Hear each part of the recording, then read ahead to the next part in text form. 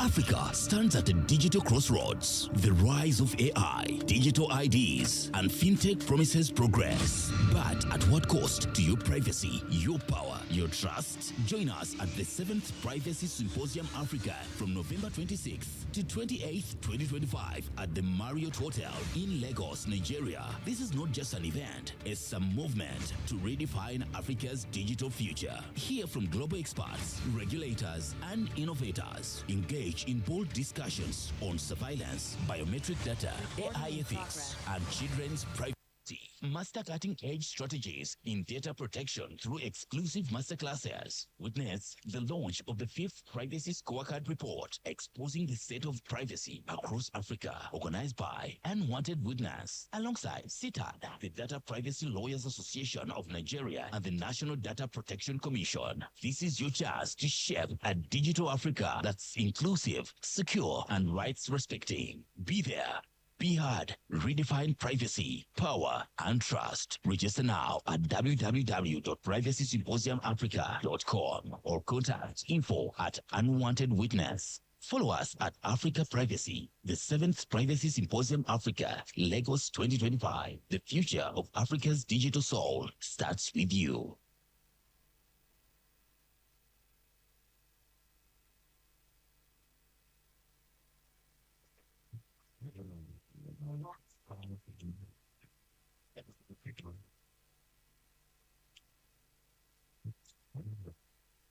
Ladies and gentlemen, distinguished delegates, and honored guests, welcome to the 7th Privacy Symposium Africa.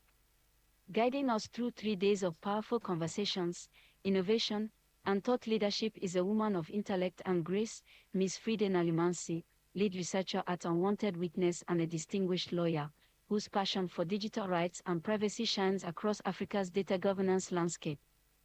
Please join me in welcoming your host for the 7th Privacy Symposium Africa, Ms. Fride Nalimansi.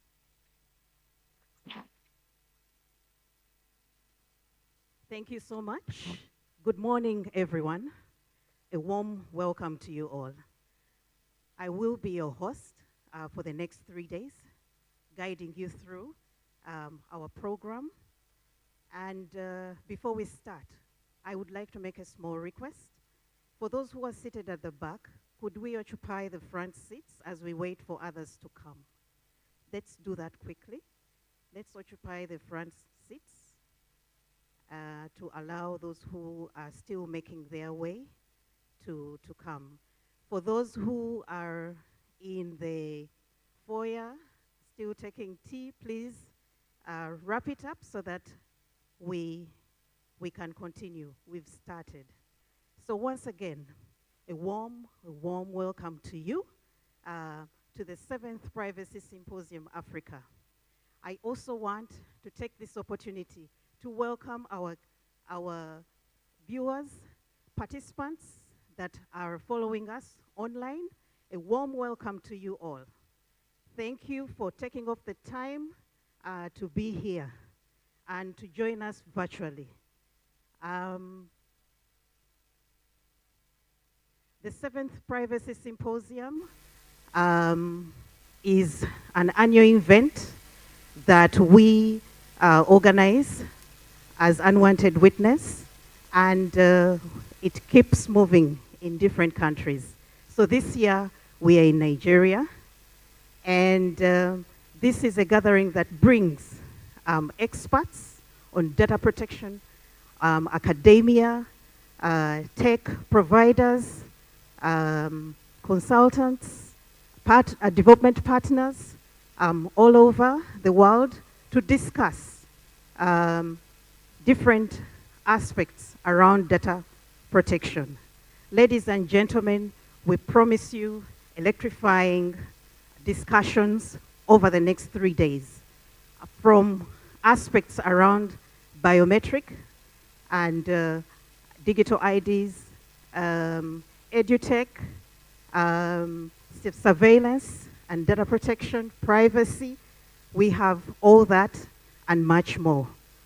I want to take this opportunity to recognize we have some special guests in the house who are also supporting the facilitation of the discussions. So I want to recognize Dr. Kemi. Dr. Kemi, yes, please wave to the audience. Thank you so much. I want to also welcome the main conveners of this symposium, none other than the Executive Director, Miss Dorothy Mukasa. If you could just wave for the guests to see you. We also have our Chairman, Board of Governors, Unwanted Witness. He was around actually. Okay, you will get to see him, but he's in the house. I also want to recognize regulators. We will be having conversations with regulators.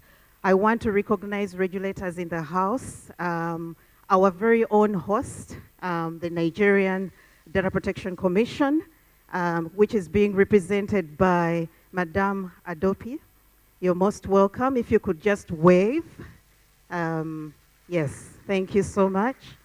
I want to recognize the regulator from Ghana, Dr. Arnold, if you could just wave. Yes.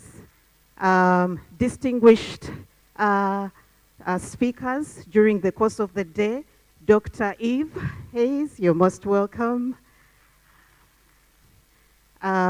Miss Elizabeth Wu. So during the course of the day, I'll continue recognizing some of the people we have. We also have partners that have been working with us, not only with the symposium, but have been participating in other activities that we do undertake as Unwanted Witness. Recording in progress. We want to recognize CITAD. We want to recognize DNL partners. It's a legal firm here. I want to recognize them as well. I also want to recognize the Uganda Christian University delegation. The Dean School of Law is here. If you could just wave.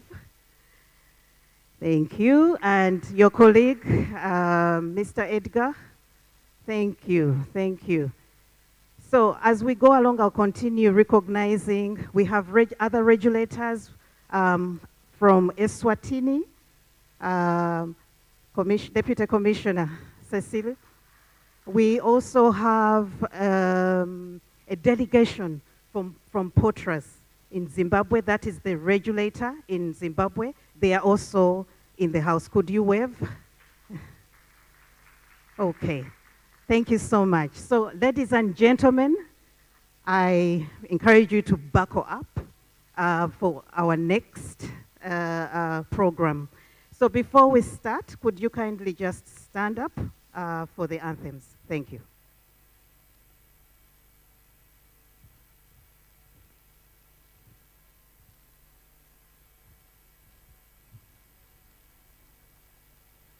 Our own dear native land, though tribe and tongue may differ, in brotherhood we stand.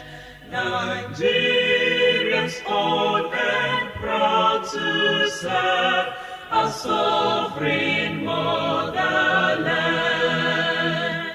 Our flag shall be a symbol that truth and justice reign.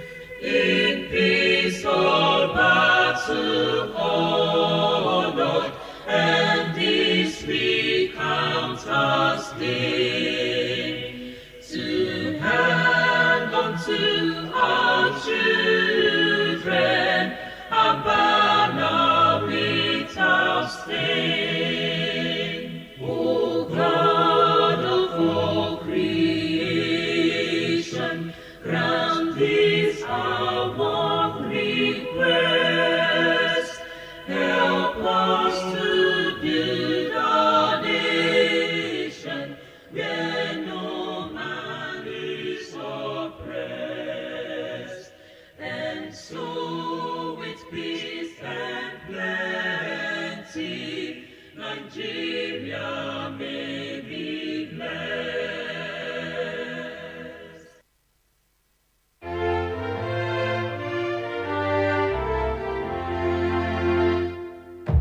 Let us all unite and celebrate together the victories won for our liberation.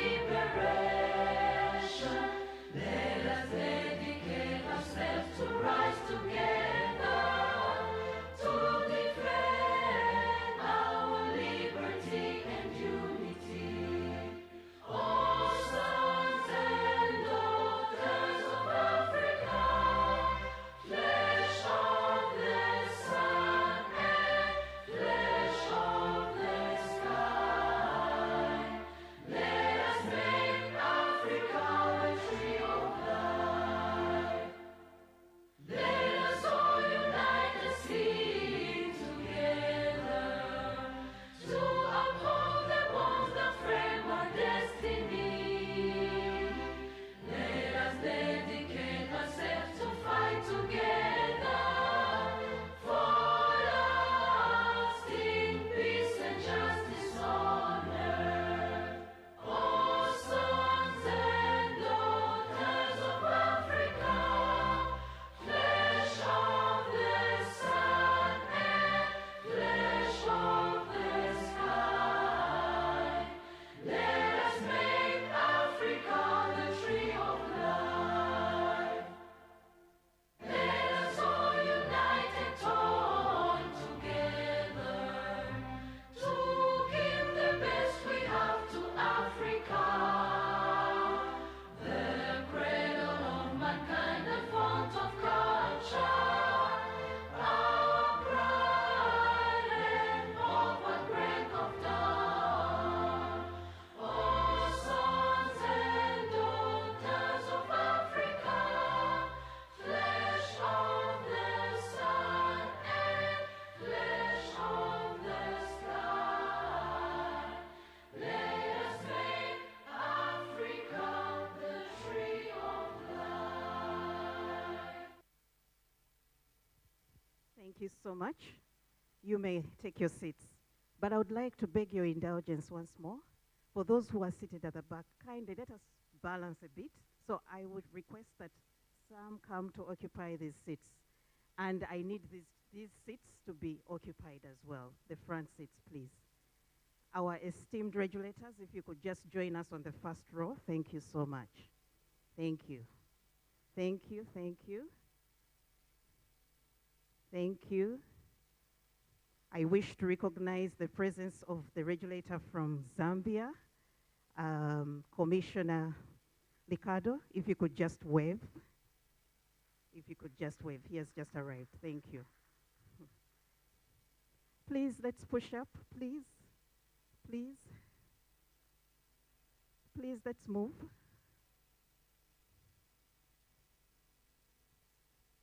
Let's move. Indulge me, please. Indulge me as your host. Thank you. Thank you so much. Okay, to continue, the theme for this symposium, to talk more about the theme, we will have something on the video, on the screens.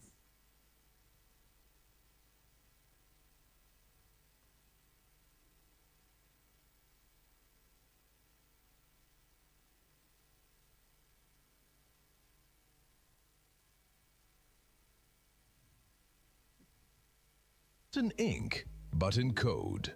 One carried not by empires, but by data. Africa's digital future is no longer distant. It is here, dynamic, complex, and defining how we live, govern, connect, and dream. Yet as we advance, new questions emerge. Who holds power in a data-driven age? How do we rebuild trust when every click, every choice, every identity leaves a trace? And what does privacy mean when the borders of the digital world dissolve? The 7th Privacy Symposium Africa convenes the continent's boldest minds, regulators, innovators, academics, and advocates to redefine the contours of privacy, power, and trust in Africa's digital future. Over the next 3 days, we do more than discuss. We shape frameworks, we build trust, we reimagine power, not as control, but as responsibility. From Lagos, a city of innovation and ambition, we open a new chapter for Africa's data governance story, one grounded in dignity, transparency, and shared progress. Welcome to the 7th Privacy Symposium Africa. Welcome to 3 days of ideas, action, and transformation. Together, we redefine the meaning of trust in the digital age.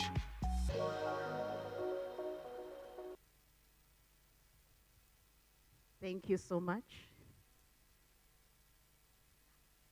The symposium is in its 7th year, and I would like us to have a snippet into what has transpired over the years until up to today.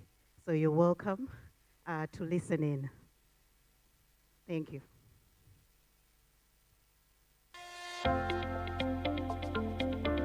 Good morning, everyone, and a huge warm welcome to Africa's ultimate privacy and data protection gathering. It is the 6th Privacy Symposium Africa, coming to you live from the vibrant, sun-kissed Kalahari Zimbabwe.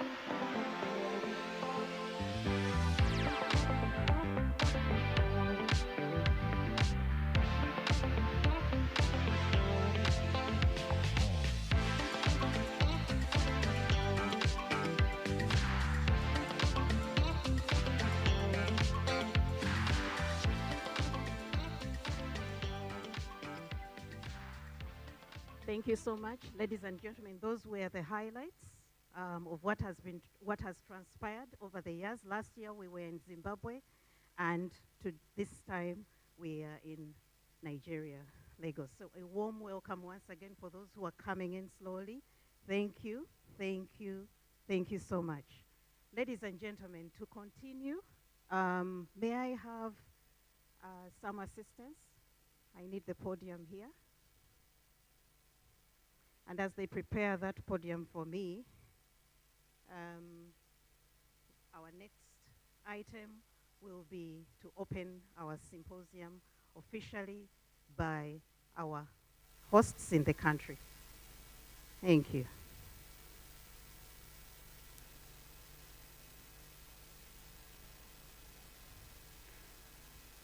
Ladies and gentlemen, to kick this segment off, we will have first, we will hear from our main conveners, from Unwanted Witness, and speaking to us this morning will be none other than the Executive Director, Miss Dorothy Mukasa. Ladies and gentlemen, let's put our hands together as she comes up on stage.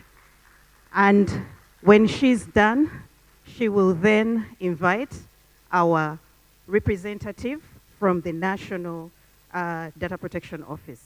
You're welcome, ma'am.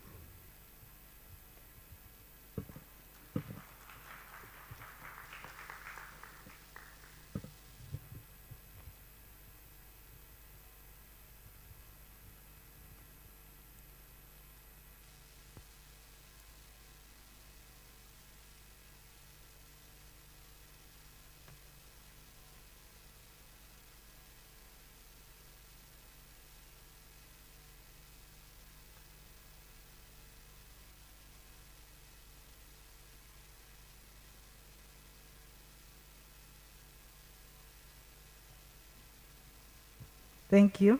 Good. Good morning, ladies and gentlemen.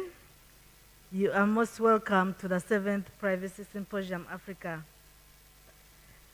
To all our distinguished guests, esteemed regulators, colleagues, partners, the data protection community, good morning and welcome to the 7th Privacy Symposium Africa.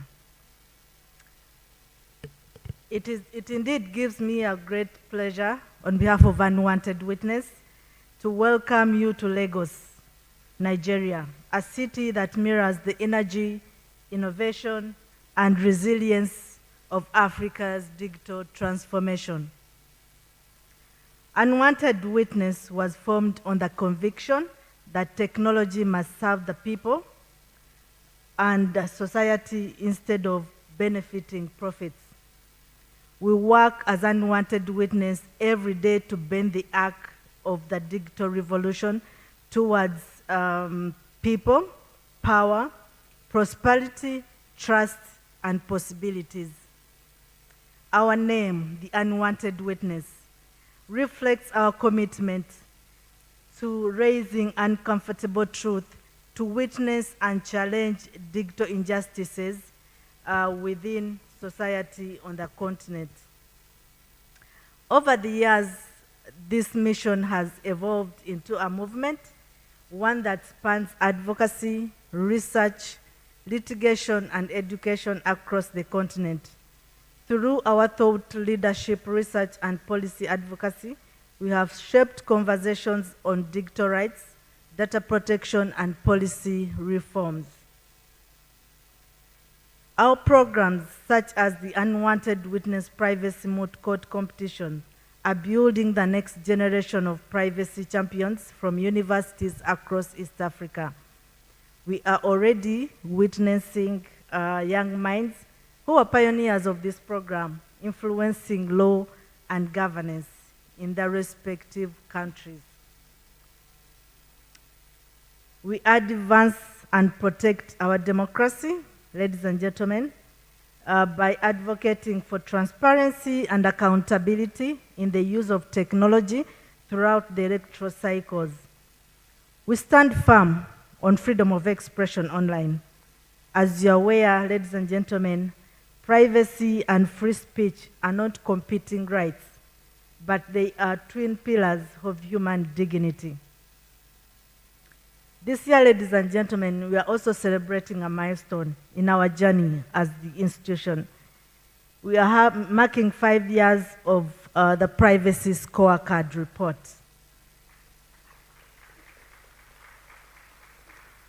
Thank you so much. For those in the room who are not aware of this report, this is an annual tool that we use to assess performance of different data collectors on the continent. And this started, when we launched it 5 years ago, it was simply aiming to make privacy performance visible, measurable, and actionable. We wanted institutions to understand that how they collect, store, and use people's data is not just a compliance issue, but it is a matter of trust and accountability. 5 years on, the Privacy Scorecard has grown from assessing data collectors in Uganda to evaluating privacy practices in 9 African countries, and it is still growing. It has spanned from South to East and now West Africa.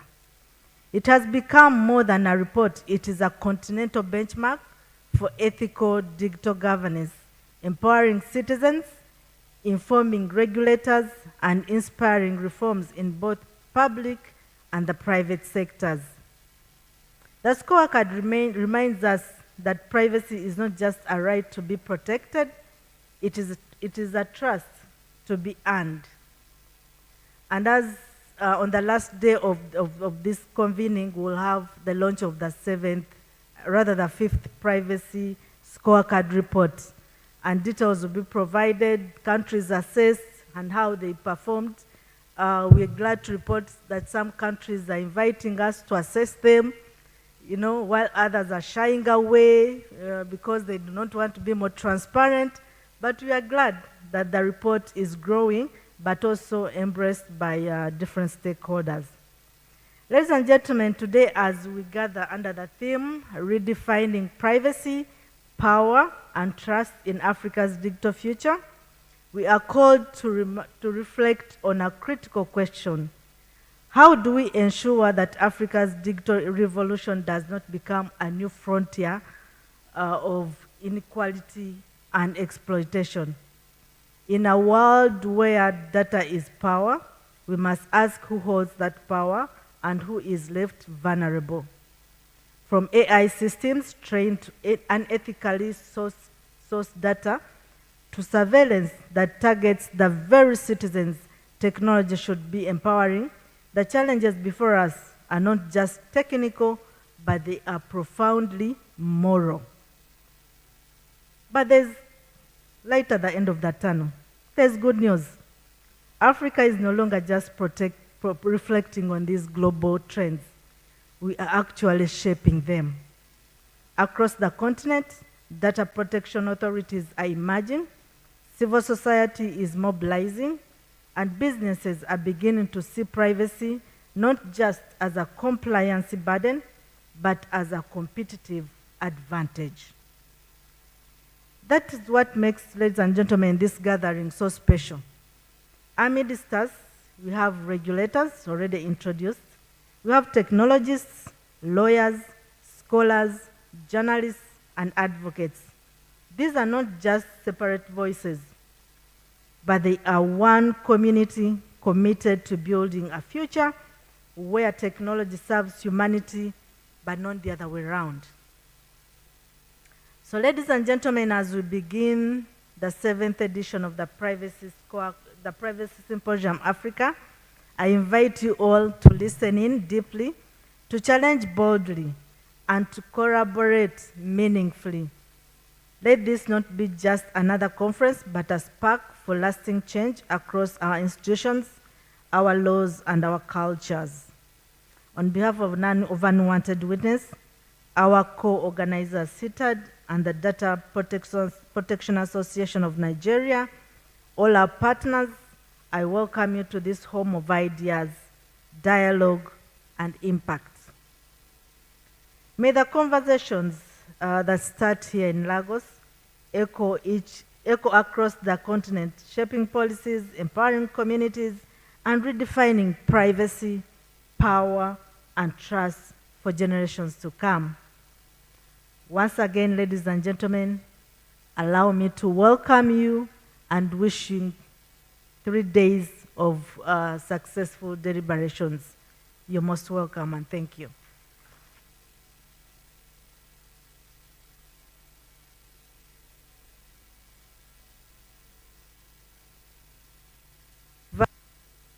Sorry, I was tasked to invite our chief guest, who is going to open this gathering. You're most welcome, representing the Data Protection Commission of Nigeria. You're most welcome to open this meeting. Thank you. A round of applause as the executive director goes back to her seat and our chief guest coming to the podium. Please, you can do better than that. Let's welcome them. Thank you so much.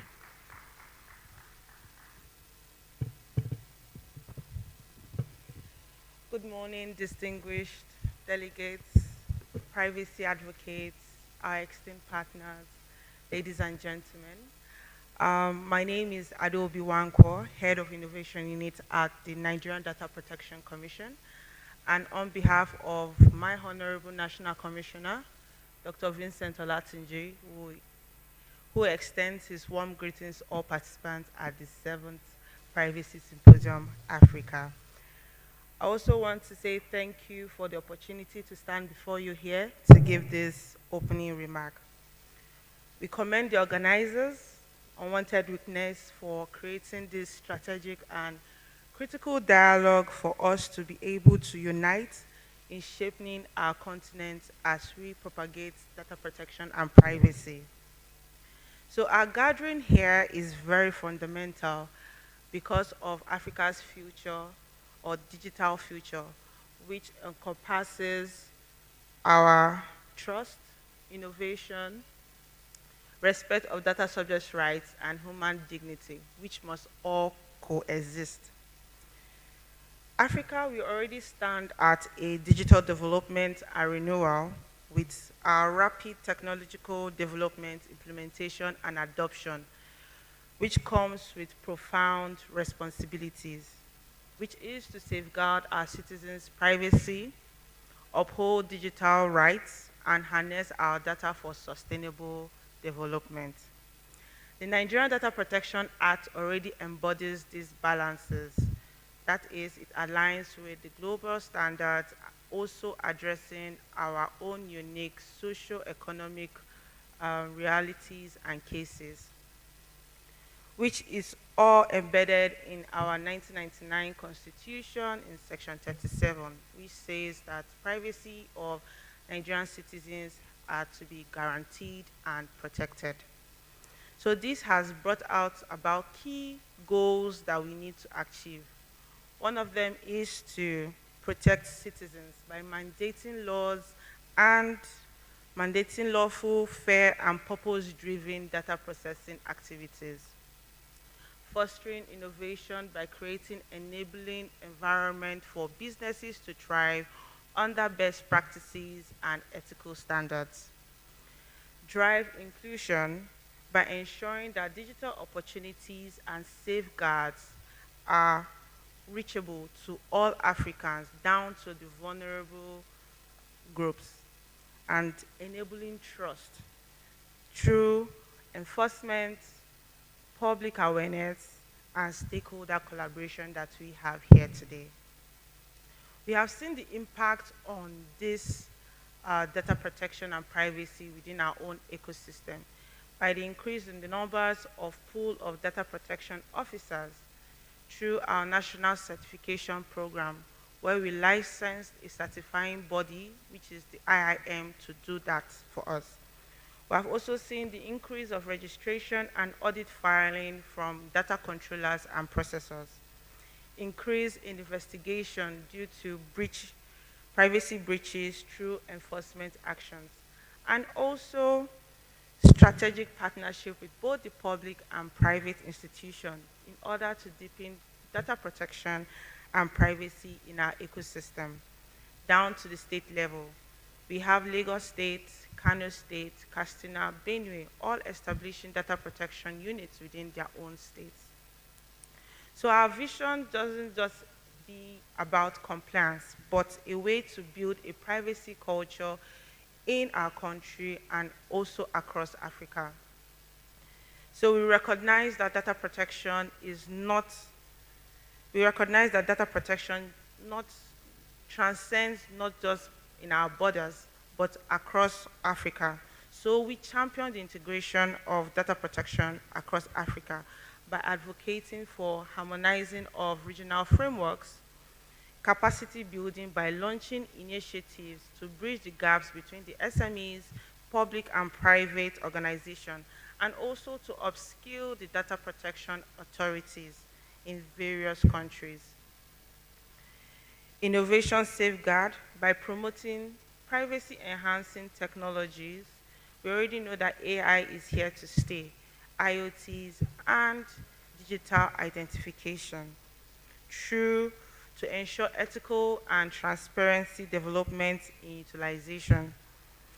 So while we all face common challenges from evolving cyber threats and resource limitation to balancing regulation and innovation, these obstacles must strengthen us by elevating Africa's collective voice in global data governance dialogues, strengthening our unified advocacy, foster responsible innovation through regulatory sandboxes and collaborative frameworks to deepen public-private synergy, empower and advance data rights by engaging citizens in the local languages and cultural relevant contexts to empower communities to the grassroots and promote inclusivity.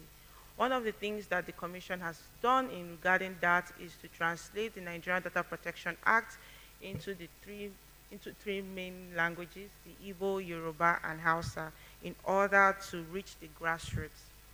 So this is a call for us to move fast towards mutual cooperation and collaboration with regards to data sharing, shared research infrastructures and mechanisms, capacity building, and interoperability, expedite the enactment of privacy laws, and establishing of data protection authorities.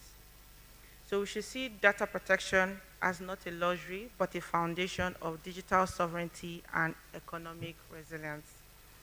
So in the words of the Nigerian Data Protection 2023, personal data shall not be processed in a manner that personal data shall be processed, in a manner that ensures security, integrity, and respect of human dignity.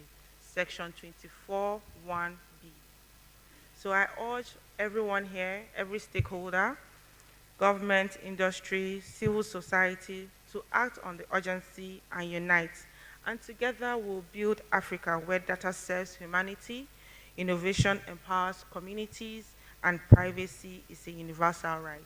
Once again, I want to say a very big thank you for the opportunity to stand here again, and definitely all feedback will be communicated to the National Commissioner.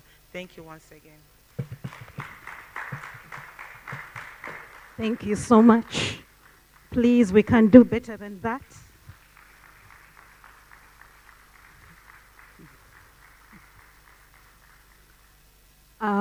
One of the things that we face as colleagues from Unwanted Witness, people all over ask us, what does unwanted witness mean? They are taken back by the name of the organization, but I'm so happy that we heard from the executive director, and she did a good job of telling us what unwanted witness is all about. So let me hope that we won't have any more questions around what unwanted witness is, and she did share so much about some of the things that we do apart from convening this wonderful symposium. Thank you so much for gracing this segment and officially opening our symposium. And our previous speakers, apart from learning from what Unwanted Witness is all about, I also want to pick up something small on the fact that we are being encouraged that the challenges that come with embracing technology should not make us shy away. We should not despair, but we should embrace them, and has also provided some things that can be done, from capacity building and to localizing data protection issues. And I like what the Commission is doing. There's something already for us to learn, translating aspects around privacy and data protection, including probably the laws as well, into the local languages. I think already we are learning and we are picking best practices. So thank you so much for that. Ladies and gentlemen, before we continue,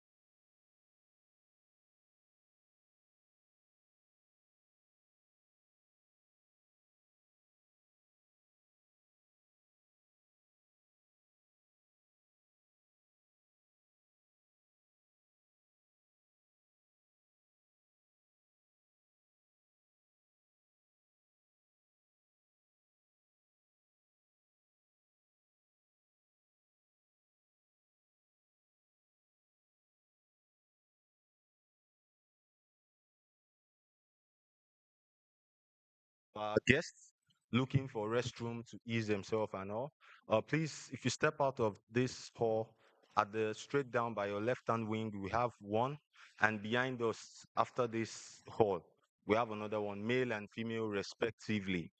All right. A situation whereby there's a fire alarm and everybody is rushing down to one door. Who can tell me what will happen?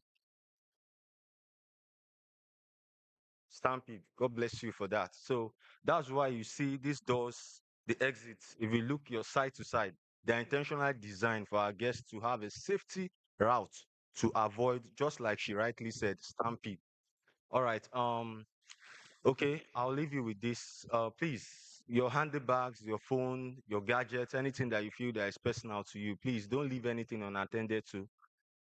All right. Any questions or questions? In the absence of none, thank you for having me. Enjoy the rest of the event. thank you so much. A round of applause. I must say now we feel safe, and any issues, we will definitely refer them to you. Thank you. So to continue with our program, ladies and gentlemen, we have a very powerful lady who is going to set the stage for us in terms of the discussions that we are going to have today. I wish to welcome Dr. Kemi uh, from the Faculty of Law um, in at the University of Lagos. She will be giving us a keynote and setting the stage for us as we prepare for the discussions that. So a round of applause for her.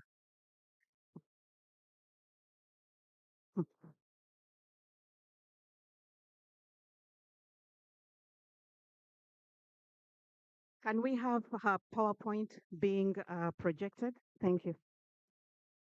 So, as we prepare that, I will give her 1 minute to introduce herself further, to speak to you, warm up with you a bit, and as we have her presentation projected. Thank you. Okay. Good morning, everyone. Hopefully, they have my slides.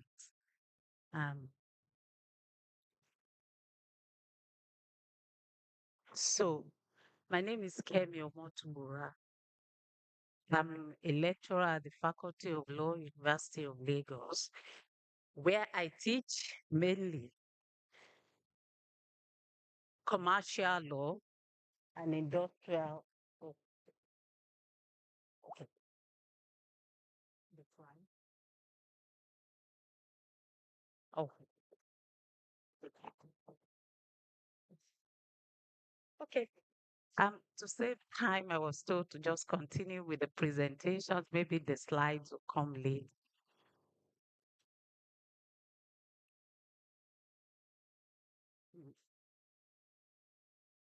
So, I mean, from what has been said so far, um, I've heard something which keys into the talk that I'm going to be giving. There was mention of inclusion. There was mention of rights. There was mention, of how new technologies are evolving. So my talk is on the state of Africa's data protection law, but I want to focus on AI-related privacy risk for vulnerable groups.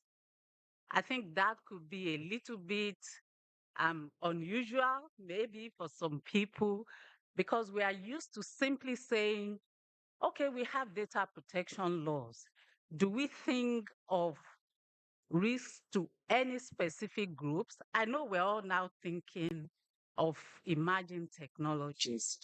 And we are thinking, how is that affecting our privacy?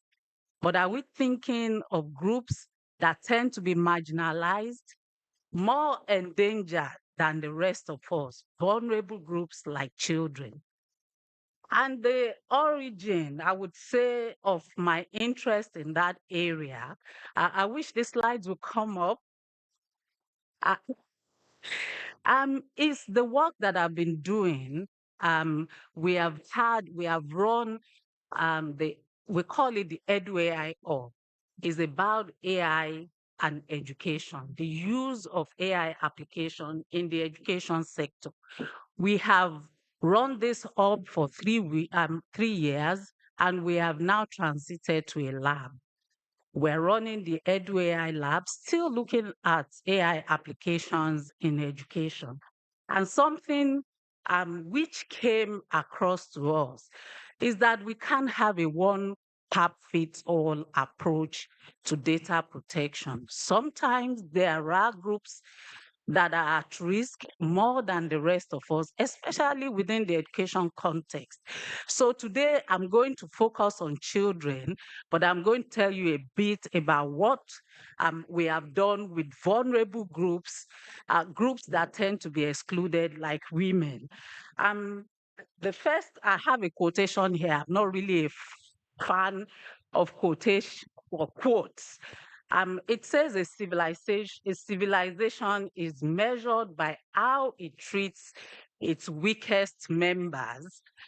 I didn't attribute that to anybody because it's really contested who, you know, whose quotation that is. But just to put that out there. So I want to try and highlight the critical importance of capturing emerging risk to the privacy of vulnerable groups. Here today, talking about children in the AI age. Share reflections on how data protection laws and data protection authorities can protect children, again, in the digital and mostly AI era. And I'm going to be telling, the story from the beginning, like I said, how it started, something which I heard that set me on this track. So I was at a meeting where different teams were presenting, their reports from the field. And I would say one report was especially outstanding for me. The team had gone into villages wanting to build applications to facilitate access to finance. And they were talking to people in the villages. Mostly the women had some objections because they were going to collect the data for speech, I think it's called speech to speech applications, so that if they spoke, they could get a response back from these applications. And that required coding voice data. But they said mostly the women had questions. When you record us, when you take these recordings, how do we know what you are going to do with it? What if you capture our voices and we cannot speak again? What happens? How do we track you? So for us who are learned, educated, sophisticated, that might sound quite, crude. What do you mean? We're just using the data for XYZ. And even though that is rooted in, superstition, you can say, because some of the women, they were relying on how they shouldn't talk too loudly in case somebody would trap their voice somewhere and not give it back to them, and how not to talk back to their elders, husbands, male relatives in the family. And this was what they were leveraging on. This where they were coming from. But if you look at it also, it has implications for modern data protection law. They are saying, in essence, you are taking our control. How do we control the data once you have collected and taken it away? We no longer have control. And isn't that also, the basis, the rationale behind some of our data protection laws, that we want to give control to those who own the data that businesses and organizations collect? Something which we did at our hall last year, we built a toolkit. It's called Gender Equality and Inclusion by Design Toolkit. And the idea behind that is to operationalize certain data protection principles. What we realize is that as AI is evolving, as the developers, designers are working on it, they are missing out a critical aspect, which is also that women's experiences of privacy differ from men. At least we can use these two gender, because I know that mostly in Africa, we are still, gender is binary, man, woman, full stop. So we wanted them to use this toolkit as a guide when they are developing their applications and know where privacy risk, privacy harms, privacy concerns that are gendered could be addressed within the AI life cycle. We did build that toolkit, and we have started testing the tool. It's a non-technical toolkit, so it's more like looking at it, seeing where privacy issues arise, and trying to plug that in from a gendered perspective.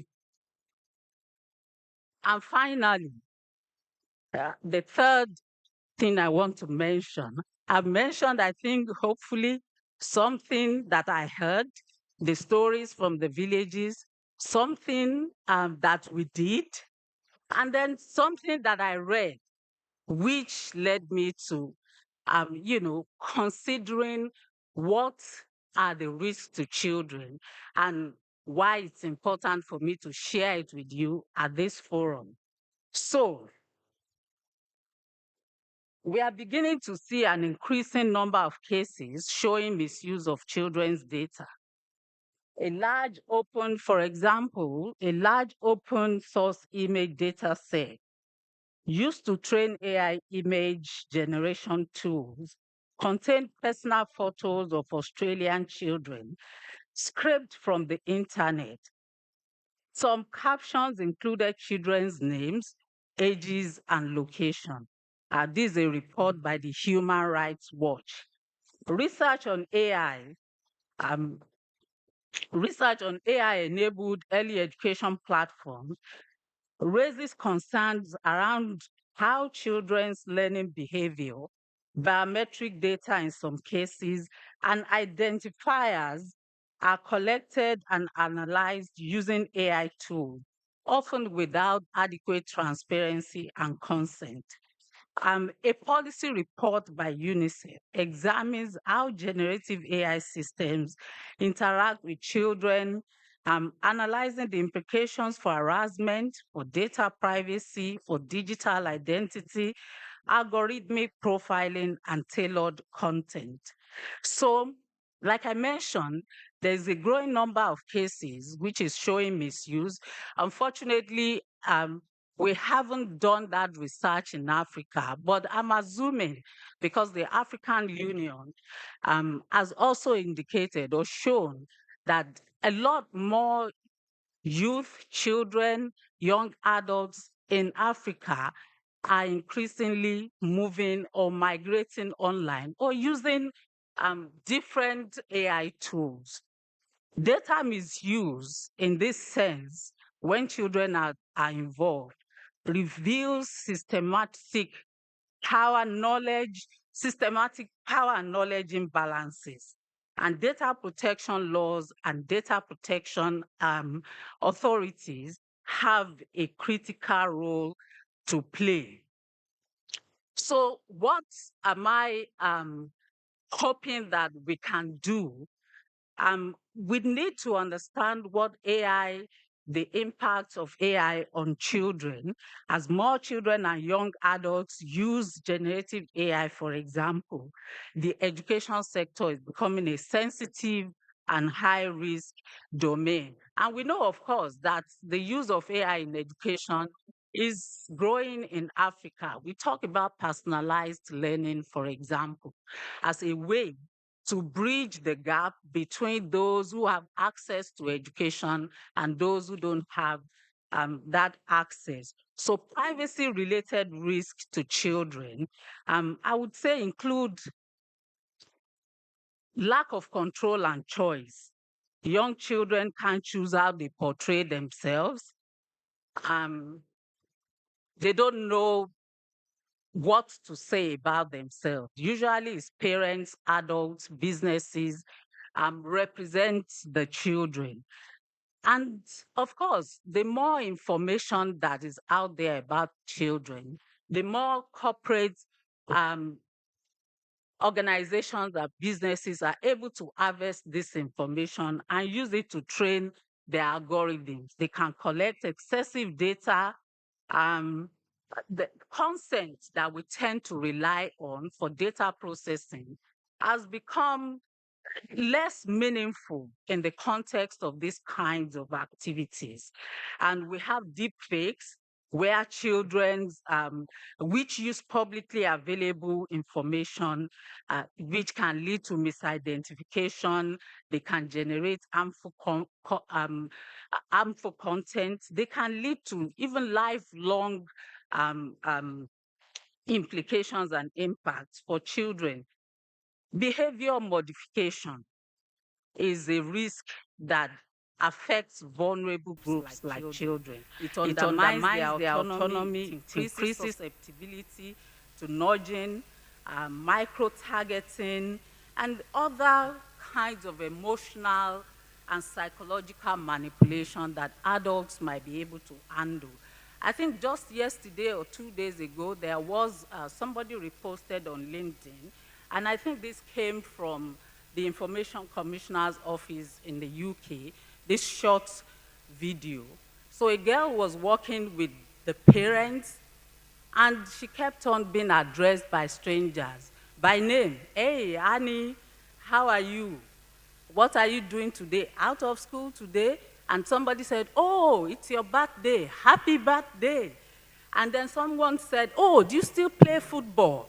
Hope your dad will not be late, coming to pick you. And the girl was looking very confused at all these strangers who knew so much about her. The father was there also looking slightly disturbed. What is happening here? But it turns out all this information were actually posted by the parents. I'm going to get my daughter. I'm late. It's my daughter's birthday. I remember one time I was actually going to post my daughter's photo. I said, look, it's your birthday. I will put it today on my WhatsApp. And she said, no, never. And I was like, even with my background, I was thinking my family and friends would see. And she said, well, after your name, your date of birth, what else is there to record? I mean, what do people need to identify you? Don't put it there. I don't want anyone calling me, and wishing me happy birthday or whatever. Who remembers, remembers. So how many times, do we do that unknowingly and put that information out there for people who are willing to harvest that information, whether for good or for bad? And I would argue there's mostly bad out there now when it comes to children. So how, I want us to reflect on where and how laws may be failing children in this new era with this new risk. Many countries in Africa already have data protection laws, about 44 at my last count. And I may be wrong because I'm counting myself. Official counting that I found is 39. And that 44 now includes even countries where they are waiting presidential assent to the laws. So we have 44 countries with data protection laws out of 54 countries, but there are only few with child-specific safeguards or framework for strengthening children's privacy rights and protection. Very few laws are doing that, because what we are now doing is to look at the different provisions of the law and see what they do or what they say about children, and whether the provisions that are contained in those laws are adequate to address the privacy risks that children now face. There's over-reliance in some of our laws on parental consent. So consent is definitely overrated. Like the example I just gave, parents who can't make the correct judgment about what to put online about their children, can we really trust them to make the correct judgment, about, to make the correct judgment when we ask them to consent to certain types of data processing? I mean, it can sound paternalistic, but isn't that what the law is for sometimes? It is to save us from ourselves, our instinct, to ensure that we don't do whatever we like, but we act according to the law. Most of our laws are focused, when they do mention artificial intelligence, is about automated decision making. It's as if once you say we are limiting, we are prohibiting, we are banning automated decision making, you have already addressed all the risks of artificial intelligence, which is, of course, incorrect. ADMs were existing before AI and generative AI because you could use simple rule-based systems for ADM.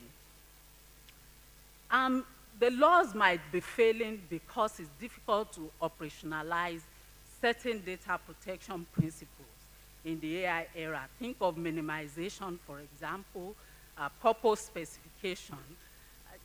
The examples I cited with children, you see that much of this data is actually being purposed by the businesses and organizations that are developing these applications. Then there's enforcement capacity, which I think has been mentioned. The data protection authorities are developing capacities, but there's also a lot of criticism, right? They are under-resourced, they are underfunded. Sometimes they also exhibit bias, you know. Sometimes they have been accused of regulation commercialization. Instead of facing core regulatory work, they are busy, you know, trying to get the fines, penalties, do a lot of trainings, and sometimes the core regulatory work is not being done. So all these are factors that can affect how our laws are responding and how they might be failing children who need that to be addressed at this time. And then I want us to reflect beyond the data protection law. As the laws are, you know, as a means of doing our advocacy, you know, promoting debates, conversations around reforming the laws and policies on data protection, that there are still within our region some developments, some policies that we can leverage. The AU Continental AI Strategy 2024, it recognizes or acknowledges that leveraging the transformative potential of AI requires sustained investment, including building huge sets of quality data. That, of course, includes children's data. So the strategy is saying, of course, we need a lot of data, right? But it also encourages us to look at inclusion and diversity. That's a core area of the Continental AI Strategy. It says that the production, development, use, and assessment of AI in Africa will be inclusive, non-discriminatory, leaving no one and no place behind, and benefiting everyone.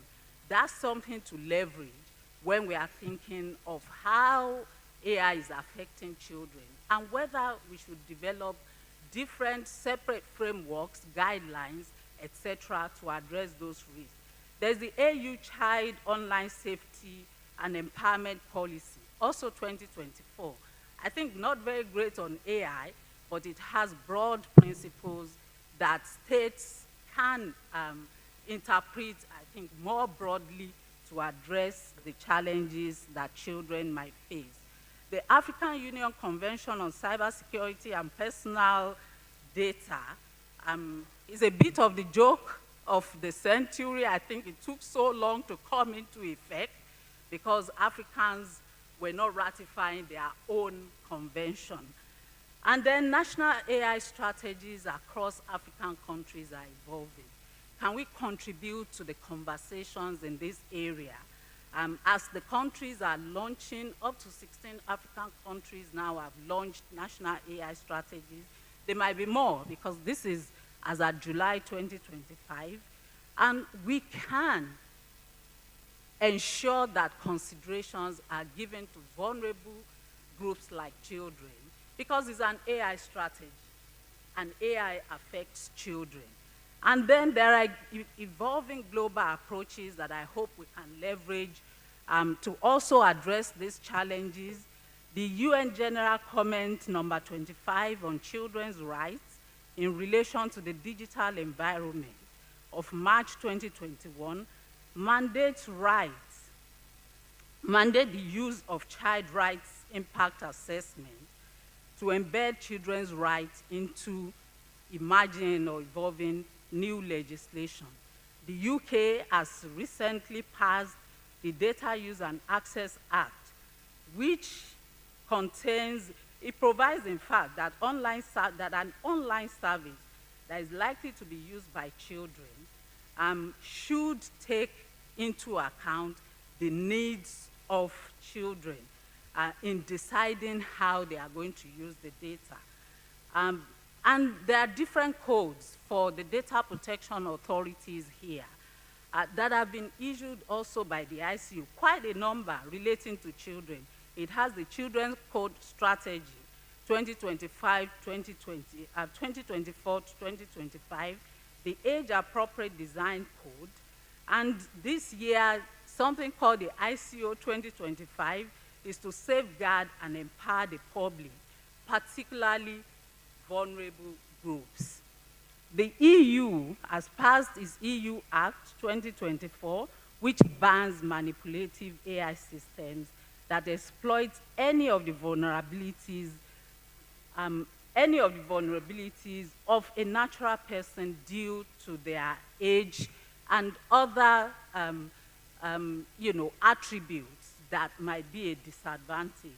The Digital Services Act 2024 requires online platforms accessible to minors to put safeguards in place for these minors, children. In Australia, we would all have heard about the Online Safety Amendment Social Media Minimum Age Bill 2024, which bans children, can we call them children, or maybe young people under 16 from using social media. And the thing is, why I'm so interested in that law, why people don't agree, as to its workability, effectiveness, is that it actually tries to strike a balance, because it's going to be service providers are going to be collecting more children's data for age verification purposes. And the government has assured that there are also strong provisions to ensure that those types of data used for age verification are just used for that purpose, because there is a very high risk that those kinds of data can be repurposed. So they have assured,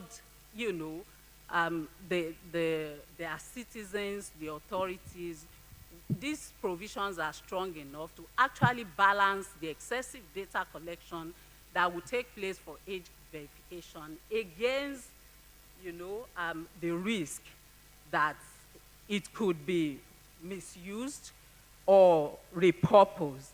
So there's a requirement that those age verification data also be deleted speedily once that assessment has been done. So I think that what I hope that we can take away as we go to our different sessions, as we go to the panels, is to think through whichever sector we are working in, whether it's industry, whether we are regulators, whether, we are even civil society organizations, whether we are data subjects ourselves, as ordinary citizens, etc. How are children endangered in that sector as a result of the use of AI? What are the peculiar risks to children's privacy? Let us look beyond the law as they are simply, and make a critical assessment of whether these laws are actually robust enough, are the provisions robust enough, are the authorities, do they have the correct approach, the guidelines to continue to protect children in the AI era? Thank you for your attention. Thank you so much. Thank you, Dr. Kemi. Just a minute before you step down. We would like to appreciate you for setting the stage for us in terms of the discussions, giving us a few or highlights on what is happening over the continent, zooming in into the AI and how it is affecting all of us, especially the vulnerable groups.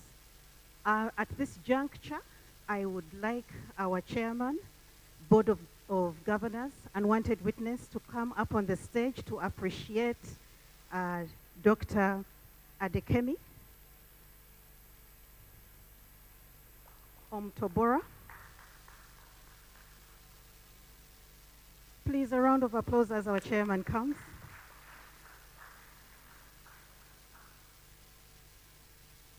Please.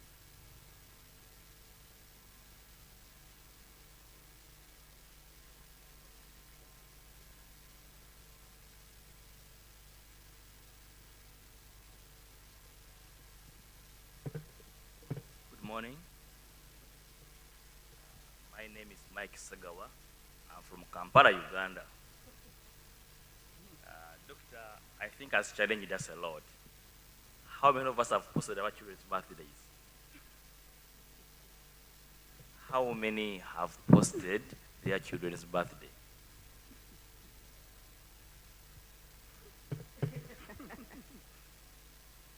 I really want to thank you so much. I think this was awakening. And on behalf of our organization, allow me to hand you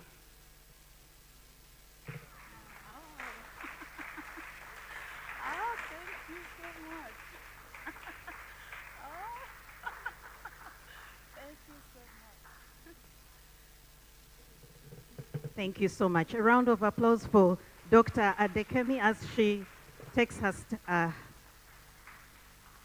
seat. Can we have the, okay.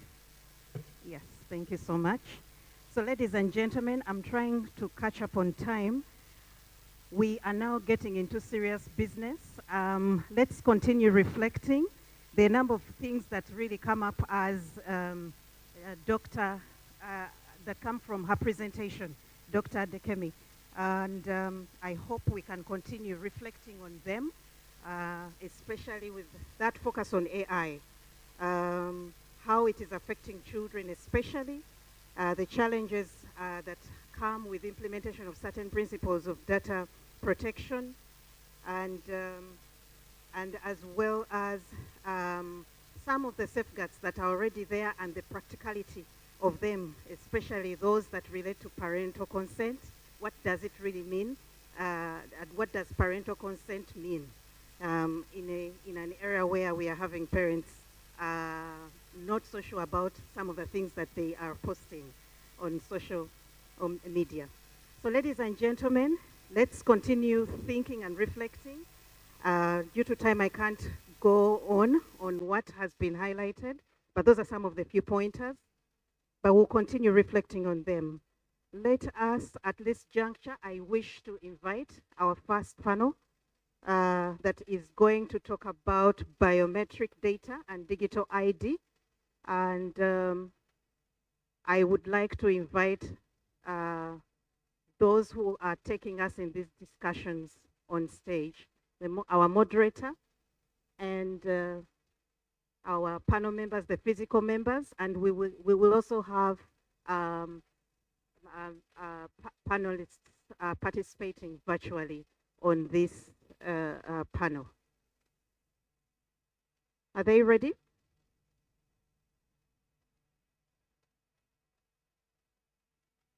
So as they get ready, I will use this opportunity to continue highlighting some of the aspects that I picked up from Dr.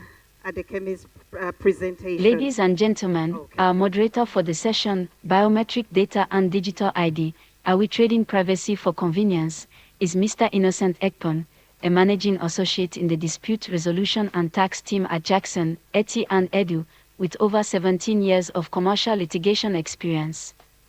He is a seasoned advisor across energy, banking, labor, tax, immigration, arbitration, and privacy law. Please join me in welcoming Mr. Innocent Ekpon.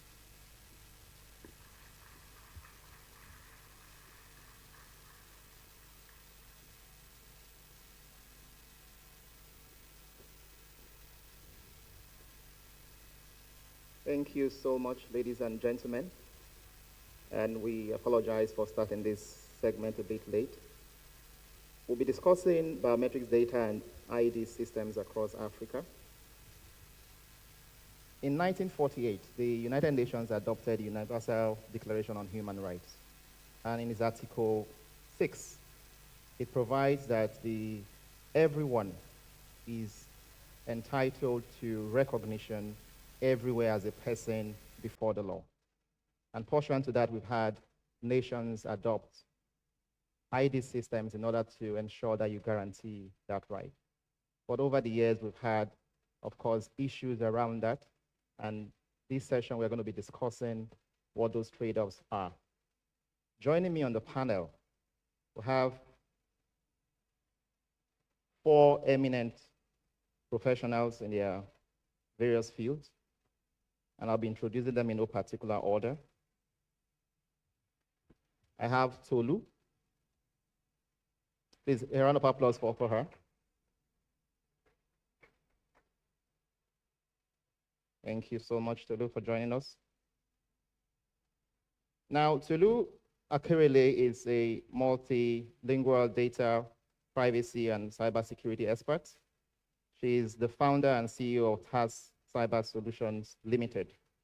Is licensed, that the company itself is licensed Nigerian Data Protection Compliance Organization, DPCO. I have Abdulmalik Muhaimi. Thank you.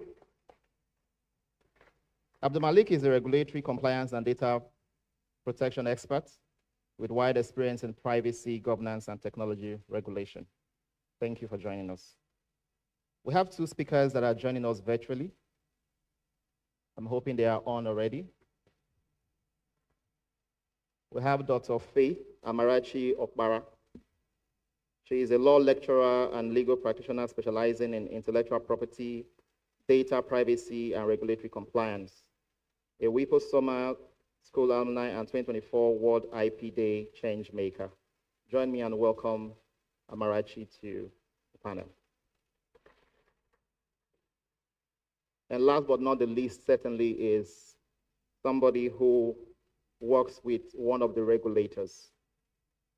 This discussion obviously will not be complete if we don't have the perspective of the regulator. And we have with us Dikwa. He works with the Nigerian Identity Management Commission. And of course, for those that know, that's the commission that is responsible for the national ID system in Nigeria. So again, join me and welcome Dikwa to the panel. Thank you so very much. Do I get a confirmation that my virtual panelists are actually on?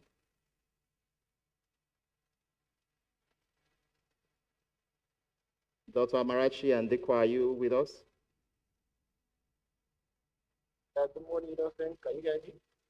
All right, so that's Dikwa. I think we can help with the audio just a bit.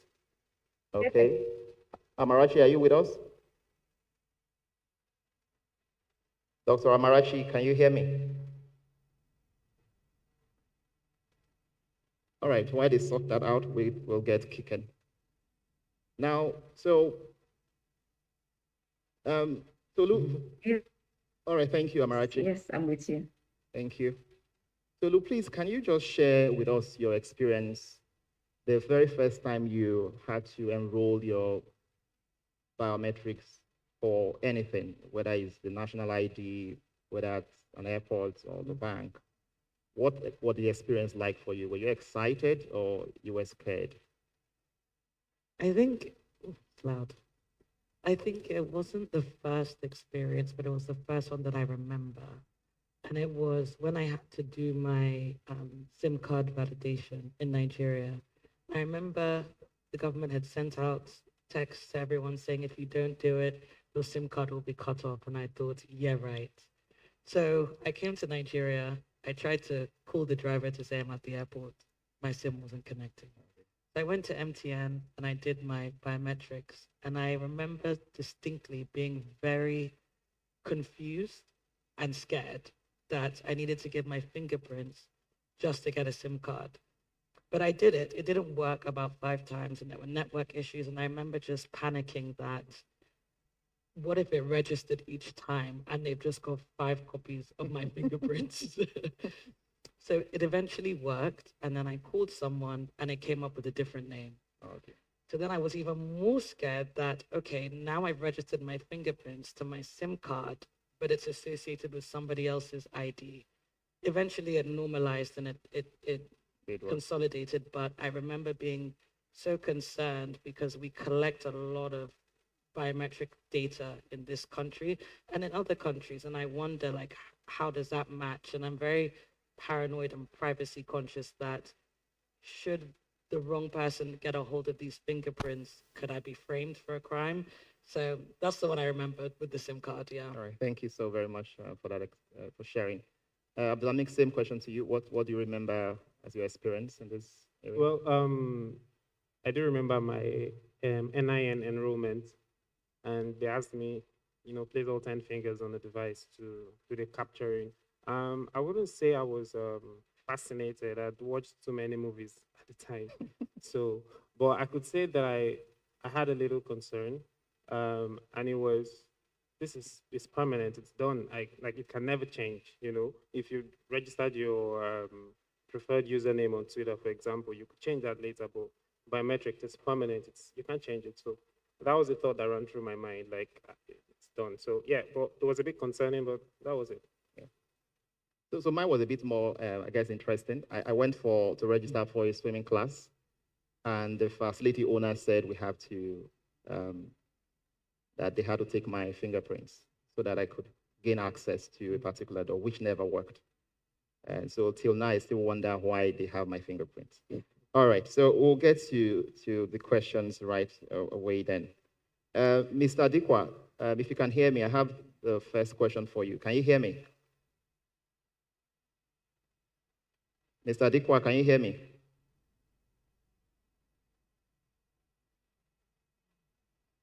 All right, so Tolu, we'll come to you then. Now, we've talked about how nations across Africa are adopting digital ID and leveraging on biometrics data to modernize service delivery and enhance financial inclusion, try to strengthen security and all of that. But as we have more integration of our data into all the aspects of our lives, from banking to governmental services, how do you think organizations should strike a balance between the efficiency these systems promise and the privacy rights of individuals, particularly in environments where cyber security threats are constantly posing a risk? Very interesting question. I think I'll take it back to start with how there was a World Bank study that says 500 million, if not more than 500 million people in Africa cannot prove their identity in digital form.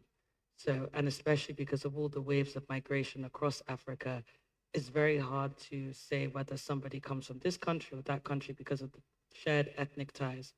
So I think as we see a ramping up of digital identity across the continent, we have to make sure we're not running to technology with biometric capture and ignoring and overlooking the privacy implications.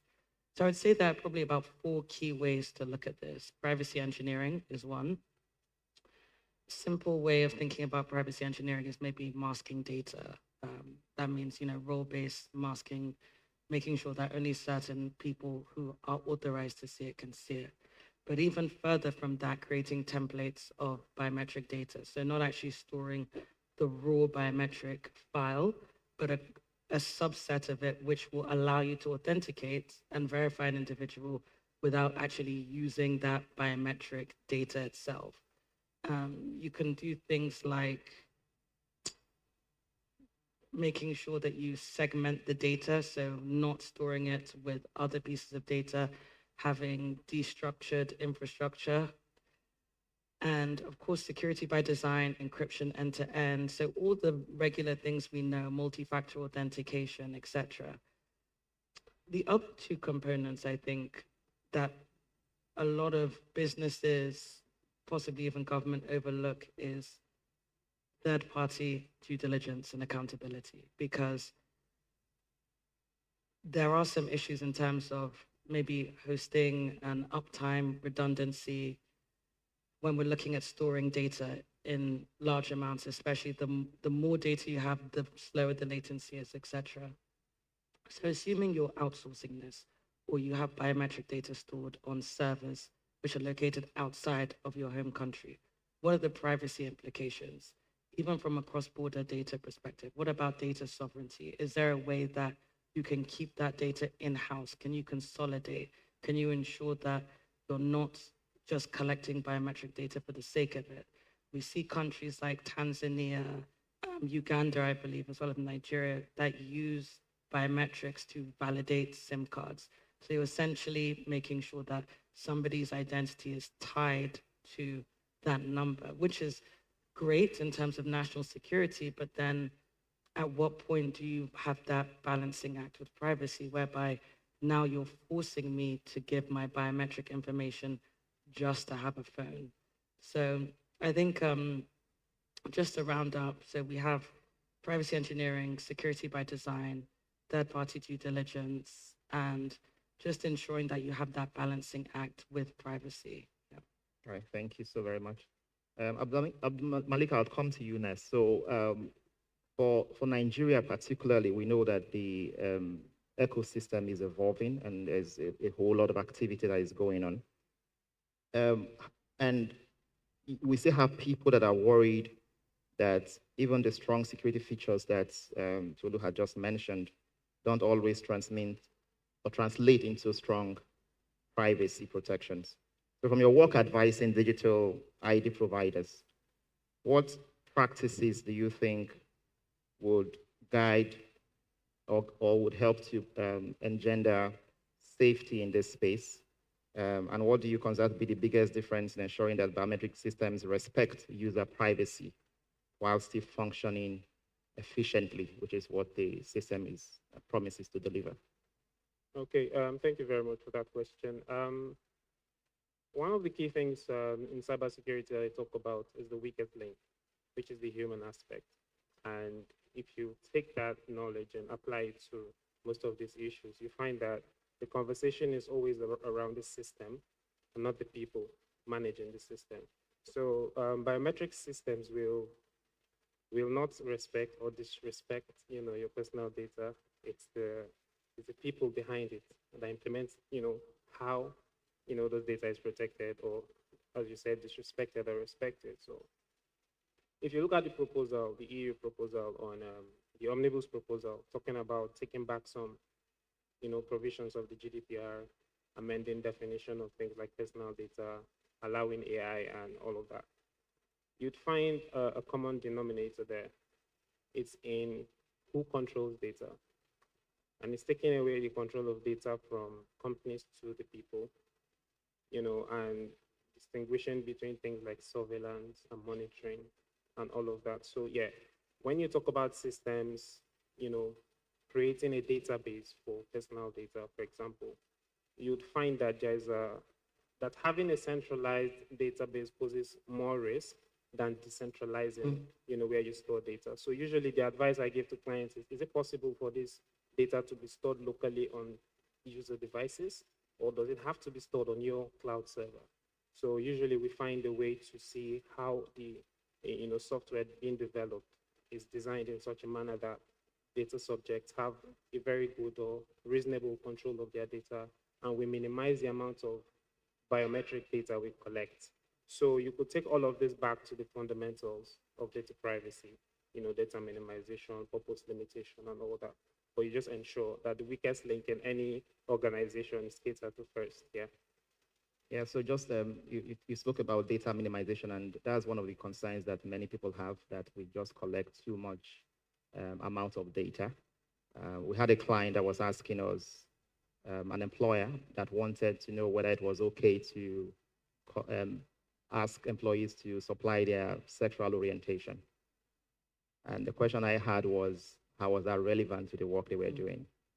And of course, somebody had mentioned here that this is Africa, and we know what the laws say in some countries. So is there no principle against the right to not to implicate yourself, right? So why would I disclose to you what I am if that could potentially mean that you have to report me to the authorities? But again, we really did advise them that we didn't consider that that data was necessary for the particular work they were doing. So, I mean, just to talk about how people tend to want to collect too much data. Can I just add to that quickly? Yes, please. So even on this data minimization and marrying what you said about the gym taking your fingerprints, I had a client that is using biometric fingerprints for office access. And I told them, why don't you just use ID cards? But they insisted that they wanted to use, it's just easier, use your fingerprint, you get into the office. So we looked at it, we did a DPI, we did a legitimate interest assessment, And at the end of the day, although there were more compliant ways in terms of the principle of data minimization to gain access to the office, what we did was we made sure, like you said, that the data is stored on the device itself. What's the risk? The risk is somebody can maybe get some kind of machine, I can't remember what they're called, but basically lift the machine off the door with, you know, the things where you have a shield, I can't remember what it's called, but yeah, you would have to really work hard to remove that. And then even if you had the machine, how would you access the fingerprints within the machine? So what ended up happening, because they're in Kenya, is they just had all employees sign a consent form saying, you know, I consent, yes, I can either put in a code on the same device every day I go into the office, but I consent to using my fingerprints to gain access. So I think we're seeing, especially across Africa, as we jump a bunch of tech curves, right? We go from a cash society to cashless. We go from landlines to mobile connectivity. I think as we're jumping certain technological barriers and very rapidly and implementing, it's not to hold back, but it's again that leveraging that balancing act. Are you using the data protection principles? Have you assessed the risks to the individuals, to the company, to the data itself? What's the worst thing that can happen? And again, having biometric access to an office is very different to biometric access to a swimming pool. So I think it's just about what makes sense and how are you allowing people to do things in a way that's easier, but also compliant and respecting their rights. And then who has access from an admin level, like you said, who's your weakest link. So whoever has access to that, it should only be one or two people, and they should be exco, senior leadership, or HR, office management, not just any staff can access the fingerprints on the device. Yeah. So I think what I hear from you is that I do have a cause of action against the gym facility. I would consider that. Amarachi, can you hear me? Dr. Amarachi. Hello, Amarachi. Dekwa, can you hear me?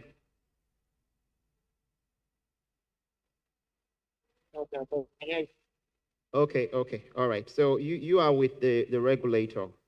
I would like to know what, from your legal and compliance standpoint, what do you see as the biggest misconception the public has about biometric digital ID systems?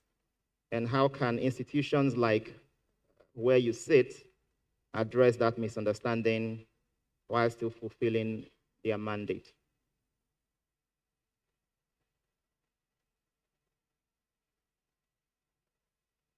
Hello, Dikwa? Yes. Did you hear me?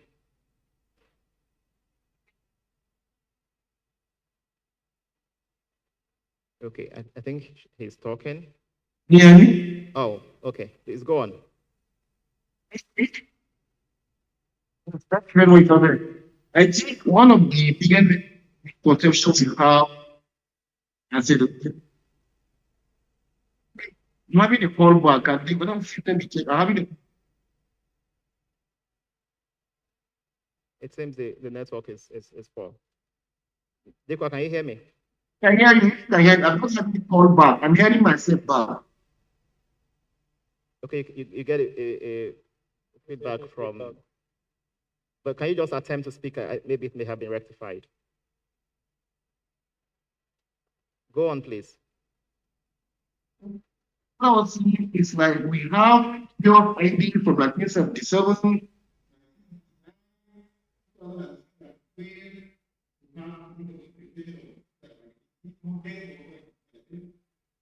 And then there was no privacy law, and there was no any law.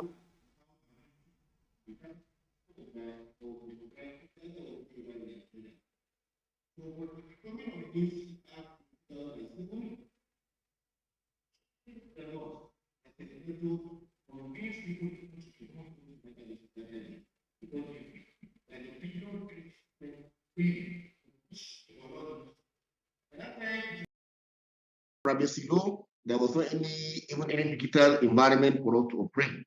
But as of 2007, when NIMSI came in, the NIMSI law came with a very robust system that has a very good legal standing. From legal standing, in 2007, the NIMSI Act, by virtue of Section 26, already identified the right of privacy of individuals. Which is clearly indicated in the section that consent will be required before the data will be processed. It was on the basis that NIMSI will in the future have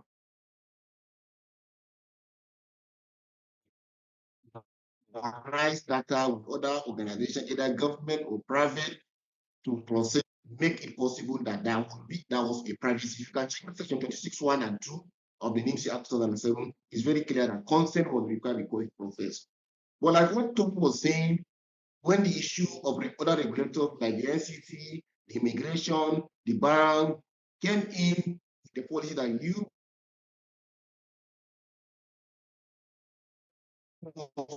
multinational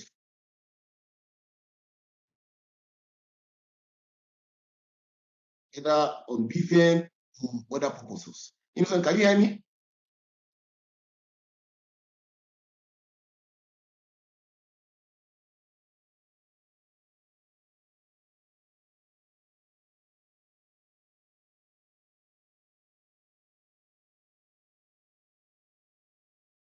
Innocent, can you hear me?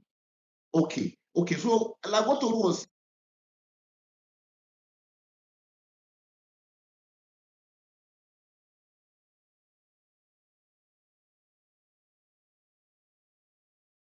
okay, can you hear me now?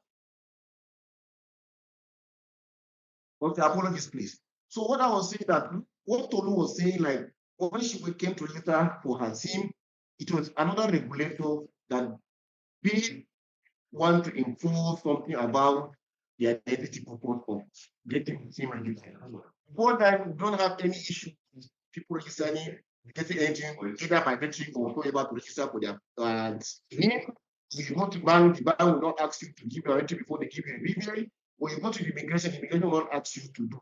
So these are the misconception that why do we have a multiple identity collections? Why do we have to have my data collected at immigration, my data collected at the bank, the driver license? So the concept behind this as a regulator is to harmonize all those database to make it one, so that we can click on it. But anywhere you go, what will be requested for you is for your name to be requested instead of everybody collecting your data everywhere. Once your name is collected, the name is foundational.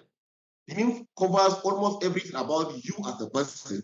So going forward, anywhere you go, you don't need to give your data to anybody. What you need is you give your identity number, you can protect against. You don't have recently undergo the process of passport, may compound to that they don't need to be captured anymore. Once you give your NIN will come up your data, then your data will process to you for you to issue an international passport. So I think, so as a regulator, the concession is like we should not allow everybody collecting data. Let the name see data be used for all purpose and all intent so that it will be used for other people that issue services. That means we don't issue any services. Yes, the banks and the others issue services. So let it be like it is their services that those people need and their data is processed. So the control is like, let's have one single database. And as a next we are working to have that, we harmonize all the existing identity system to make it one, so that everybody will only go and give the NIN, the data is already there, and then thereafter all this. Thank you very much.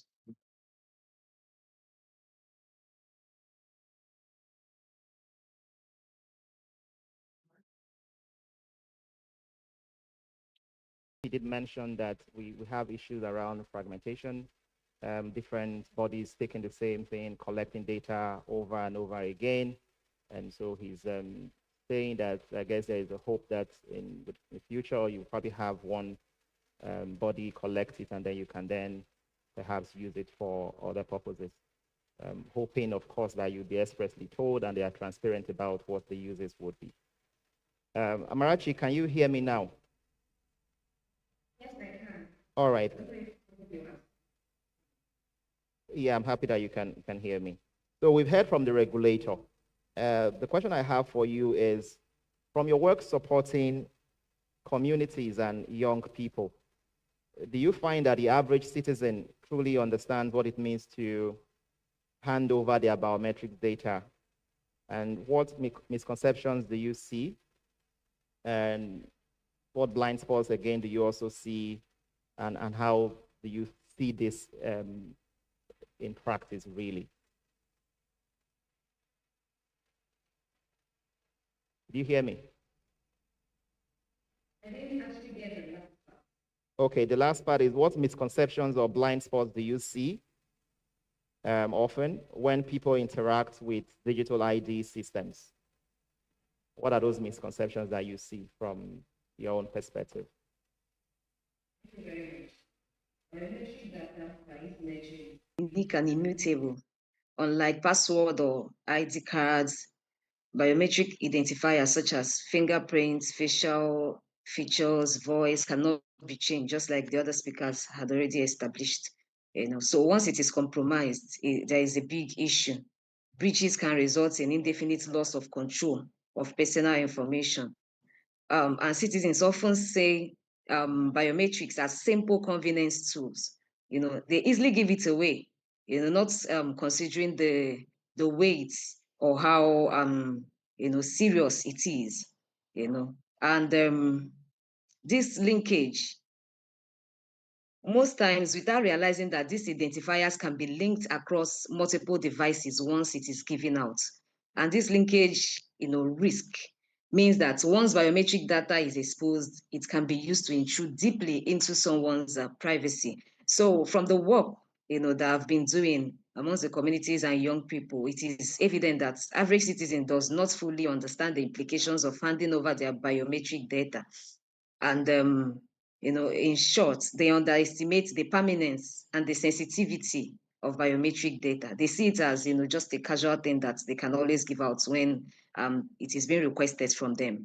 And I'm happy about the inclusion of this, the protection in data, Nigerian Data Protection Act 2023, which aims to address this in a way, partially by, requiring for informed consent and transparency in data processing.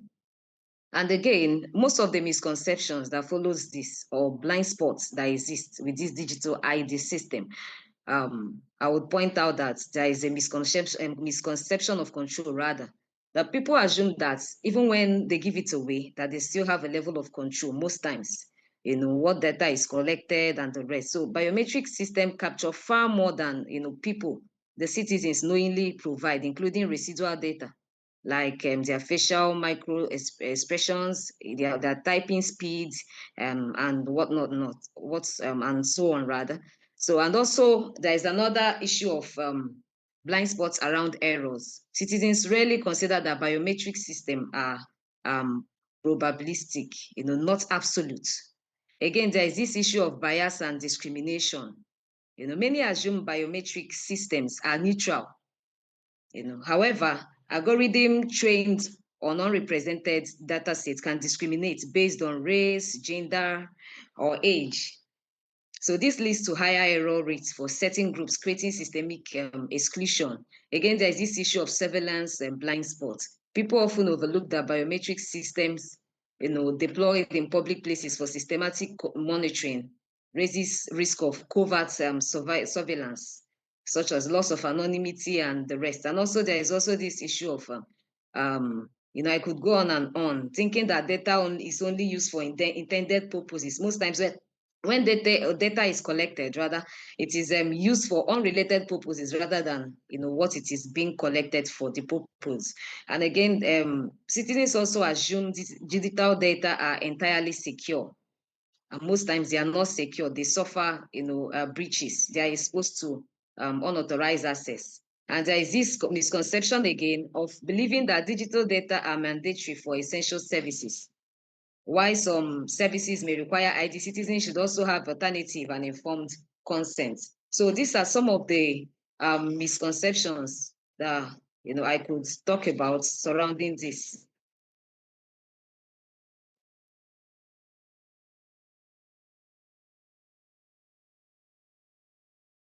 the benefits of digital ID systems and what it seeks to do.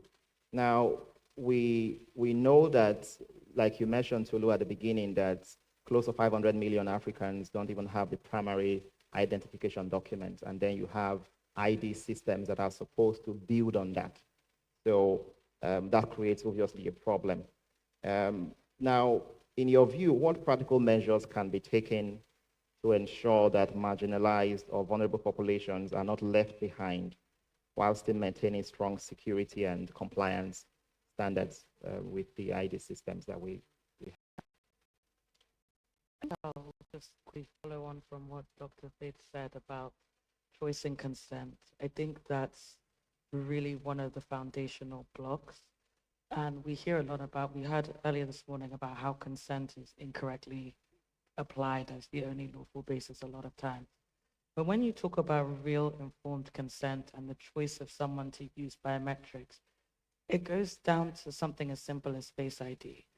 Have you given someone the choice to not use Face ID to authenticate or validate themselves or gain access, right? So even at that level, I think just making sure when you have these systems with biometrics involved, like what is the choice, what is the consent, what is the transparency behind it?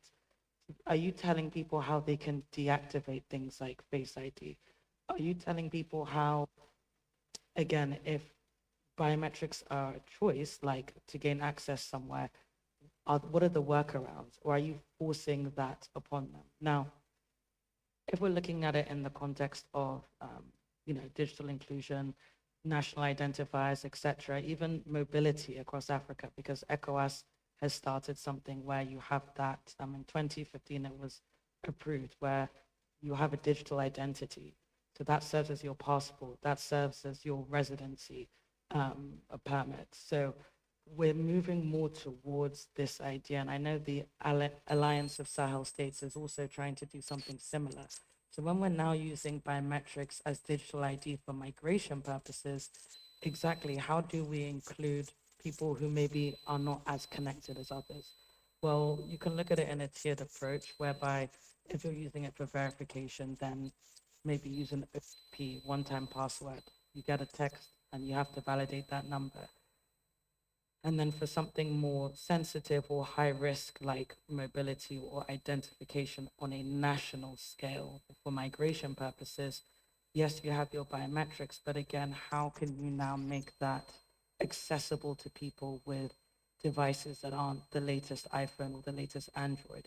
Do you have compatibility on that level whereby the less techie devices, so to speak, are still able to use these biometric features without either crashing or saying upgrade to this version or this device or not available for iPhone 10 or whatever.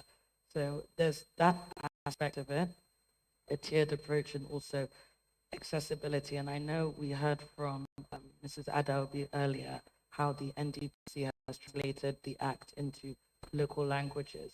Can we also approach biometrics and the use of it in a way that everybody can understand? Because a lot of the time, and I think we heard about this from our learned professor earlier, a lot of the time we forget that people aren't on the same level of understanding or even exposure to these kind of things and concepts. So how do you now take that to the grassroots level, take it to the markets, the villages, explain what this digital ID is for people who maybe have family in Cotonou or something and don't know there's a concept of ECOWAS digital ID. More than that, even, I think education has to be in a way that people understand. And I know I'm plugging my regulator, but DPC has also done this virtual privacy academy. So maybe if other countries, not even just in ECOWAS, but across Africa, have this easily understandable formats. Okay, we've done it through Nollywood, right? But is there a way that you can teach these principles in a way that people can easily digest it in bite-sized chunks? We hear about radio jingles, but if it's through movies or short videos, maybe this concept of a digital ID seems less removed from a large portion of the population. And I would say finally, through partnerships. So we heard earlier how, women were saying, oh, I don't want to speak too loudly or my voice will be captured.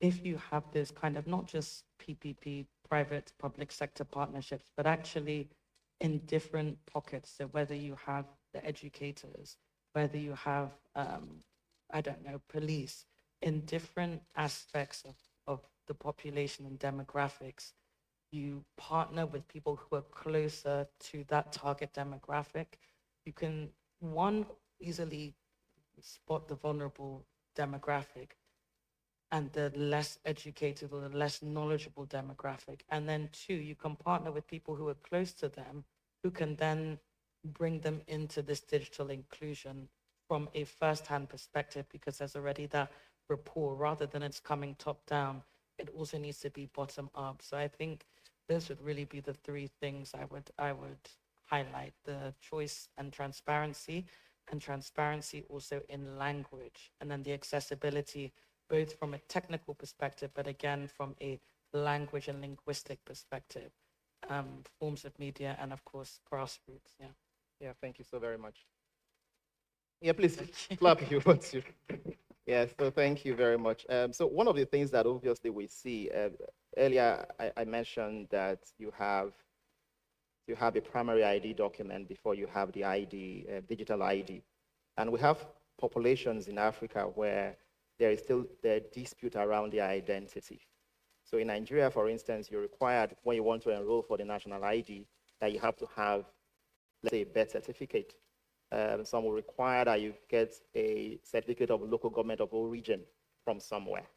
Now, if you belong to a group that their identity is in dispute, you are likely not going to get that document, which means that you would invariably be excluded from the ID system that the nation is trying to deploy. So that continues to be a problem, and it needs fixing across Africa. Amarachi, I want to come back to you. Can you hear me?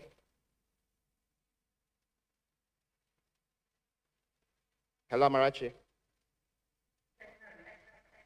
Okay. Yes, so now as digital ID systems expand across Africa, I think at the last count, we have about 48 countries or 45 countries that have so far deployed digital ID systems, and they are now at various stages, of course. We know that the law often struggles to keep pace with real-life impacts on families, vulnerable groups, and everyday citizens. In your view, what practical safeguards or guardrails should be prioritized to ensure these systems protect rights rather than unintentionally create new forms of risk or exclusion?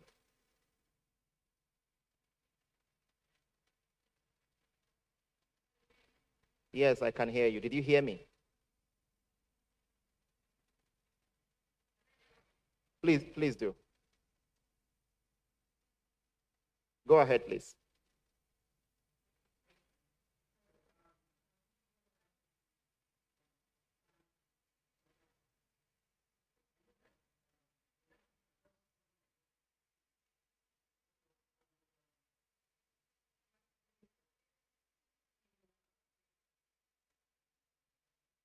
One of such is the data protection by design and default. System must find a way to embed privacy protection from the start. It should be part of the plan and shouldn't be an afterthought. It shouldn't be something that when you're done, building it up, say, oh, I didn't, put this, I didn't, let me try to incorporate this, maybe after getting feedback from people. So it is something that you should put into consideration from the word go as you're building up the system. Then controllers should also ask, the question is biometric data necessary? Are there less intrusive alternatives? Then again, the issue of data protection impact assessment, is also important, especially for high risk processing. It is a must do whenever we are handling any large scale biometric data or is in use for public surveillance, we have to consider that, because DPIAs help assess risk like linkage, reverse engineering, discrimination before deployment. So it helps us to assess the amount of risk, that may likely occur in such a project or in such a system or whatever it is, the data that we are handling. Then again, we should also put into consideration privacy enhancing devices. So because this kind of devices helps minimize risk.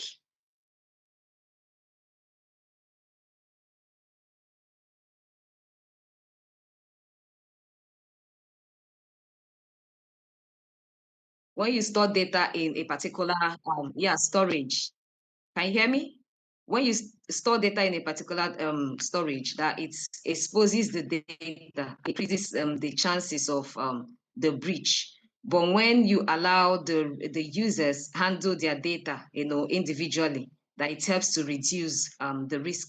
So for privacy enhancing technologies, we have to also put into consideration the on-device verification, which is a strong safeguard for biometric data, which helps the user handle whatever data from his own device, reducing the breach risk compared to when there is a centralized storage, as discussed by Muhaime rather. So that on-device verification helps, the data of, all the users are being handled from them. So they control whatever it is that they are releasing or whatever verification they are doing from their end, rather than having it in a particular, storage, that if there is any breach, the data of millions of people, will have the possibility of suffering risk or being exposed. Then another issue is security measures. We have to also incorporate strong encryption, regular testing, risk analysis tailored to biometric sensitivity.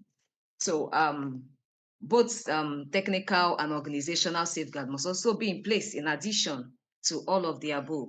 And again, we had earlier talked about data minimization, so we cannot do without it. The issue of data minimization and storage limitation is a very important factor, because you don't collect what is not needed, you don't collect what is not important. So we just have to make sure that we put that into consideration to only collect what we need per time and what is necessary for what purpose that we are collecting is, rather than amassing, going about collecting information that is not needed for the particular project that we are working on. Then again, we have to also set clear retention periods and delete biometric data once it is no longer needed. And most times this is not being practiced. Once data is collected, you just see it, staying as long as. And this should be put into consideration as a safeguard. Once you're done with the project or whatever it is you're doing, the purpose why you collected the data, try as much as possible to stick to the NDPA and the other provisions of data provisions in other African countries, which made provision for data minimization and storage limitation, to do away with them once you're done with the purpose why you collected them in the first place. Then again, safeguard against discrimination. The system for bias across demographics. This is what this provides, and also provide alternative access routes for people unable to use biometric systems, especially those with disabilities. It also helps ensure fairness by allowing appeals or human in the loop review of automated decision. So all in all, this safeguard will help to protect and prevent exclusion, implement robust.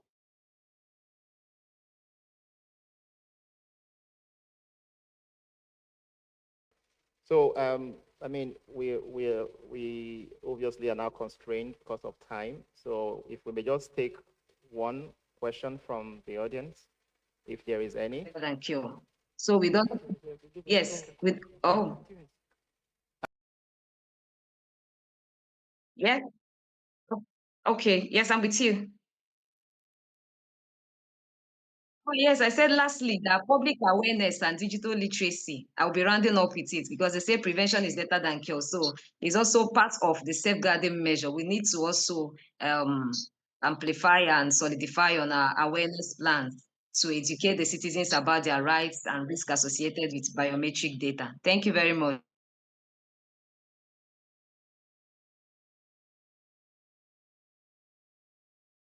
Does anybody have any question that you want to ask the panel? if I may, before we just please hold it, yes. Make a comment, drawing from what Dikwa has said, back to what Amarachi has said.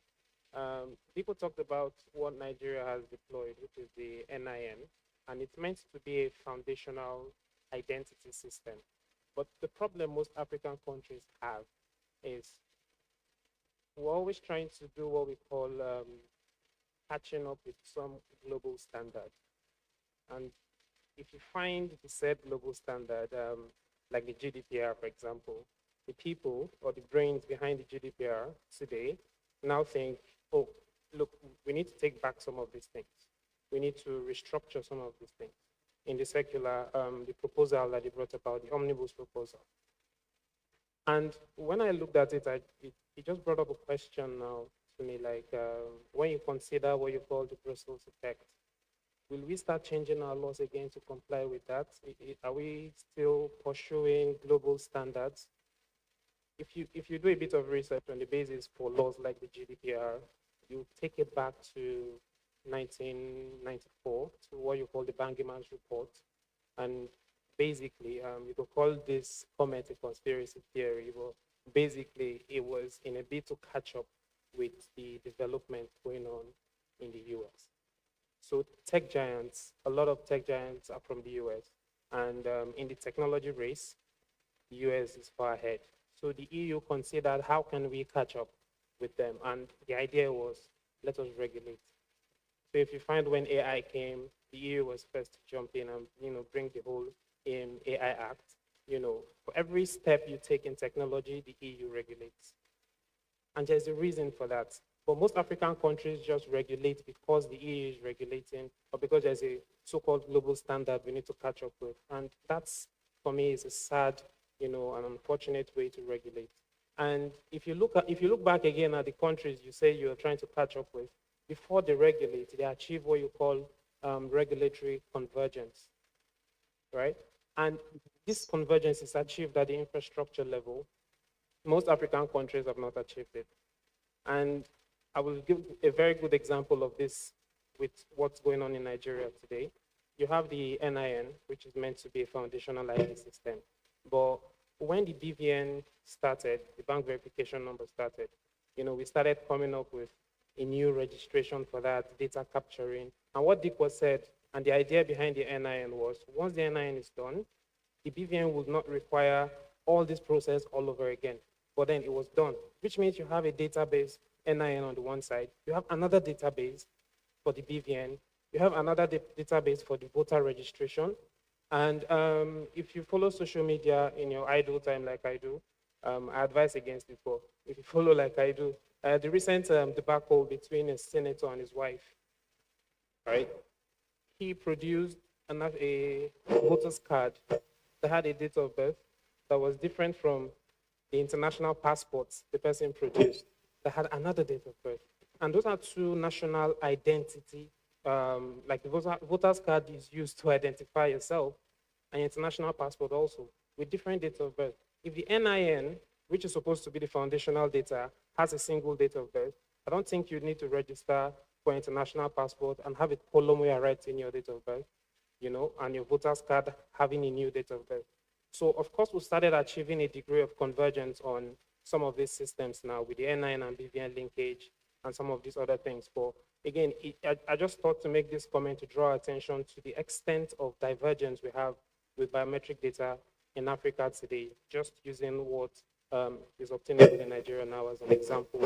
So we should look back to achieving regulatory convergence at an infrastructure level before considering regulating these things. And if you're able to take these steps properly, biometric data will be a bit safer in our hands. Because today, if you have as low as 1,000 Naira, you can get anybody's link.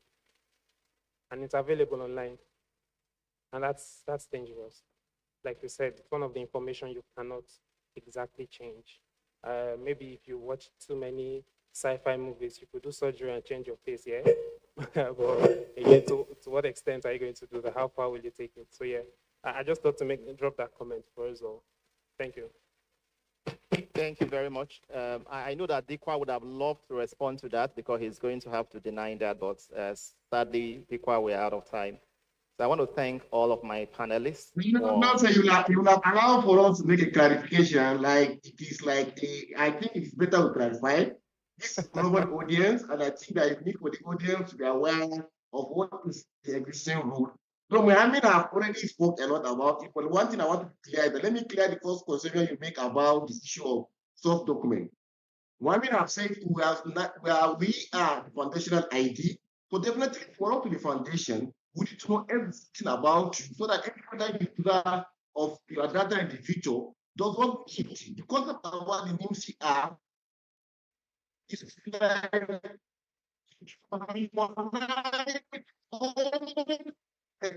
database and become national identity database. So both the BVN link is there, the SIM link is there, the NHIS, the immigration, all have converged to the name. Going forward, I don't think anybody will go anywhere they will ask to collect your data newly, or unless if I new enrollee to their system. But we have worked with all those agencies to harmonize the data because the law gave us the mandate to harmonize all existing data. So on that, I think we are making progress.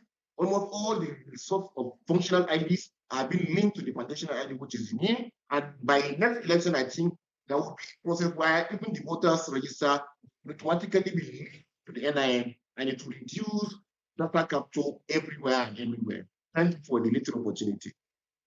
So very much. Thank you very much. And I hope that the lesson here is that before you start to tar your road, you first of all do your drainage, just to be sure that you don't have flood destroyed. But that's the reverse is what we often do across Africa.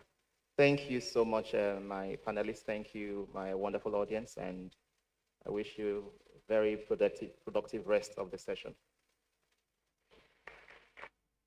Thank you very much. Thank you for having us. Thank you very much.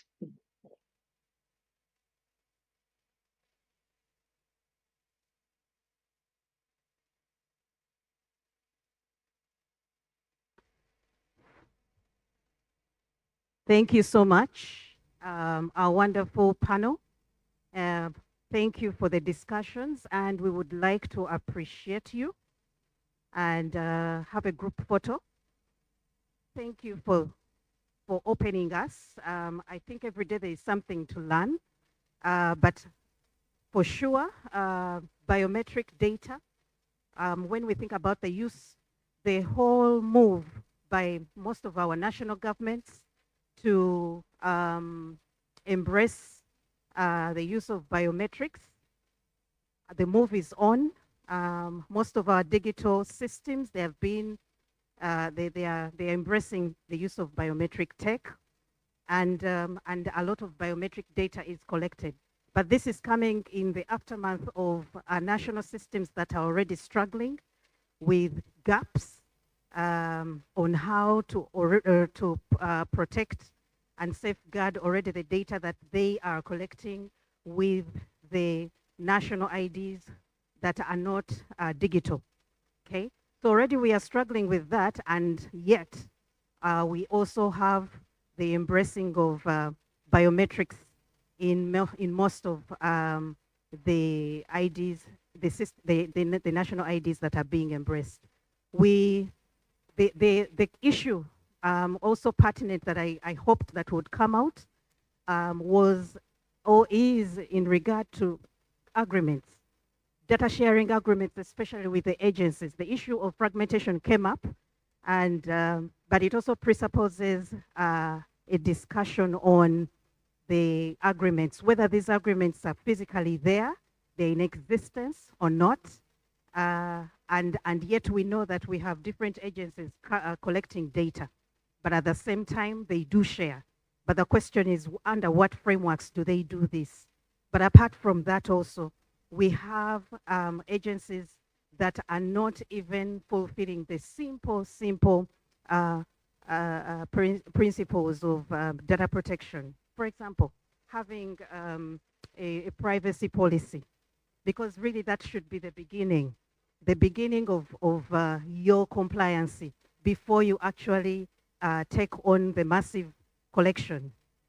the tech that is being embraced is promising so many things. Yes, it comes with advantages, but we are at a threat. There's a lot of biometric data being collected, and it is in the wake of legal frameworks that are not exactly adequately designed at the moment to provide for safeguards and for biometric data. So let's keep thinking, reflecting on what things can be done, especially around making sure that this data is protected, how best can this be done, and also ensure that people are not left behind. There are those, for example, the elderly. What happens, you take my biometric data when I was 24, for example, and some years down the road, I've turned 60. What will happen to my fingerprint? I could be blind by now. What is going to happen to all that? So the issues of alternative verification come in very handy. Are there alternatives to this? Can people opt out? These are all things that we should continue reflecting. So a round of applause to our panelists. Thank you so much for leading us, and let's continue reflecting. We still have pockets where we will be able to discuss during lunch. Please, let's network and continue the discussion. Thank you. A round of applause as they take their seats. Thank you. So next, ladies and gentlemen, without wasting time, we are going to have an interface with the winning duo. Earlier on, the executive director did tell you that we do a lot of things. So apart from the symposium that we organize annually, we are also involved in training, contributing towards training of young privacy lawyers. Do we remember that? Okay. So she did talk about the moot court competition that is in its 4th cycle right now this year, and it went live and regional this year. So we had the competition embrace at least all the East African countries, the main East African countries. Participation was drawn from all those, and we had universities participate in that competition. We had national rounds happening in all the in all the participating countries, and then we had the regional rounds taking place in Dar es Salaam. Ladies and gentlemen, today in the house, we are privileged to be sitting with the winning duo of the competition that took place in September. Please put your hands together as we welcome the winning duo from the university in Uganda, called Uganda Christian University.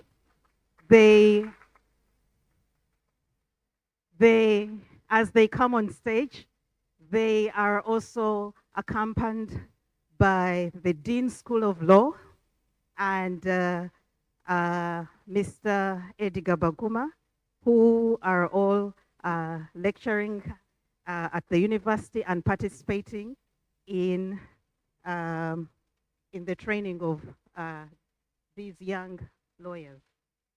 So they are going to speak to us, and you will have an opportunity to interface with them. So you're welcome. Thank you. Congratulations once again. I know we did congratulate you, but once again, congratulations. How does it feel to have won the UW Privacy Moot competition? Wow. I should say it was a very great experience. Unwanted Witness as an organization organized the 4th Unwanted Witness Privacy Competition. And what was very interesting about it was the slogan that the organization chose to put forward. And if I could state it, it was dare, participate, and win. It was something that really was mind-blowing to the students that were participating in it. because it all had to stem from daring, participating, and winning. When you hear that, you get to know that there is definitely going to be one ultimate winner.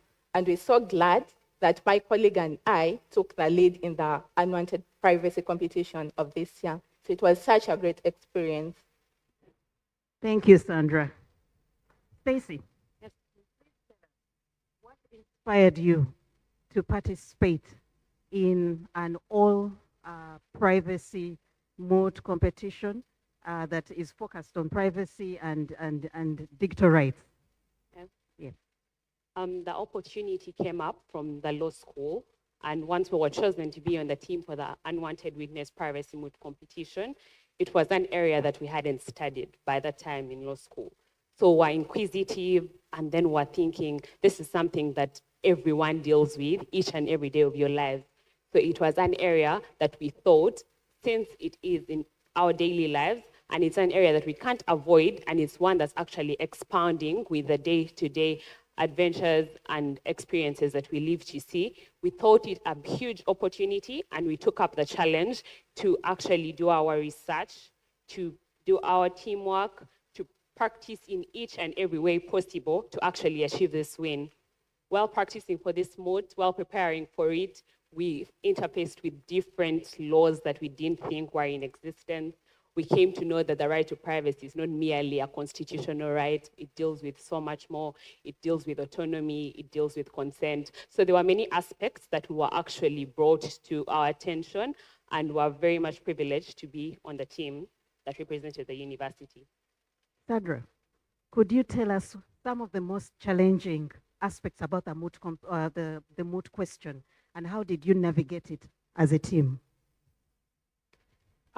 Firstly, the hypothetical case itself seemed to be very new. Not very many moot competitions come up with a problem of one page. The facts were 5 paragraphs. And so when everyone looked at the moot problem, everyone would be alarmed. What a moot? What a moot? And the way the moot problem was designed, the facts seemed to favor one side. And everyone was thinking, what happens in case you're chosen to present a side that doesn't have a good case? But for us as a team, I should say that we really looked into ensuring that we win this moot competition. We took up a responsibility and firstly asked ourselves the question, what happens if we are to represent the side that the case does not support? And that's how we were able to work around the moot. The greatest challenge, I should say, was balancing between classwork and the moot, because when you're registered for these moot competitions, you don't cease being a student. You have to continue, fulfilling your obligations as a student, and then you also have a moot to prepare for. And preparing for moot is not really easy for those that have taken part in moot. You keep on learning each and everything over a period of time, so you keep building yourself. So the fact that the hypothetical case was only 5 paragraphs and the facts seemed to be favoring one side was the most challenging bit about the moot. But I'm so glad that as a team, it's something that we worked on and we were able to overcome. Good. Mooting can be very intense, yeah, right? Yes. So how did you navigate? What were some of your lessons that you learned from working as a team? Your resilience. What are some of the strategies that you use to ensure that you win? Maybe this could be answered by Stacey. Okay. In regards to that question, mooting is in fact intense. That's a fact, because you don't know the questions that are going to be asked. You're on a presumption of the knowledge that you have should be sufficient to answer those particular questions. So in order to do that, we had to have strong teamwork. Me and Sanja on the team, and I believe it starts with teamwork, because you're going to rehearse these arguments, you're going to do your research together, you're going to read the particular cases, read the statutory provisions, be able to internalize and analyze them, expect certain questions, phrase questions that you think would be asked to each and every one of you. So it's an experience that I believe is all round, and you have to have each and every sector actually encroached on in order to achieve the ultimate goal. So I believe that it's rooted in research as well as teamwork. Tell us, Sandra, how has winning the privacy mode competition impacted on you? Has it opened doors academically and otherwise in your life? We would love to hear. I think before I even go beyond this room, this is one of the opportunities because I have had the privilege to listen to the privacy experts that have been here speaking to us. And in what they were stating, at some point I was able to, draw the dots because during our research, there are some things we found out that I could say have been affirmed here by the different panelists that have been speaking. In terms of academics, the moat has made me a better student because I feel like everything is possible as a student. Despite the fact that some concepts in law, because I'm a law student, may seem very complicated, it's something that I now attack without fear, knowing that at the end of the day, I'll be able to get a solution to it. It has, of course, opened several opportunities back at school because we're from Uganda Christian University. I could say the best university in Uganda and the best law school in the country. Students are really inspired by our win, and everyone looks forward to taking part in any moot competition that is upcoming. So I think I should gladly inform you that the next edition as well, Uganda Christian University looks forward to taking it. We'll see about that. What, in your view, Stacey, why are platforms like the privacy moat important for shaping Africa's next generation of digital rights advocates?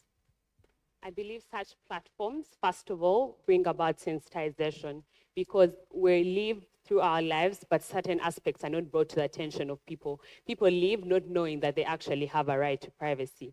They live not knowing the limits that the government or the different organizations have to the information that they take from them. So I believe that it's a platform that engages the society to be able to harness it with the law and to provide this information for the different people in the different communities, and as well as us, particularly students, we are able to equip ourselves with this knowledge, which is, of course, important in our daily lives. Sandra, back to you. How do you see your role as young voices in advancing privacy, privacy and data protection? How do you see yourself in that role?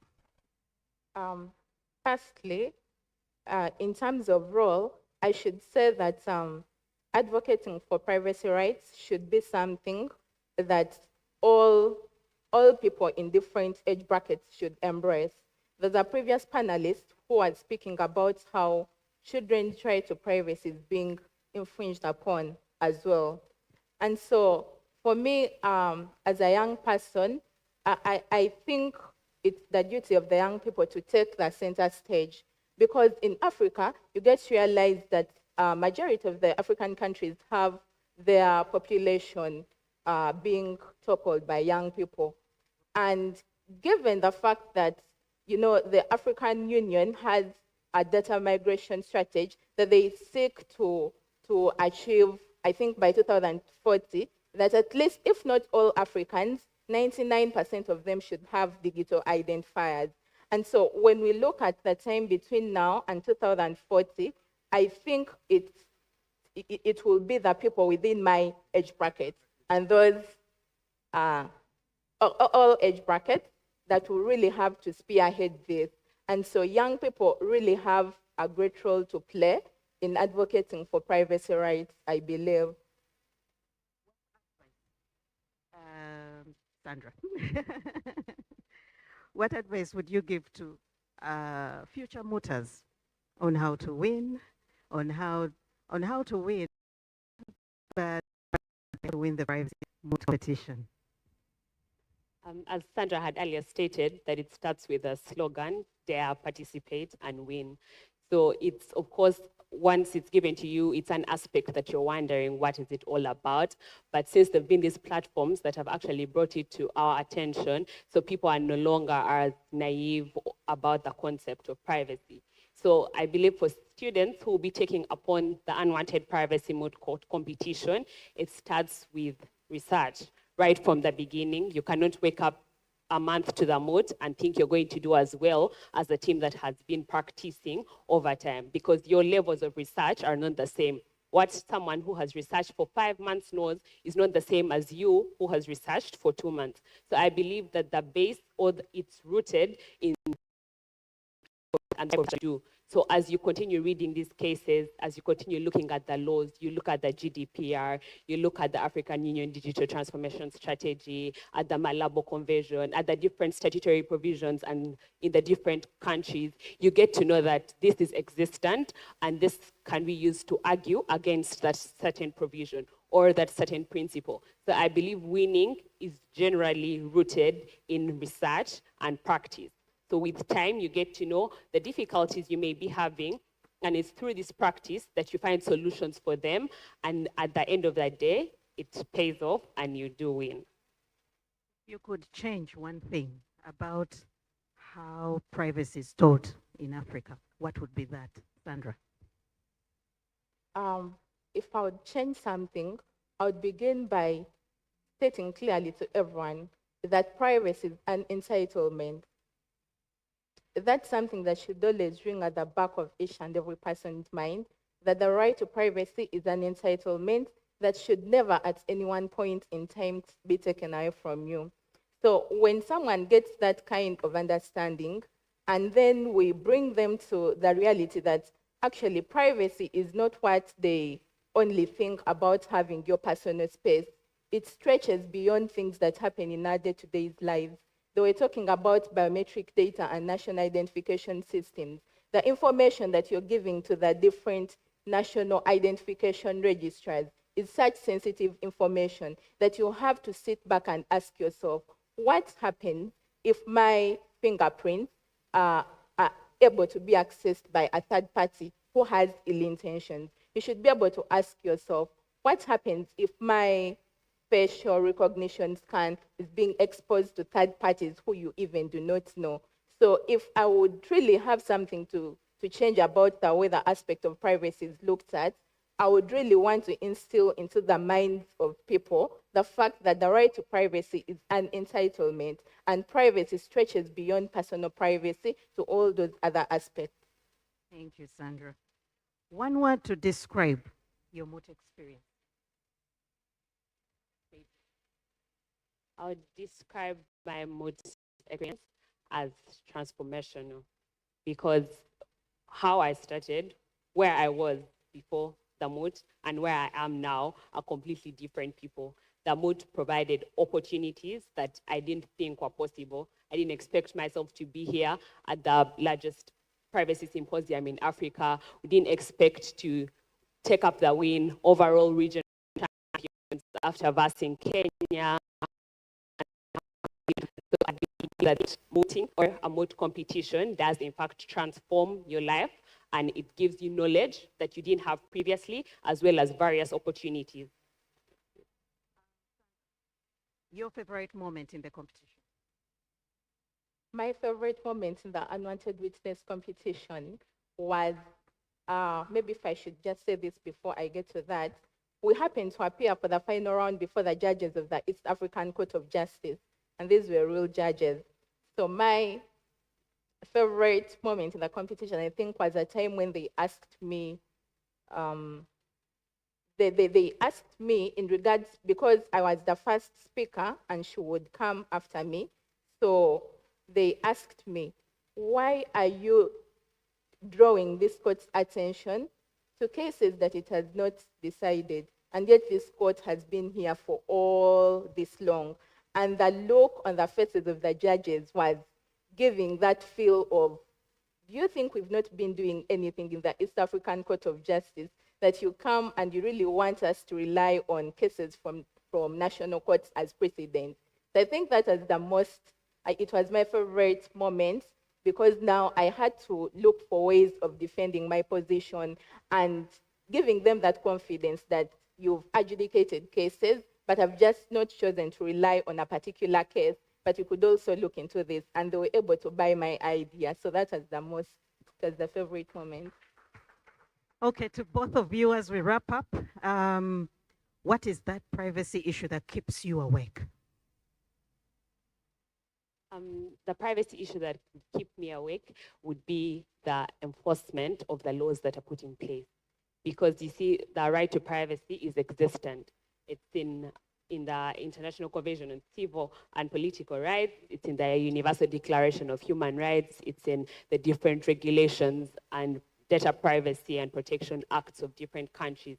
However, with it being in place and these laws being in place, they are actually not being enforced because you find loopholes in the system, and then now people are at a disadvantage. While the government is trying to do better, and that's understandable, there are steps that they're actually supposed to follow. These safeguards are supposed to be adhered to. So this actually limits the encroachment on this right to privacy that we stand for and that we believe each and every individual should have.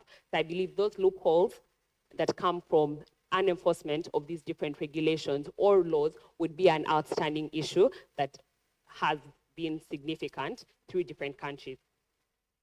Sandra?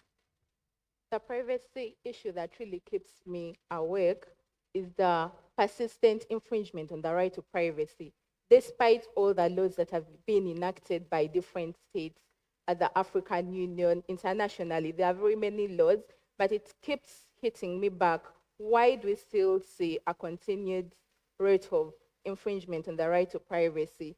And what perturbs me more is the fact that this infringement is generally arising from national identification systems that states are rolling out.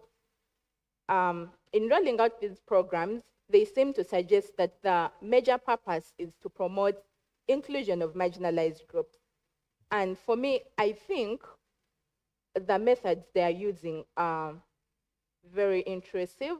And if you're looking at marginalized groups, just as you asked a rhetorical question in regards to elders, what happens if you're not able to capture my fingerprint? Would I then be able to benefit from the services that you seek to extend closer to the people? So the infringement is an issue that keeps me awake. Ladies and gentlemen, the winning duo, you're welcome to ask one or two questions as we close this segment.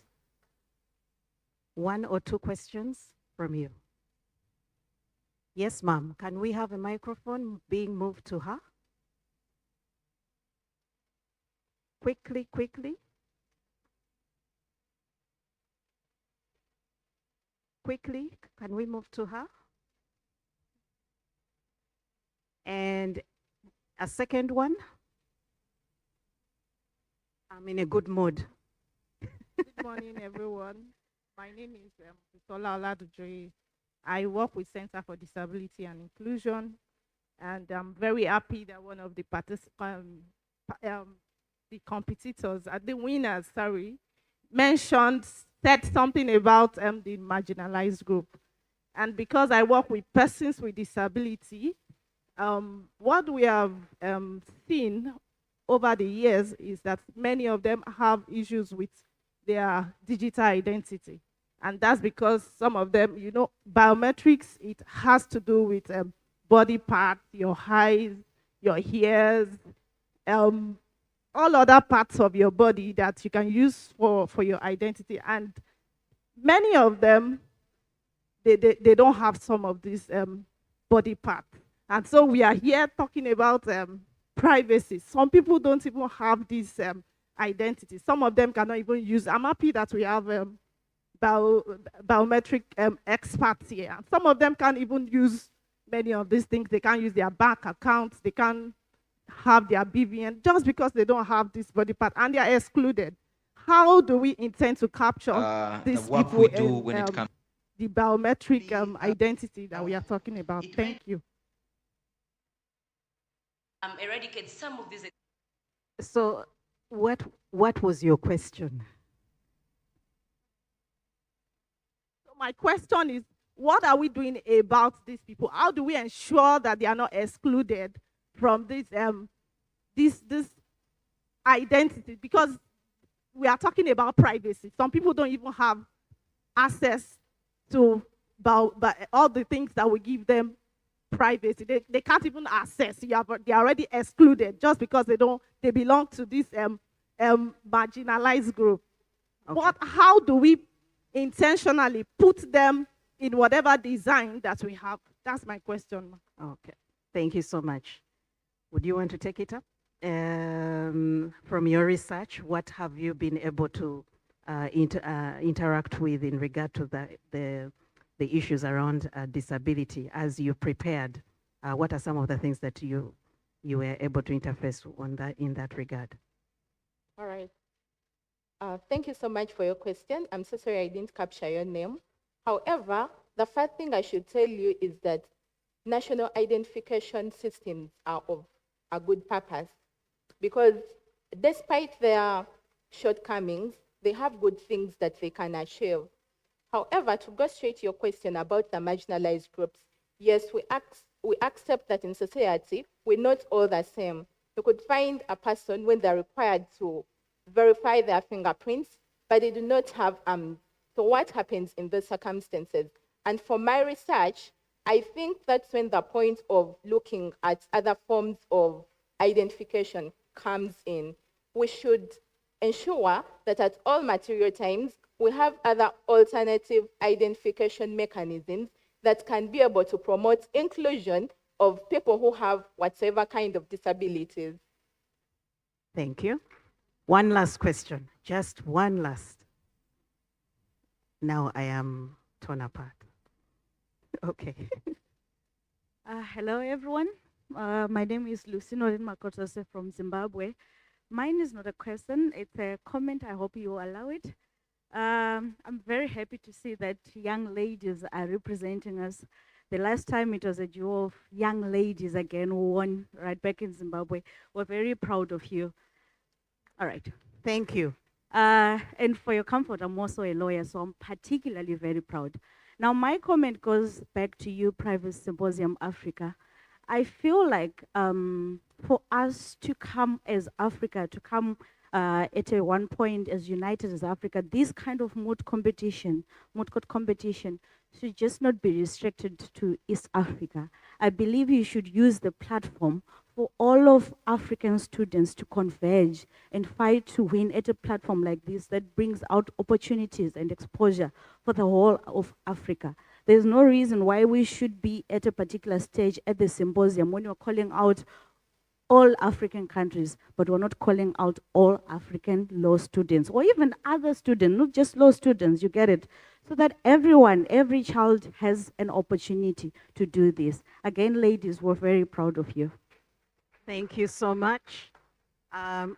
Just a quick one. I did iterate that the competition went regional for the first time.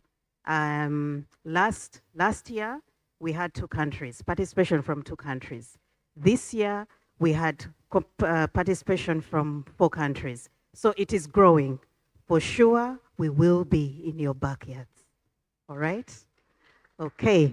So with this, I would like to bring this to an end, and let's just give a round of applause to our winning duo, Stacy and Sandra.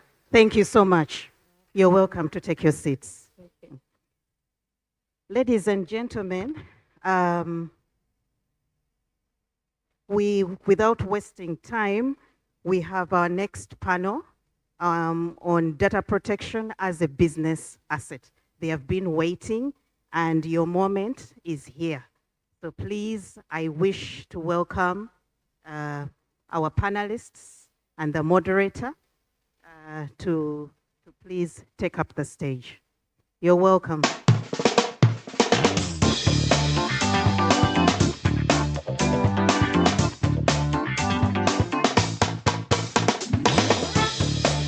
Ladies and gentlemen, please welcome Ms. Shinonso Quinesta Emeka, a dynamic legal and technology professional, senior associate at Privalex Advisory, and a leading voice at the intersection of law, innovation, and social impact. With deep expertise in corporate law, AI, and digital transformation, she empowers organizations to build future-ready, responsible businesses. Today, she moderates our session on data protection as a business asset, turning compliance into competitive advantage. Please join me in welcoming Ms. Shinonso. Hannah Adeyemi is the legal manager of NASCON Allied Industries PLC, and she's also a certified data protection officer. Hannah, you're welcome. Please sit. Next on our panel list is Funke Olutoye, duly representing Mr. Olumide Babalola. Most of us know who Mr. Olumide Babalola is. He's one of our lead privacy data protection lawyer and also the chairman of the Data Protection Committee of the Nigerian Bar Association, and it's represented by Funke Olutoye, who is also a corporate governance and regulatory compliance lawyer. Funke, please, you can take your seats. And we also have all of our panelists coming in, but before they come, I'll just introduce myself. I'm Chinonso Quinesta Emeka. I'm a senior associate at Privilex Advisory Limited. It's actually an advisory firm that takes care of privacy issues and cybersecurity, and I'll be moderating our section for today. So just as I was saying, our third panelist on the list is Mr. Adebayo Folanri Williams. Mr. Adebayo is an associate of Flutterwave and also a certified privacy professional. You can take your seat, sir. And then the last, but we have two more persons joining us virtually, but the last physically is Mr. Habib Akimpelu. Mr. Habib is a legal and compliance expert specializing in finance, technology, and law, and is also the legal and compliance manager of Nebula. Mr. Habib, you're welcome. Please sit down. And then joining us virtually, we have Mr. Nelson Akinrede. Mr. Nelson Akinrede is the Chief Privacy Officer of Stanford University. Mr. Nelson, can you hear me? While we're waiting for him to check in, the last one. Ladies and gentlemen, please welcome Ms. Shinonso Quinesta Emeka, a dynamic legal and technology professional, senior associate at Privilex Advisory, and a leading voice at the intersection of law, innovation, and social impact. With deep expertise in corporate law, AI, and digital transformation, she empowers organizations to build future-ready, responsible businesses. Today, she moderates our session on data protection as a business asset, turning compliance into competitive advantage. Please join me in welcoming Ms. Shinonso.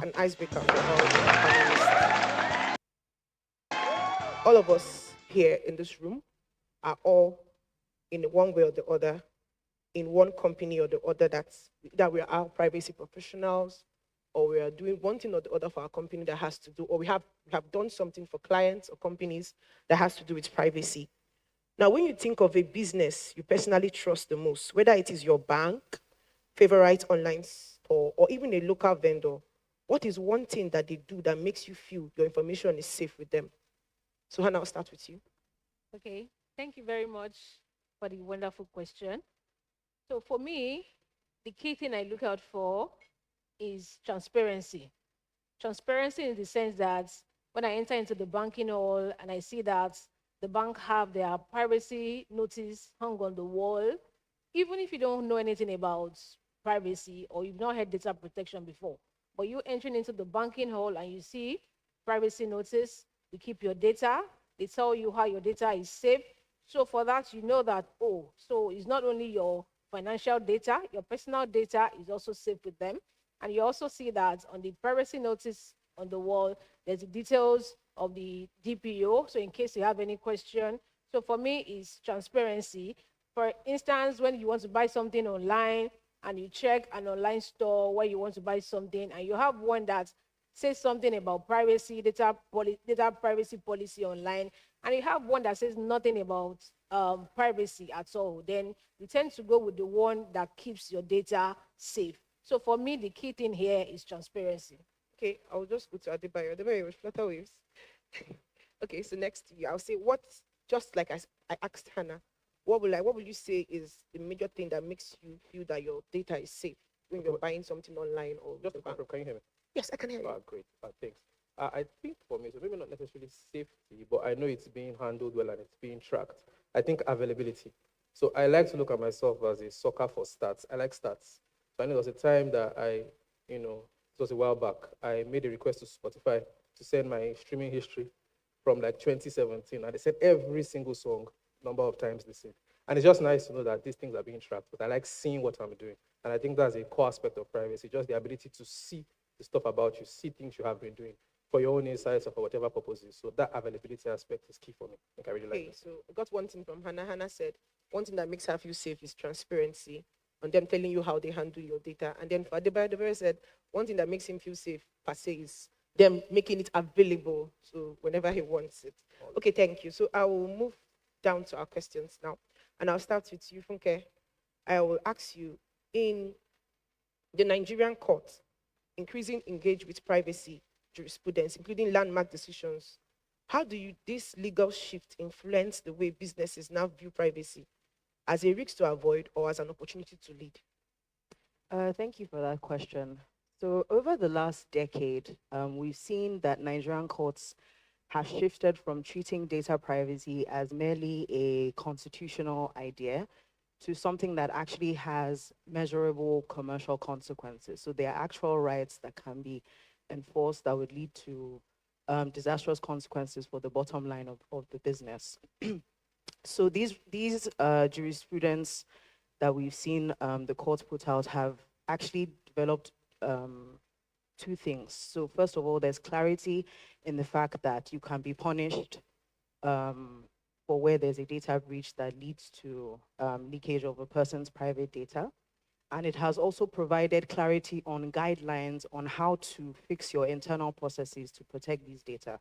So for example, we've seen cases about unlawful release of data, unsolicited messages or contact by companies to clients for marketing purposes. We've also seen employee data privacy issues, surveillance issues, as we discussed in the earlier panel.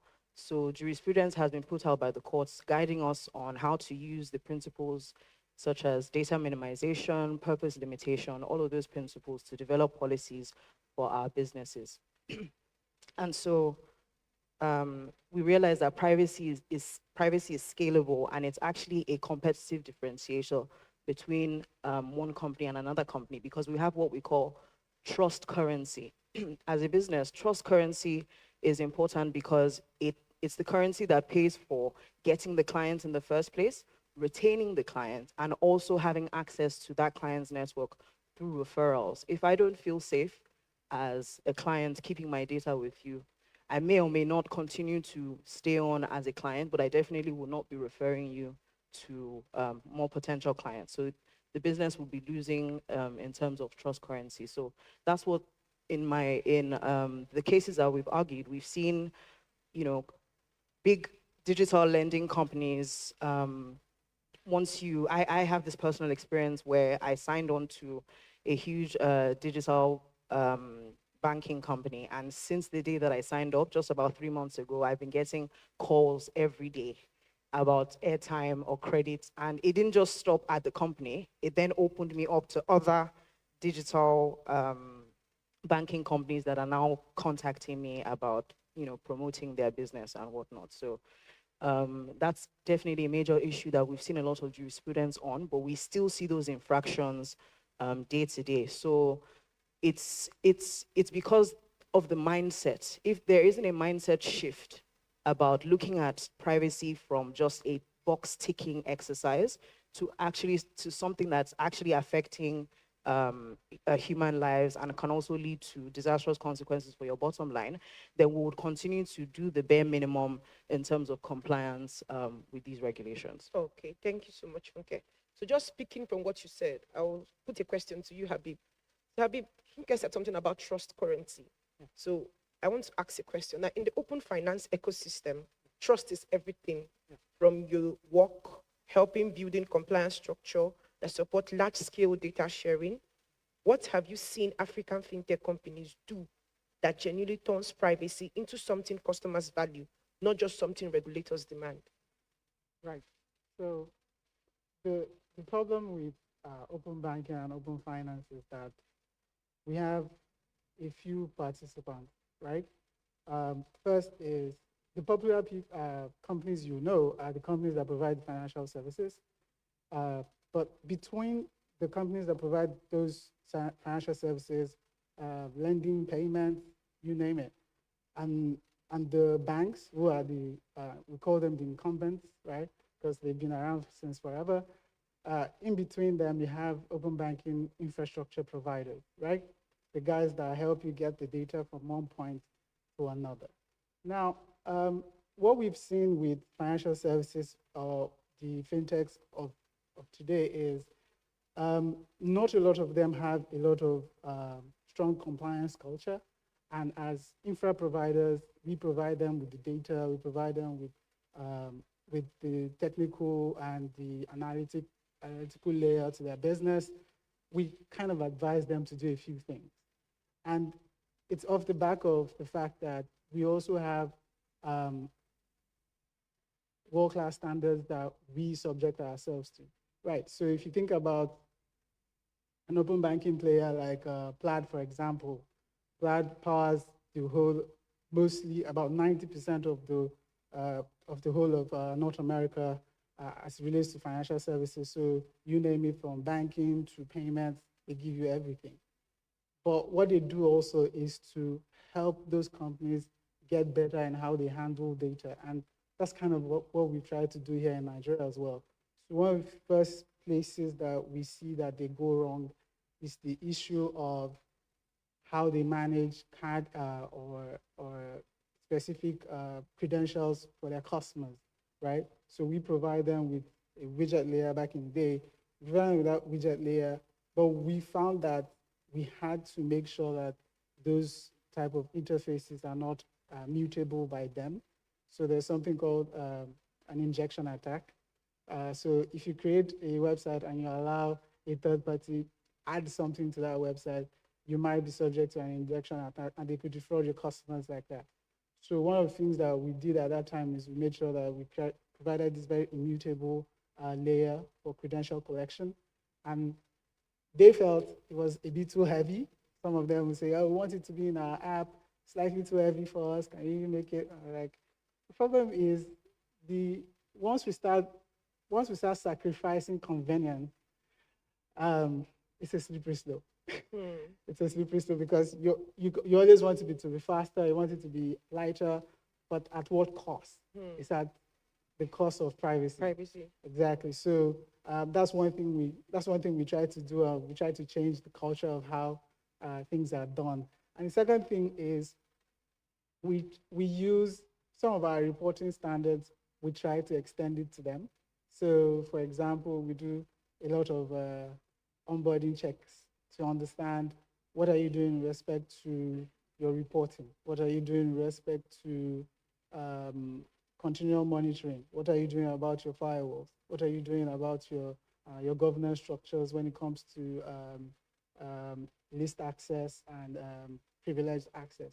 So some of these things, they will say, oh, we do it, and then they'll check the boxes, and then we kind of like check in with them in a few months' time to say, hey, this thing you say I think, can we speak to the person? Okay. So it's one of those. So those are two major areas how we kind of get the ecosystem to do better. Okay. So I picked something from what you said. You said something about the fact that so many of them have the issues of compliance. Yeah. They just give you the assumption that, oh, we do this thing. Then when you get in, you now find out that, oh, they are way behind. So I'll pick up a question and I'll ask at the by the way, you're an associate at Flutterwaves. And Flutterwaves do a lot of transactions, if I say, because I don't know how many of us, we have used Flutterwave once in a while, or maybe use them to transact. So I'll ask you, what do you look out in companies operating across multiple jurisdictions? What do you think actually convince leadership that privacy is more than a legal checkbox, that it can shape trust, revenue growth, and long-term brand value? Seeing the fact that you're working with some team making emphasis of Flutterwave. So yeah, thank you for that. Okay. I think to an extent the answer is a bit in the question, in the sense that you have to convince them that it does affect trust and revenue. And I'll start from that trust and revenue side. Maybe from the revenue side first. You're working for a business. You must first make them understand how privacy can make them money and how privacy will not make them lose money. So starting from the how will privacy make me money side, that's where you need to emphasize. And over time, businesses too have started realizing that privacy is no longer a checkbox thing, particularly when you want to expand. because we are in the African market primarily, right? I mean, as in, this is Nigeria, is what I mean. And you want to move to certain regions like the EU, you want to do business in certain states in the EU where data protection regimes are stronger. What you find is a lot of these partners want to understand what you are doing from a privacy standpoint. I mean, look at something like the EU adequacy list, for instance.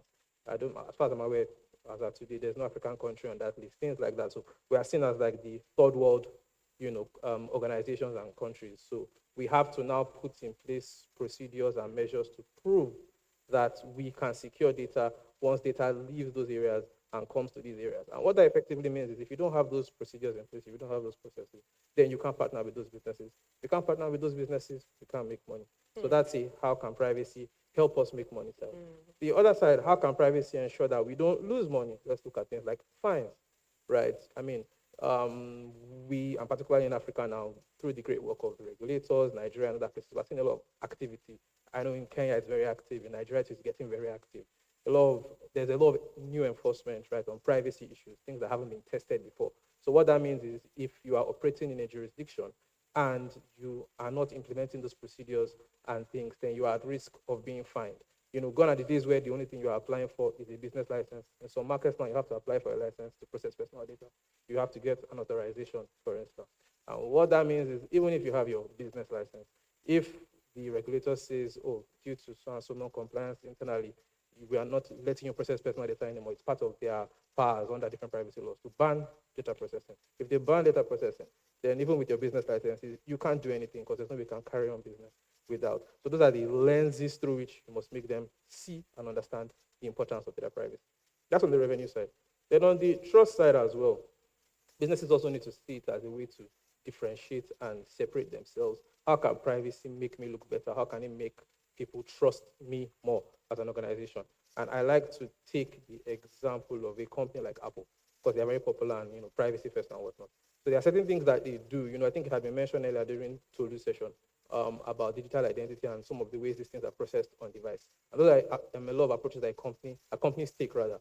Apple, as an example, does that. So, stuff like your Face ID information, your fingerprint information, they don't process those things on the cloud. They store it on your device. Apple calls it secure enclave. So, where everything goes on their SoC. Same with Google. I think they call it a trusted execution environment. Things like that. Ways to explain to people that we are doing this thing better in a privacy way, so we don't. We are reducing the chances of a breach to your personal information. There was also that popular thing that happened where Apple, I think it was around 2021, they disabled automatic tracking across applications on phones.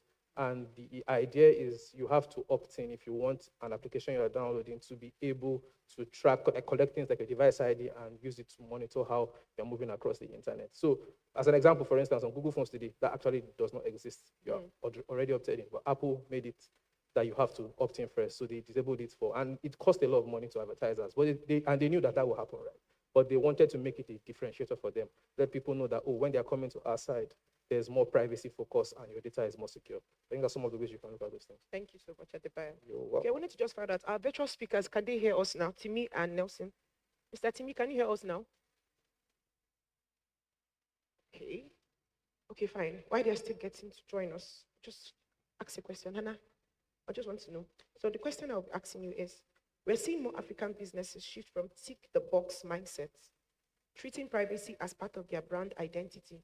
From what you have observed, what usually triggers that shift inside an organization? And how does it change the way teams approach governance and risks? Thank you very much. So from what I've seen practically, what triggers that is, number one, in the African markets, African customers are now being more conscious and they're being aware. There's now a whole lot of awareness about data privacy. So everybody wants to know how this organization handle my data. And the question is being asked, how is this organization handling my data? How are they keeping it? And how are they storing it? And African are now looking at it that, okay, I need to monitor this organization. And they can even make money from it because they're now monitoring. And at the slightest opportunity, the customer wants to come and sue the company for non-compliance, for data breach. For instance, if you misuse my data, I can easily come to you and sue you in court and get damages for data breach. So the number one trigger there is there's now a whole lot of awareness in the African space on data protection. Then the second trigger is now regulatory pressure. In Nigeria, for instance, in the course of the year, the Nigerian Data Protection Commission listed over 1,000 companies that have defaulted or that have not complied with data protection. So there's now, so the trigger here is not just about fine. Fine, you're going to be fined. But what about reputational damage? So penalty, so breach is now being publicized, and you don't know where your next client is coming from when your company is being listed on the internet for non-compliance with data privacy. I mean, you and I don't want to deal with such companies. Then people pull back and they draw back. So that's another trigger that triggers that.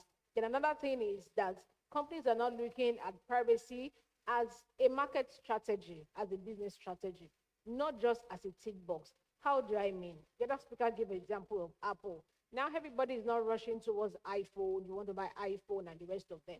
That is a business strategy because iPhone has imputed privacy. They have come up with data protection, and you see a lot of people using or wanting to get this particular set of phone as against another. So privacy is also giving business competitive advantage in that regard. Then on the aspect of governance, governance is that it has enabled organizations that they no longer see data protection and privacy as a legal department thing. So it is no longer for lawyers. You have, it now transcend down. You have HR, the IT, everybody now participating, the security, they're not participating in data protection and privacy. And for most organizations, for instance, in the organization where I work, we have a system whereby every quarter we have a learning management system that you have to take a course on our management system on data protection and privacy. So it is no longer just for this particular set of people like, okay, just lawyers and the rest of them, but it's now a whole wide enterprise thing that everybody in the organization, you take 2 hours of your time, you take a course on data protection and privacy, and you have an assessment that you can score yourself. And we also have privacy champions in each department so it is not just for data protection officer. As a data protection officer, you're also raising privacy champions in each department, and these privacy champions, they also cascade it down to make the work easy so that there will be no data breach. So that is the main thing the privacy has come about now. So it is no longer, markets are now using it as a business brand, and that fetch them more money than other companies. Okay, I think I got at least 1 or 2 things you said, which is the issue of awareness, issue of making privacy not just privacy for a particular department, for everybody, and then turning it into a brand. So it helps promote your business and brings people to come to you and say, okay, my data is secured, so I will definitely go for this brand. Okay, that's nice. Then, okay, I'll ask you a question. So many African companies say that they want to embed privacy into their business models, but struggle where to start.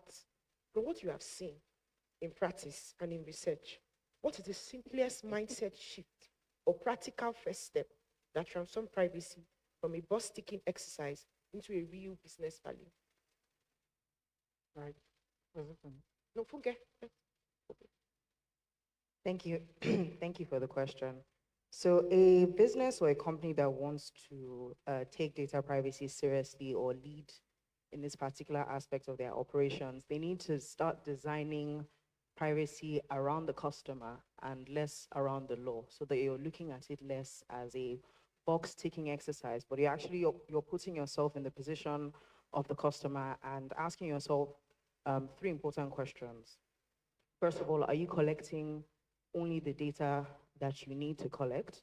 Data minimization is not just a principle of law that's trying to protect the customer, but it's also for your own good as a business. Because the more you collect, the more you have to store. And that storage costs money, right? So if you collect less data, then you have less information to store. The second question that you need to be asking is whether the customer understands the reason why you're collecting that data.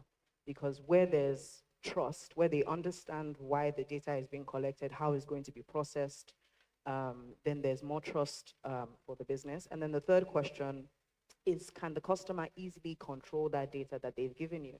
Just like the other panelists have shared, there are some processes that you would put in place. For example, you'd be getting consent from the customer. You'd be having some opt-out options on your digital platform. So those are things that businesses can use to stay ahead of the curve. So in terms of practical steps, as a business, you need to have a budget for privacy. You cannot be seen to be committing to the cause if you haven't actually carved out a budget for these processes.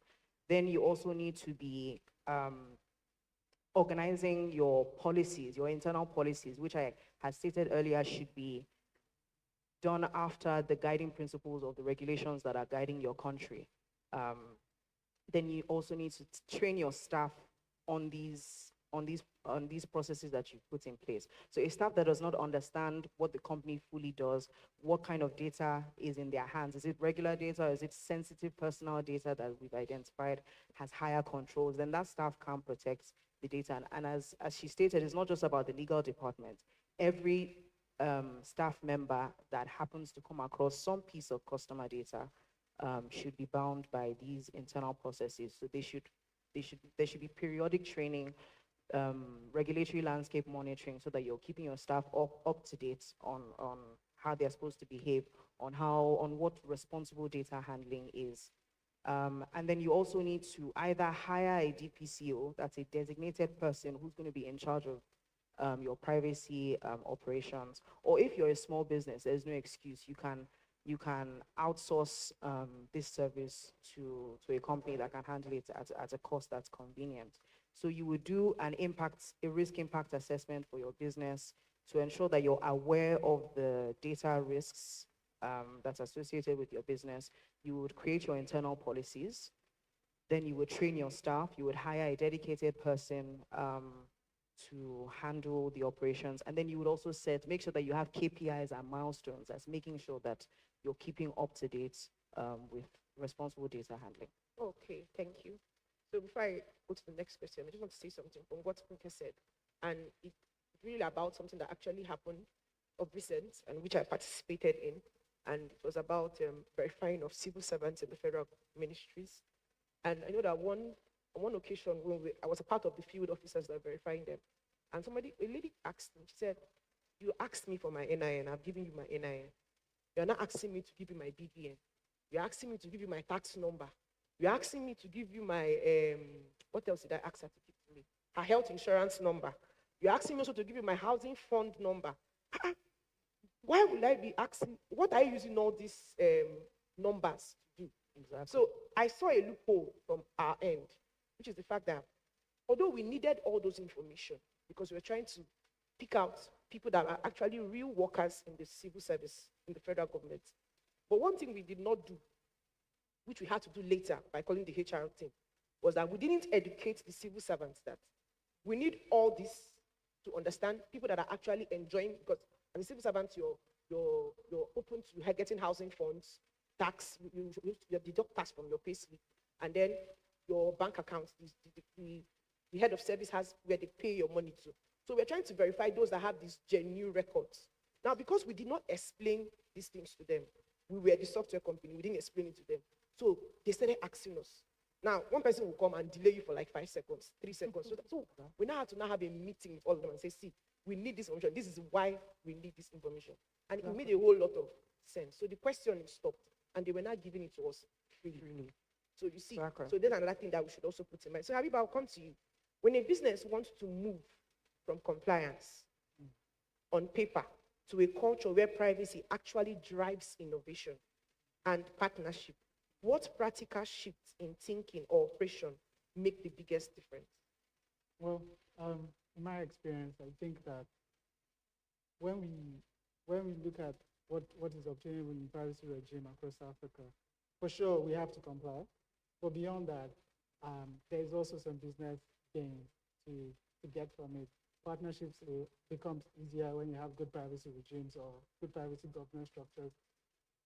Expansion also becomes easier because, for example, there are jurisdictions in Africa that requires you to even register as a data processor. Nigeria is one of them. Kenya is one of them. So it becomes a thing that one of the things that now helps you move across the continent a bit smoother.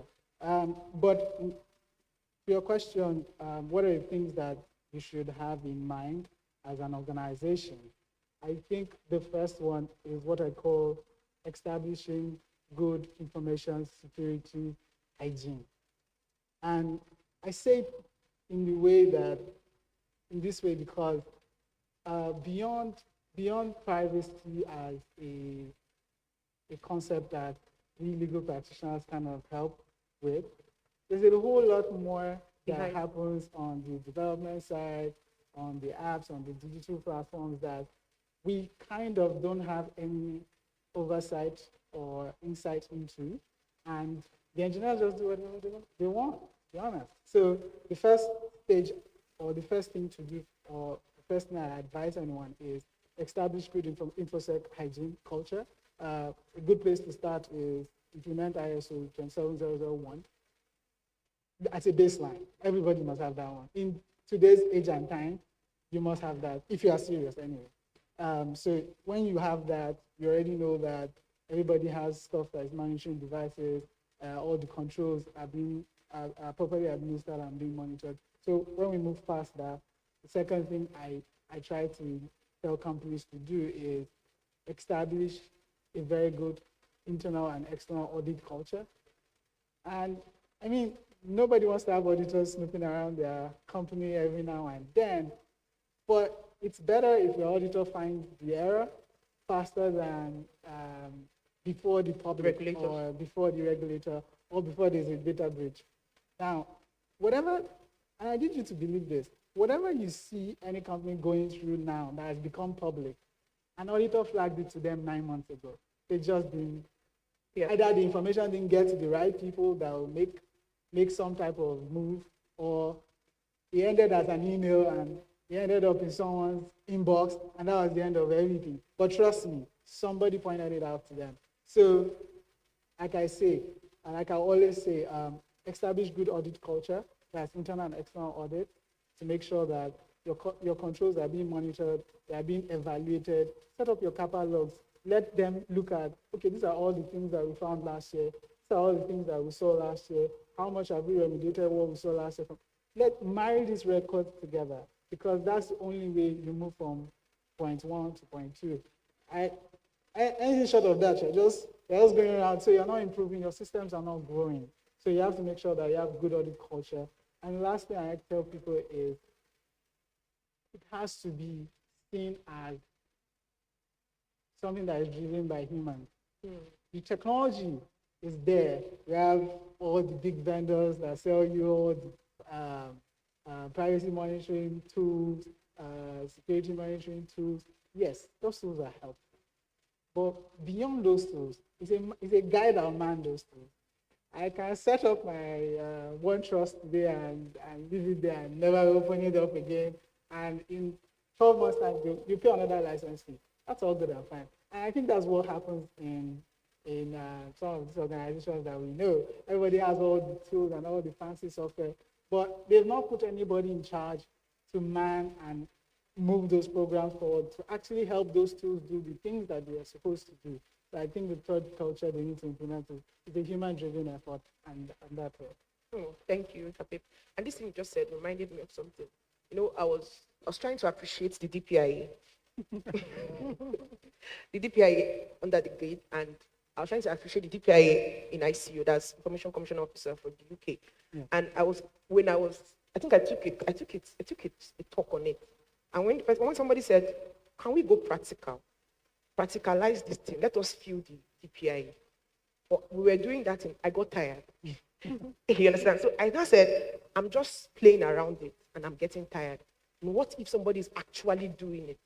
So, but one thing I will advise, as somebody that has actually worked with some tech startups, our DPIA for Nigeria, I'm not calling out anybody, but it's very unrealistic for so many startups. I believe that NDPC should revisit it and try and see how we can make it a little bit of a reality. And that's because of what you said.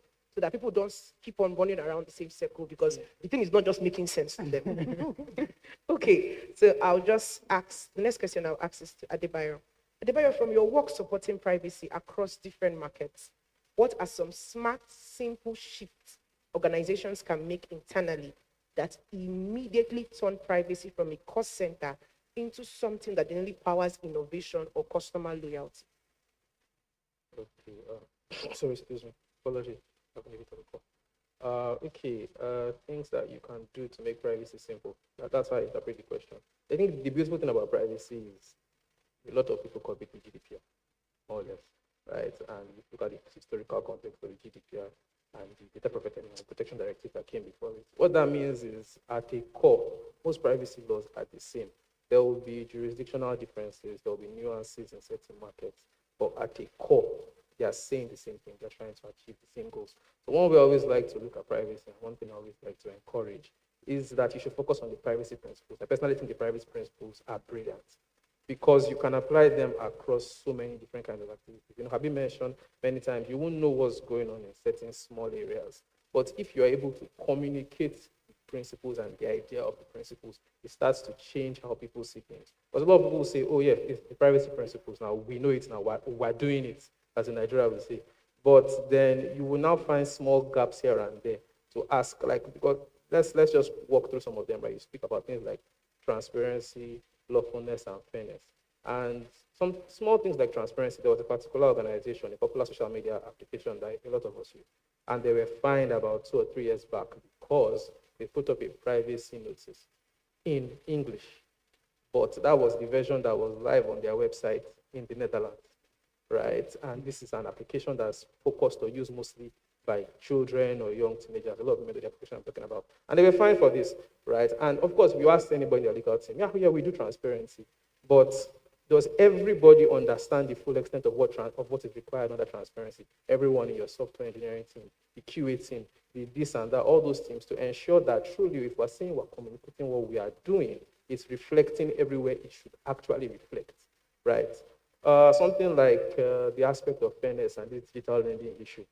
Our whole business model is unfair, to be honest, right? And those are the kinds of things that, I mean, the aspects where they'll start reaching out to your contacts and trying to call people, like, I just violate. I think there was it them Soko loans initially, the courts and everything. And that was one of the talking points there, the issue of fairness. This whole practice in itself can never be fair, right? So yes, you are filing your NDPA audit and whatnot, you are doing all these things, but at a core level, these things do not meet the standards. So you have to impute that mindset, right? Let me touch on something that Funke said around data minimization. She spoke about how we collect a lot of data, and data is not free. It costs a lot to store.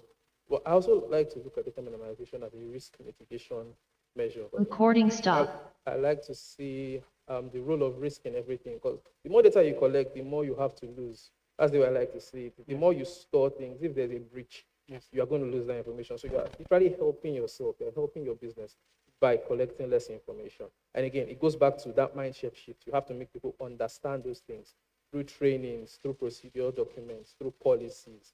This particular process, you have to work with them. Nobody likes the Europa reviews aspect. You ask me, that's the part that stresses me out the most, because it's a large organization and you have to go through a lot, right? But you have to get with every single person and ask them, so this thing you were doing, are you still doing it?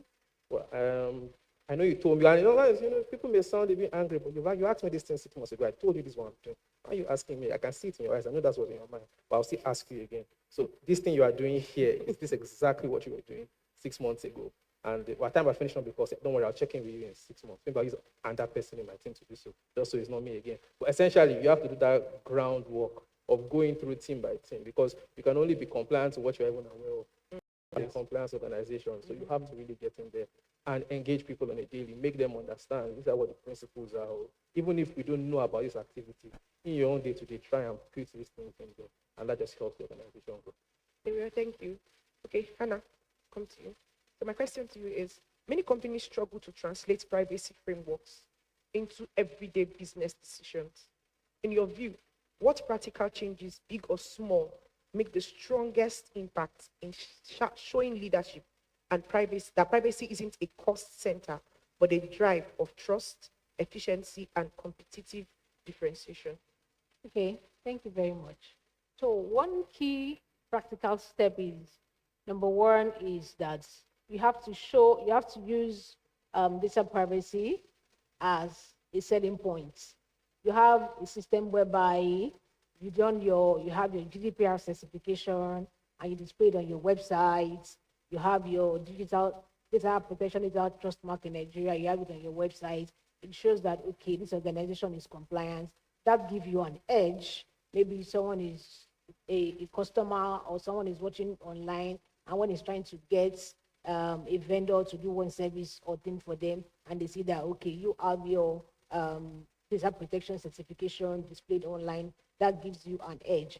Then another thing is that you have to show your organization that data protection is not just about paying fines. You're also making money from it because you're using it as a business strategy. For instance, you have to show that, okay, you've been able to avoid payment of fines because you have complied. Because the cost of compliance is far way cheaper than a data breach. Under the NDPA, the cost of breach is, I think, 10% of your annual gross income. So which one is cheaper? Compliance is cheaper.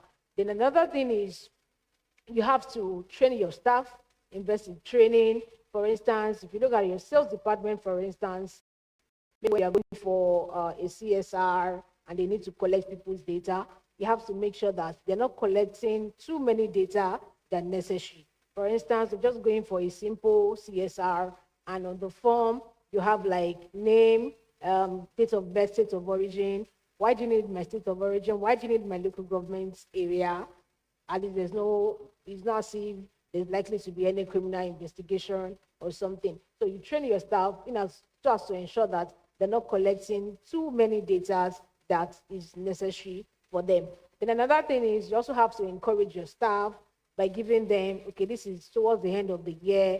You can organize something like maybe your best privacy team for the year, give them award, in as much as people know about privacy, but it's still kind of new in Nigeria. So you have to encourage your staff, have something like best privacy team for the year, give them an award, no matter how small it is. It goes a long way because it resonates and it makes other members of the team to work well, and they're like, oh, next year I also want to be awarded and things like that.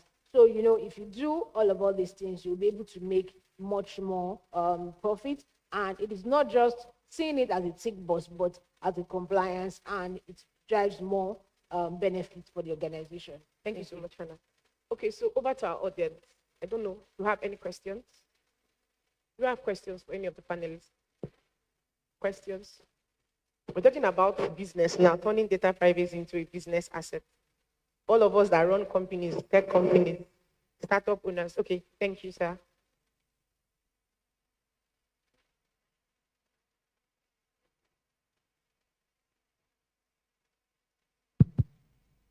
Thank you. My name is Ekton Marere from Zimbabwe. So I've got a comment, not a question per se. So what I am saying is that the coming in of data protection in the world, not in Africa per se, we are saying as businesses or organizations, for you to earn a competitive advantage using data protection, we are saying data protection is now an audit issue. It's now a compliance issue. So there is no need for us to run away from data protection. Why? Because with data protection, if we infuse data protection principles, for example, data minimization, which says you are supposed to minimize the collection of information at collection level. So which means the more you collect more information, the more security measures are surrounded with that type of process. So which means if you reduce the amount of information that you collect at collection level, which means the lesser the cost that is involved in processing such information. So we are saying, as businesses, there's no need for us to run away from data protection. Why? Because in this day and age, time and space has been reduced to one that is called global market. And if you are to check in terms of globalization, data protection laws, they are not going anywhere. It is an immovable object. And look, technology is ever dynamic. And there is and technology is a movable object. So imagine if an immovable object meets an unstoppable force, which is technology versus the laws that we have as data protection. There is collusion. So as Africa and the world, do we need a collusion? We don't need that. We need to change our mindset so that we infuse data protection and we comply to the laws. And there are many benefits in terms of complying with the data protection. Imagine right now, I foresee in the future, when you want to enter into the international market, they are now asking for data protection compliance. For example, an organization that is operating in Nigeria, and you want to operate with another organization, or you want to have customers outside the jurisdiction of Nigeria, and you are asked about adequate level of protection. That is a requirement in terms of data protection. So for you to store information across borders, the law says you are supposed to make sure that the information that you are transferring to an organization or a country that is not within your jurisdiction, there's need for you to do an adequate level of protection assessment. And this issue, it is going to earn you a competitive advantage. This same concept goes with the concept of these economies of scales and economies of scale.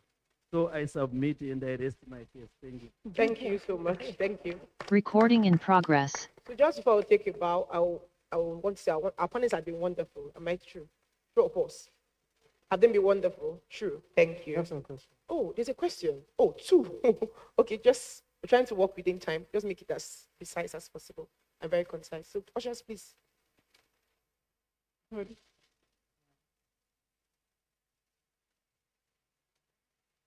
Very much. Thank you. Thanks for the great presentations and the insights that have been shared. And this is really key. My question is, particularly because you spoke, most of the examples you gave, you drew them from the banking sector. And I would just want to understand how the bank or most of these institutions, financial institutions, view collection of more and more personal data. I'll give an example. Recently, I tried to reactivate an account that I have with one of the international banks, but domiciled here in Nigeria. And I got an email from an officer requesting for several other things that are normal, in my view, things like my passport details and all that. And then strangely, I saw a request to have all my social media handles. And as a digital rights activist myself, that got me interested. And I responded and I said, can you tell me your policy concerning these issues? Why do you want to have my social media handles? Why do you need to have social media handles of customers? I want to do business with the bank, but what is the correlation between the business that I want to do with you and my social media handles? So I got another response. They avoided the question and, rephrased what they wanted from me and then omitted the social media. But I persisted. I went back and I said, no, I need you to address this. What's your policy on this? And why do you want to have this? Because institutions need to understand, businesses really, you don't need to ask for more than is actually required. And in terms of transparency, I like one of the panelists raised the issue about transparency. You need to be transparent as to what you're using the details for. For something as, I consider my social media handles with a business like that, it's sensitive, it's personal. So you already have all these other things like my name, my passport, which, is so much information already. Then why do you want to delve into my private life? That's what my social media handle is. So it means that businesses don't really understand when it comes to compliance beyond perhaps appointing specific individuals to serve as this, but it was a shocker, and I think it's something that we need to reflect, reflect seriously on, and begin to engage more private sector. Thank you. Good day. My name is Sunday Amolegbe. I am a machine learning engineer, a researcher. Now, while trying to make everything work out, I think one of our presenters said, you can decide to be gathering just few data. Now, getting few data, if you are a deep learning specialist, it's just that in Africa, we are not so much into building predictive model. You need, the more your data, the more accurate your result will be. For example, I've built some models, like stroke predictive model. Many hospitals are making use of it today. I built it, but I didn't use the data in Nigeria. I went to Chicago, I got some data, and I built that model, and they use it all over the world. Also, I built for leukemia, computer vision. But in a nutshell, what I want to say is that before you can tell anybody, okay, reduce the number of data, you must know what they want to use the data to do. It's just that in Nigeria, or Africa generally, we don't build predictive model. So that's why you can say they should reduce it. But if you want to build an accurate predictive model, the more your data, the more accurate it will be based on deep learning. That's what I just want to add to it. Thank you. Okay. Thank you so much. Okay, somebody wants to make a comment on the last person. Just Okay, Habib, yes. So the question she asked about the banks asking for social media. I remember I was on the panel with the MBA on this issue. And yes, there's a CBN policy that says that included social media handle, and it caused a bit of an uproar sometime last year. I don't know the state of that regulation right now. I think it has been relaxed by some other secular. But yes, the CBN did require the banks to collect social media handles. I think from civil society, everybody was like, what's the point of this? Are you trying to begin to target people through the banking system based on what they say on social media and things like that? So you're very right. It was something that caused a bit of an uproar, and I think the new CBN governor kind of relaxed it because they didn't see the point of further information. And by the way, I even personally think it's a very fair point because I can change my social media handle the next minute after I've given you, so you just have bad data upon bad Say data. something. Okay. Hello? Yes, sorry. So I totally agree to the point that it might seem superfluous, but the reasons why fintechs or banking institutions collect this information is so that they can learn more about the customer that they have. Now, you might be wondering, they already have KYC forms that are like 10, 20 pages, but I feel like social media, like it's used in immigration, right? When they want to see what sort of posts does this person make? That tells me what kind of person this is. Are they a terrorist? It could also be in the case of where you receive a large inflow of money and you're trying to defend it based off of your perceived income.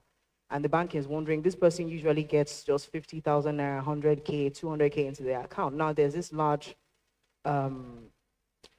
inflow and they're looking, oh, they're an Instagram vendor, or they are, they do some sort of business that information could only have been gotten from their social media.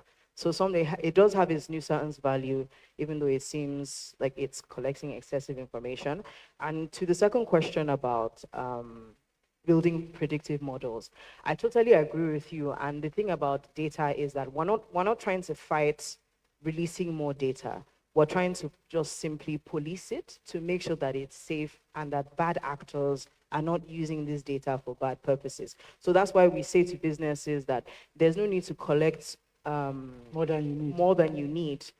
just because we don't want you to be in a situation where if there's a data breach, then you've now released information that you shouldn't have had in the first place. But there are designated businesses that collect this information to build these predictive models. And if your business falls under that category, then there should be increased regulation for you so that you're being responsible with that data. So no, we're not trying to eliminate, releasing information for the purposes of building predictive models, but we just want to make sure that it's accurately policed, to make sure that the data is accurate, to make sure that when the person wants to be forgotten, they can be forgotten.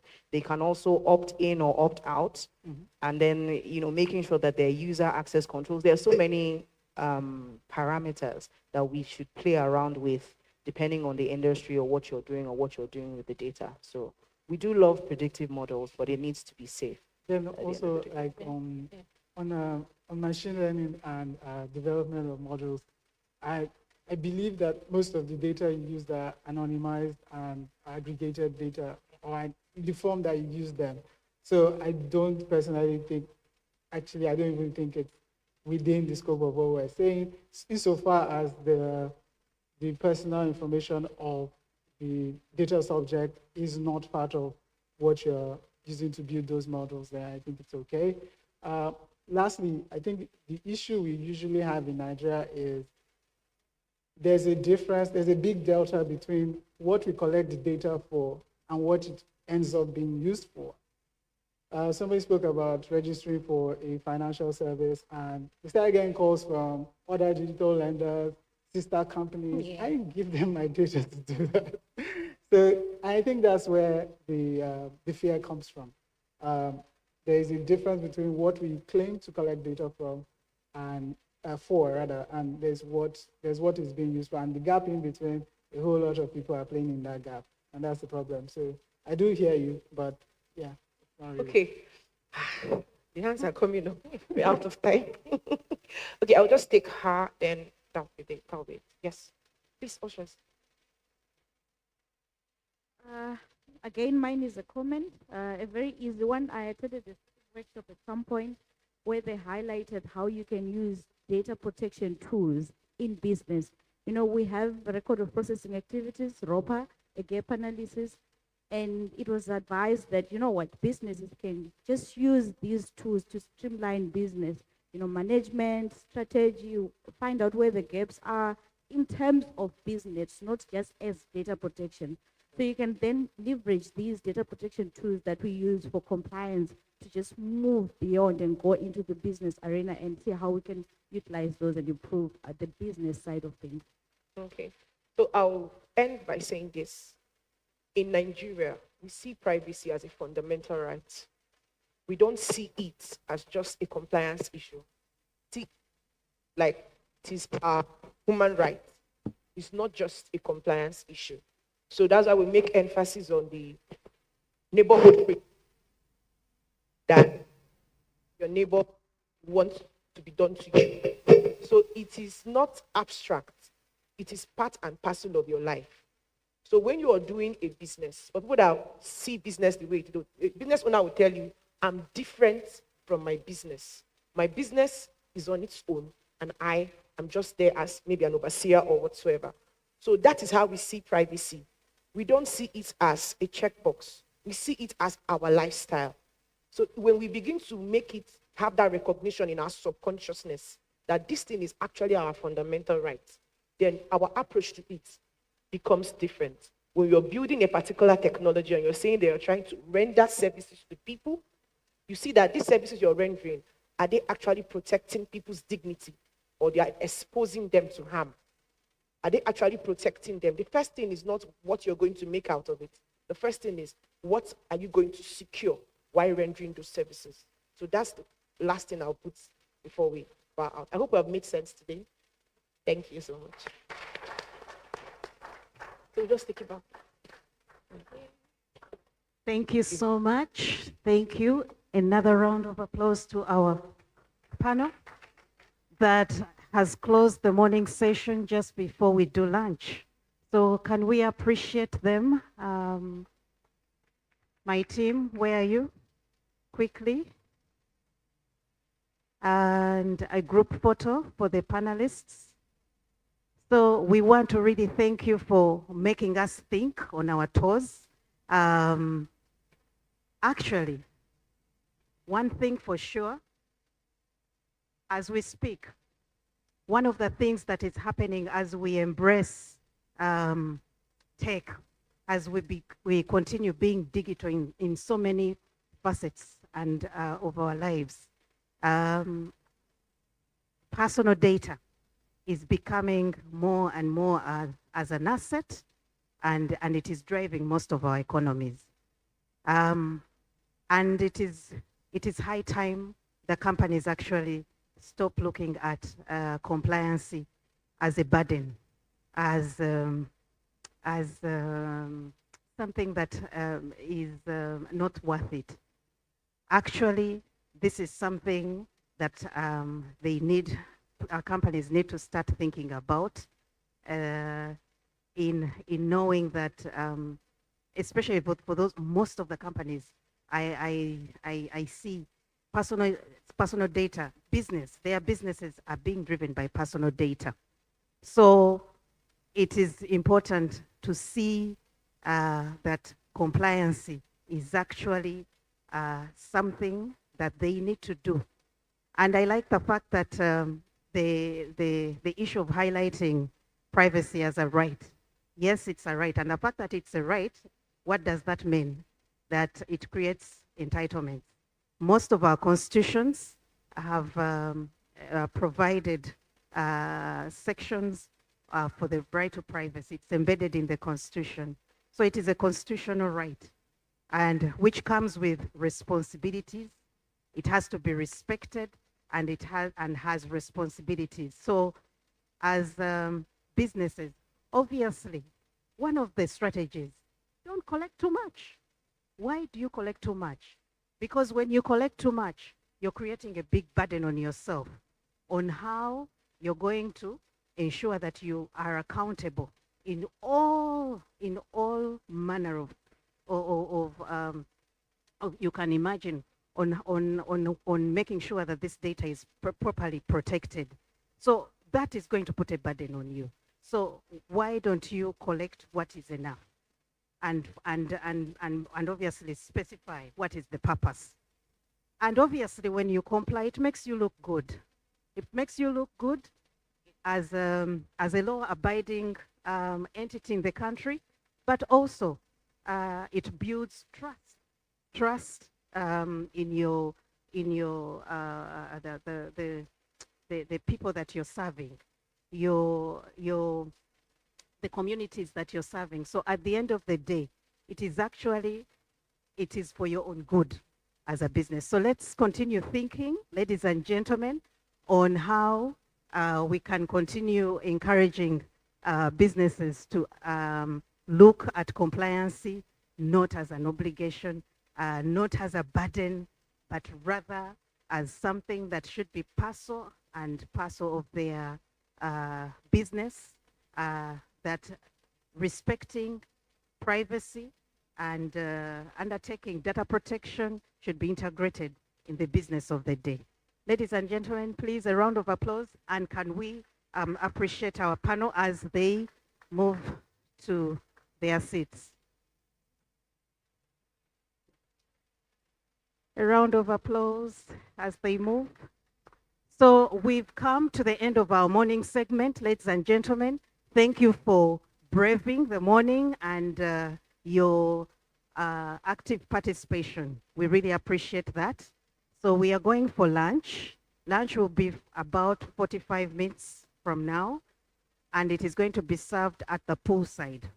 At the poolside, and our ushers are on standby to guide you where the poolside is.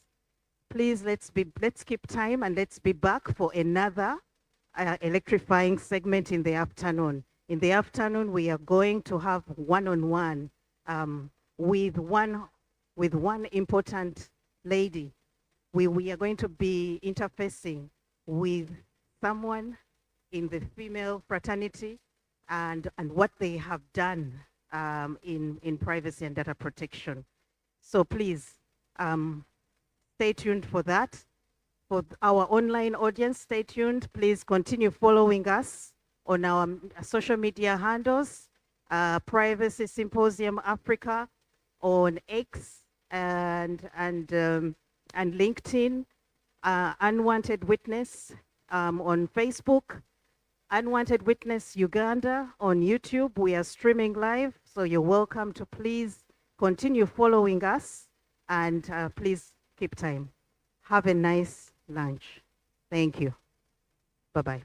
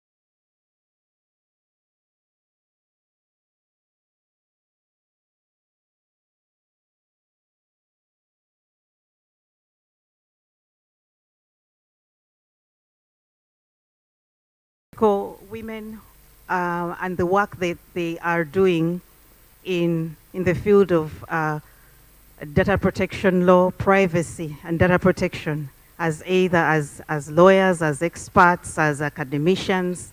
It doesn't matter.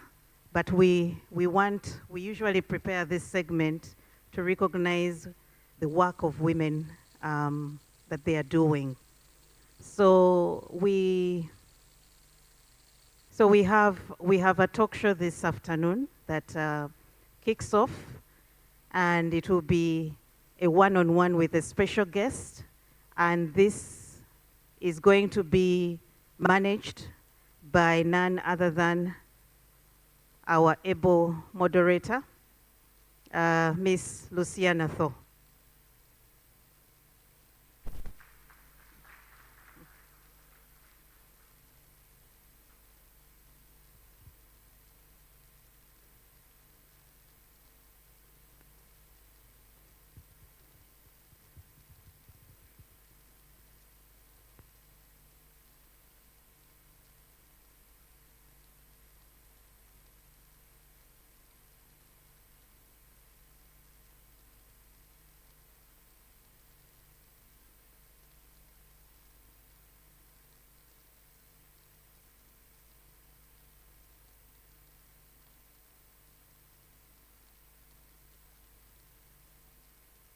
Participation in government.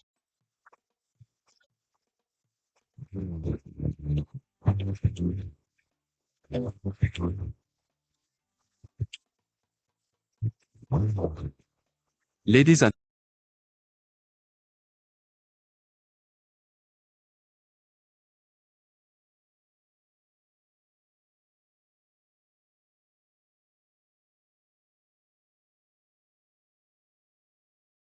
Everybody, I'm going to raise my left hand. If you can see my left hand, raise your left hand as well. Raise your right hand. I'm just making sure our sound is good. Clap if you can see my left hand. Clap if you can see my left hand. Clap louder if you can see my left hand. Clap more softly if you can see my left hand. Laugh if you can see my right hand. Laugh if you can see my right hand. Laugh louder if you can see my right hand. Thank you. A very warm welcome to all of you for this session, Women in Privacy One-on-One. As I have been introduced, my name is Luciana Thuo. I am an electoral specialist from Kenya, and it is a pleasure to be invited to this stage for the second time in a row. Thank you to Unwanted Witness. And this is a session where we explore the journeys of women who are shaping Africa's digital future. And I'm delighted this afternoon to have this conversation with Nadia Ishaq, who is a global privacy leader and who has expertise on data governance in Africa. This session is not just about data and about compliance frameworks. This session is really about women shaping the ethical core of Africa's digital transformation. We are going to explore what it looks like to work at the intersection of law, technology, and trust. So allow me to introduce our panelists for this afternoon, Ms. Nadia Ishaq. Nadia is a New York-based data governance attorney and a member of the International Association of Privacy Professionals. She is a member of the board and advises global organizations on privacy, risk management, and compliance, and she also hosts the Global Privacy Podcast. Beyond her corporate expertise, she is a mentor, a thought leader, and an advocate for ethical leadership in privacy. Fun fact about Nadia you might not know is that she spent most of her childhood in Sri Lanka, and she loves to do triathlons, which means she enjoys swimming and running. What's the other activity in triathlon? Biking. Biking. And she feels like doing triathlons has actually helped her to thrive in her career. So please give a warm welcome to Ms. Nadia Ishaq. So we're going to start off this session by talking about your journey, Nadia, and how you came into privacy work. And I'm going to quote one of my favorite authors, Brené Brown, who says in her work, Daring Greatly, that courage often starts with showing up and letting ourselves be seen. So my first question to you is, when did you first realize that privacy was the space you wanted to show up fully, and how did that shape what you're doing in global leadership in the privacy space? Thank you so much, Luciana. It's a pleasure to be here, and it's a pleasure to be in Nigeria. To answer your question, I always tell people that the 13-year-old child in me who didn't want her parents finding out, her business, never grew up, right? I'm a very private person. Yeah. And there's a lot of I was 13 a long time ago. There's a lot of movement in information and the sharing of personal information since then. Yeah. But more recently, during COVID, Yeah. One of my friends, a very close friend of mine, had a very small wedding during lockdown. And, the bulk, she could only invite 20 people to her wedding ceremony. And the rest of us were watching it on Zoom. Yeah. And her ceremony was Zoom bombed. And yes, and I think that was pivotal. I was thinking about this, after we spoke. Yeah. It was pivotal because I realized just how exposed we are when we are on our computers. Yeah. And it was something that I was, that was a pivotal moment where I was like, okay, I want to spend my time, protect, ensuring. And I mean, we know now, hindsight is always 20/20, but we know now that you don't have Zoom meetings and you always have a password that's private, right? You don't publish a link, but at that time we didn't know that. Yeah. And so I think that was the moment. Okay. And of course, we're now living in a very interconnected space globally, and compliance challenges are experienced across the world. And we heard from the panels earlier that there are different challenges across the globe on how we ensure compliance with privacy protections.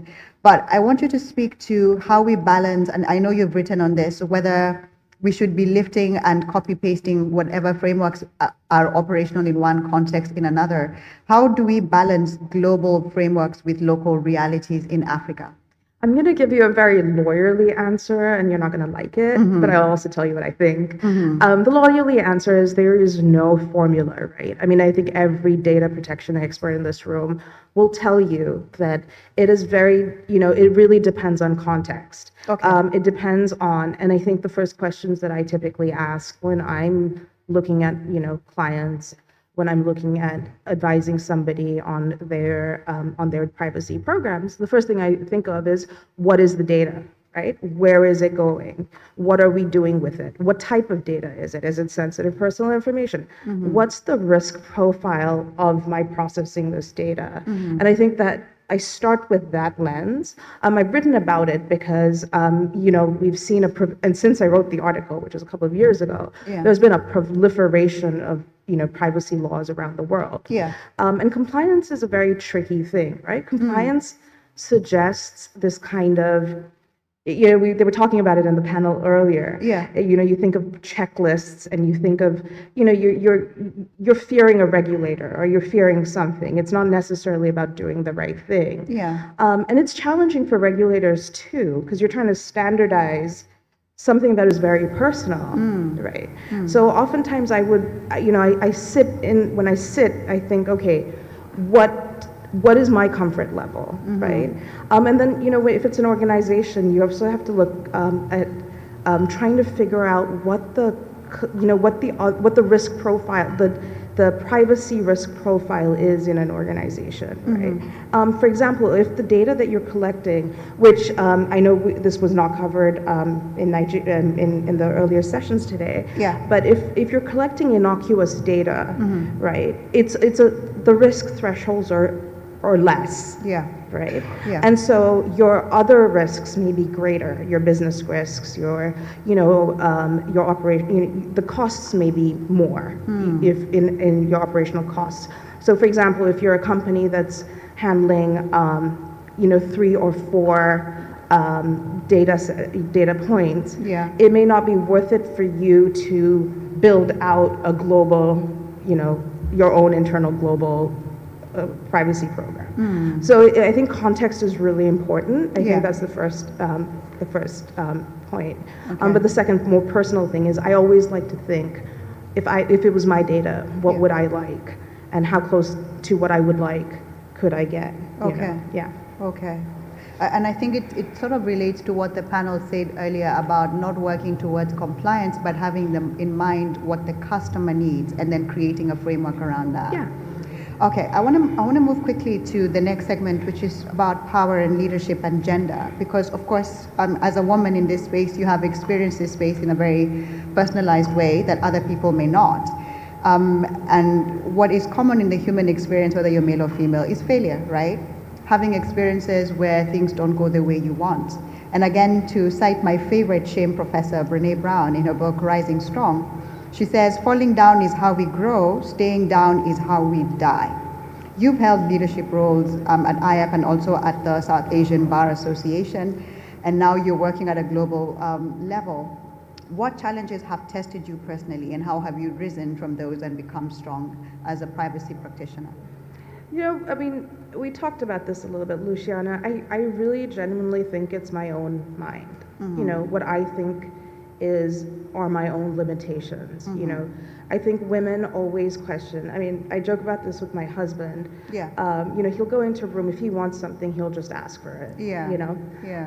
I will be like, oh, is this you know, you know, can I get away without it? Do I need it? You know, but you know, and you can argue about gender dynamics and, you know, whether men can actually analyze things, but I'm joking, I think they can. Yeah. But it's just, you know, I think self-doubt is something that we all experience. Yeah. And, you know, when we were talking about this, so, you know, I think overcoming self-doubt would be the first thing. Yeah. But then one of the things that became apparent when we spoke, right, is, you know, you talked about leadership, Yeah. and I actually turned around and told you I don't see myself as a leader. Yeah.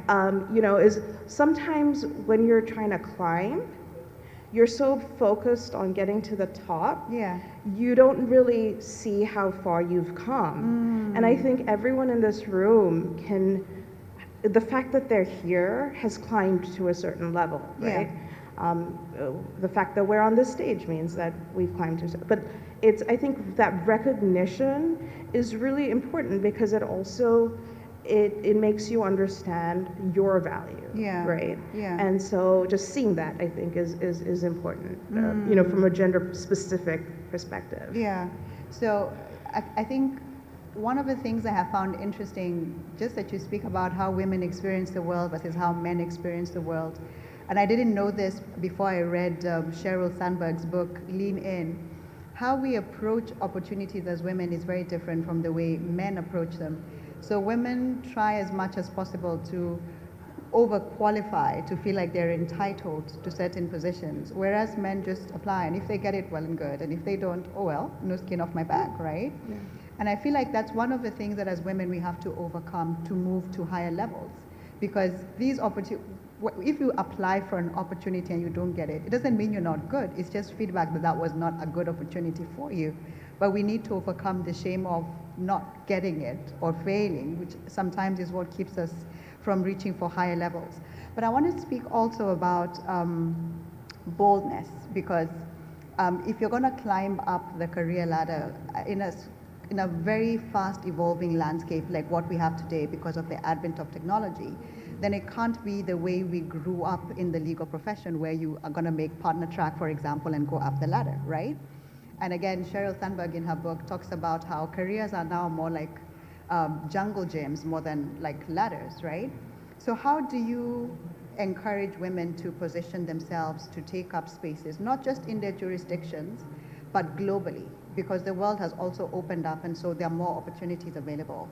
So how do you encourage people to look at the world as their oyster, for lack of a better way to put it? You know, there's a couple of things, right? Yeah. The world isn't the world that we grew up in, Yeah. you know? When I talked about the evolution of technology since I was 13 years old, we don't have to go back that far, you know? We can talk about five years back, you know, when the Zoom wedding happened, for example, right? Yeah. The world is changing. The way we did things in the past are changing. Yeah. There isn't one set of rules.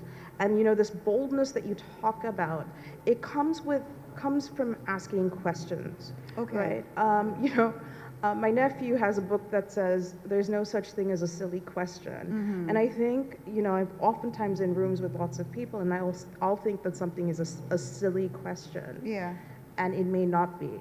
And I think with privacy, with privacy, cybersecurity, with the advent of AI, it's all new, right? The laws are new. Yeah.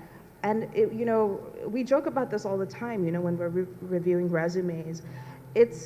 You can call yourself an expert, but that level of expertise is stuck in time and place because it's constantly evolving. Yeah. Right? There are changes being made to regulations. There's changes being made to where data applies. And I just want to touch on something else, because I think it's important. Yeah.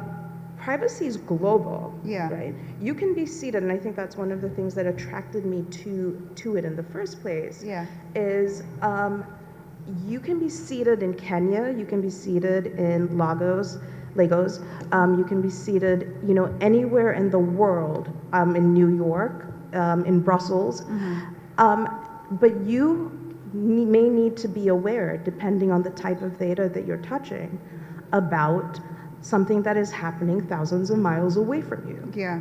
Right? Yeah. And one day there may not be law, and another day they might be. Yeah. So expertise, when I talk to people, young lawyers, and young women specifically, there's always space to learn something. And it's something new, and it could be something that there may not be that many people in the world that would have expertise on it. Because everyone is still learning. So you can pick one aspect of privacy. You don't have to know everything. And you could take that and choose to study it. There's ample resources out there as well, many of which are free, which, I'm happy to talk about too. Yeah. So it sounds like what you're saying is that the most important skill to have now is just a growth mindset. A growth mindset, a willingness to ask difficult or not so difficult questions. Because something seemingly simple could actually be complicated. People who advise, who are privacy lawyers, you can ask them, you can get a question in, from marketing saying, can I put this up on the website? It seems very, very simple, but you're just like, wait a minute, what is it actually? So it's also just, you can ask simple questions, but viewing it through the lens of, what is the data? Is it personal? Or is it sensitive? That could be really helpful for someone who's starting out. Okay. And I guess it's also important that you're not afraid of looking silly. Just as you said, there's no such thing as a silly question. So I'd like us to move quickly to our second last segment, which is on how to build a career in data privacy. I know you've already spoken a bit about this, but I still want to speak to the person who is trying to figure out whether there's room for them to make a unique contribution to this space. And I want you to speak to young African women to ask, and the question I want to ask is, how can they leverage relationships, mentorship, and their unique strengths to step confidently into leadership in this data governance space? So I think mentorship is incredibly valuable. And, there may not necessarily be one mentor. A friend likes to talk about this a lot. It's like, who are your board of directors, your personal board of directors? I'm sure you've heard, but it's actually a valuable tool. You may have certain people that you reach out to for particular purposes. Right? And, with the world of privacy, if you're based in Nigeria, your mentors don't have to be Nigerian, right? The world, data governance, this world, this age that we're living is a lot more flat than, than it was a few years ago, right? You can find people that are working in particular areas. There is always space to read and write about things, to research. Yeah. The one thing I will say though is that there are certain things. Yes, there's no such thing as a stupid. There's no such thing as a stupid question. Yeah. But there is something as a wrong answer, right? Uh-huh. If you are going to position yourself as an authority on something, you need to make sure you get it right. Okay. Right? And like the way that I like to do that though is I generally look to people who know more than me. Okay. Right? I mean that's kind of why I started the privacy podcast. Yeah. And there are, it's because everything's moving so fast in the world, there's a wealth of information out there, and there are a wealth of, there are people that are willing to share information. Yeah. So I just want to throw that out there too. Okay.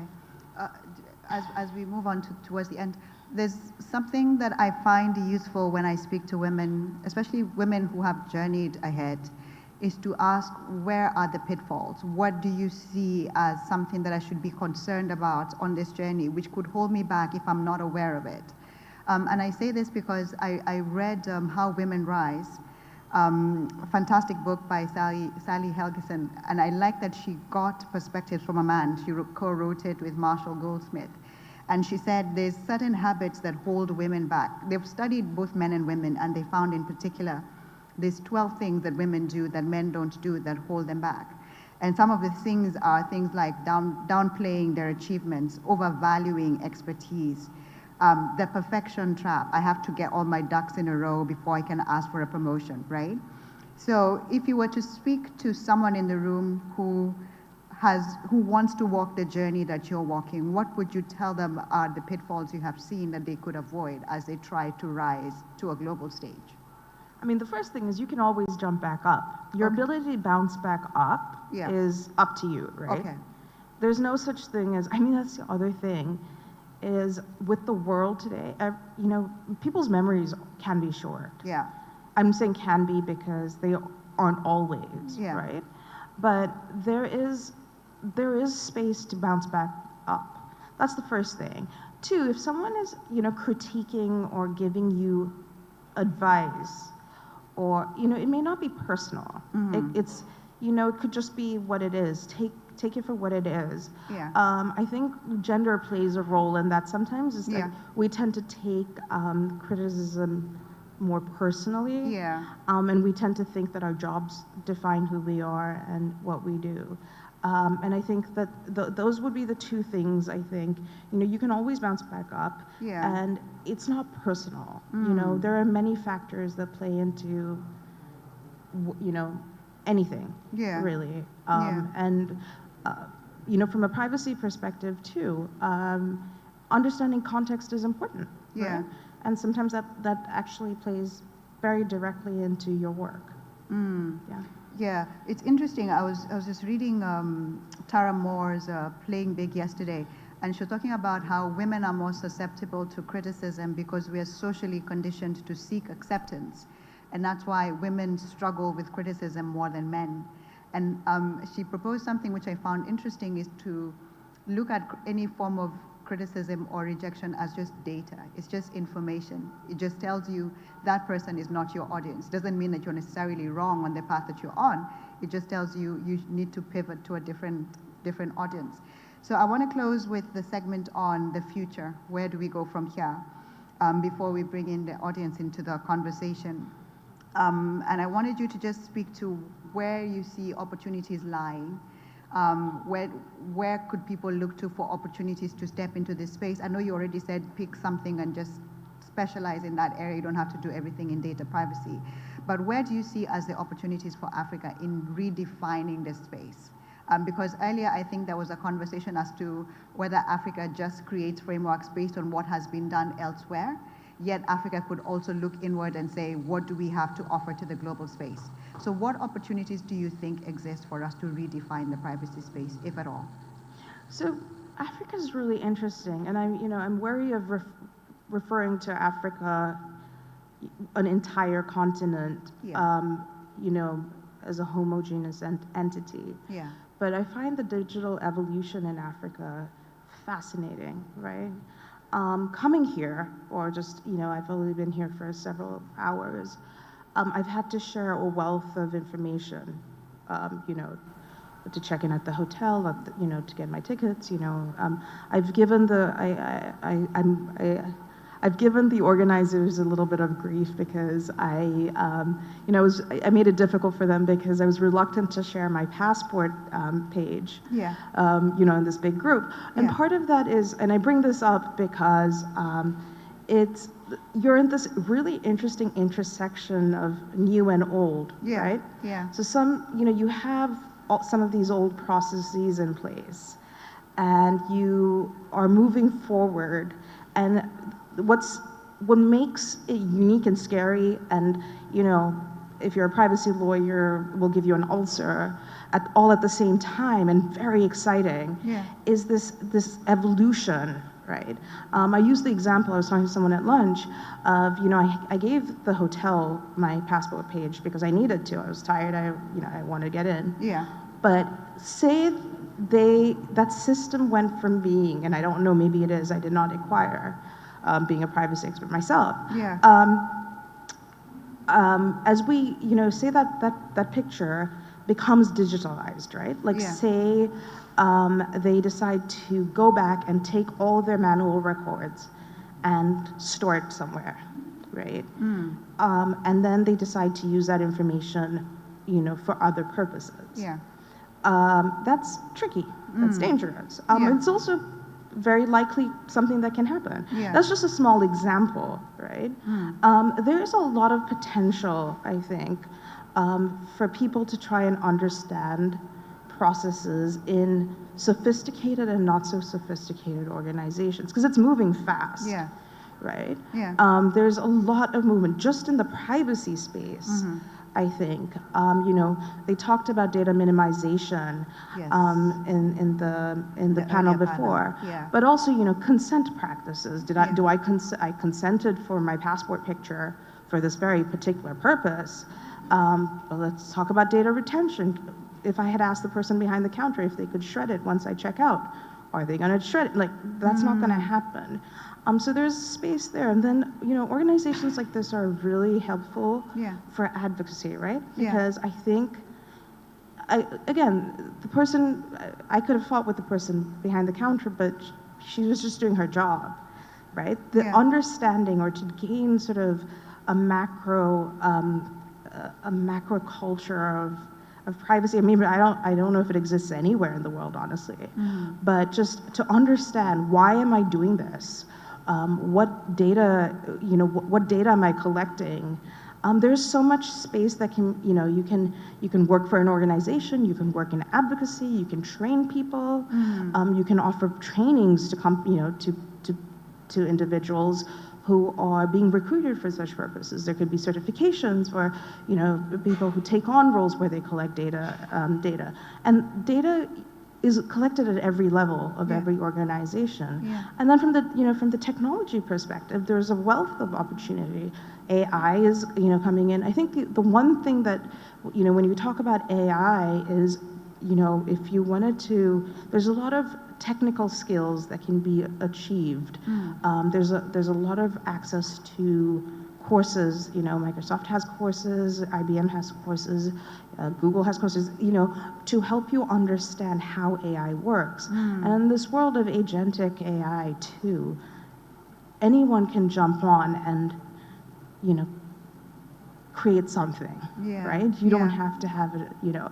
So there's a sort of democratization of knowledge too. And so it's just understanding, you know, do I want to work in what space? And, you know, what skills can I actually find to supplement those, I hear you, okay. Because we're running out of time, I want to open up the conversation to the room and see whether there's anyone with questions or comments on the conversation that we've had. Anyone who wants to engage Nadia on what she has said, and if not, we can end on a quick fire round. But let me give an opportunity to those in the room. Okay, I see a hand here. If the team could help me to get a mic.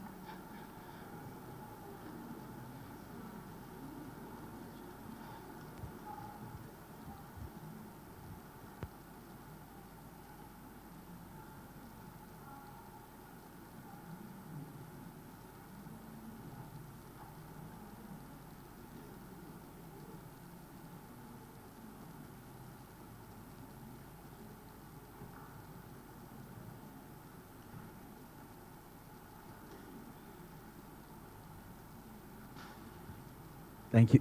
Go ahead, sir. Thank you very much, and good afternoon, everyone. Forgive me, it's not a women in privacy question, but it's honestly just about the fact that I noticed that you are an AIGP certified individual, and I would really love to understand from your perspective, especially sitting on the IAPP board, what is the actual value in doing that particular certification? Like you mentioned, I mean, agentic AI, so on and so forth. When you look at some certifications like AI plus certs,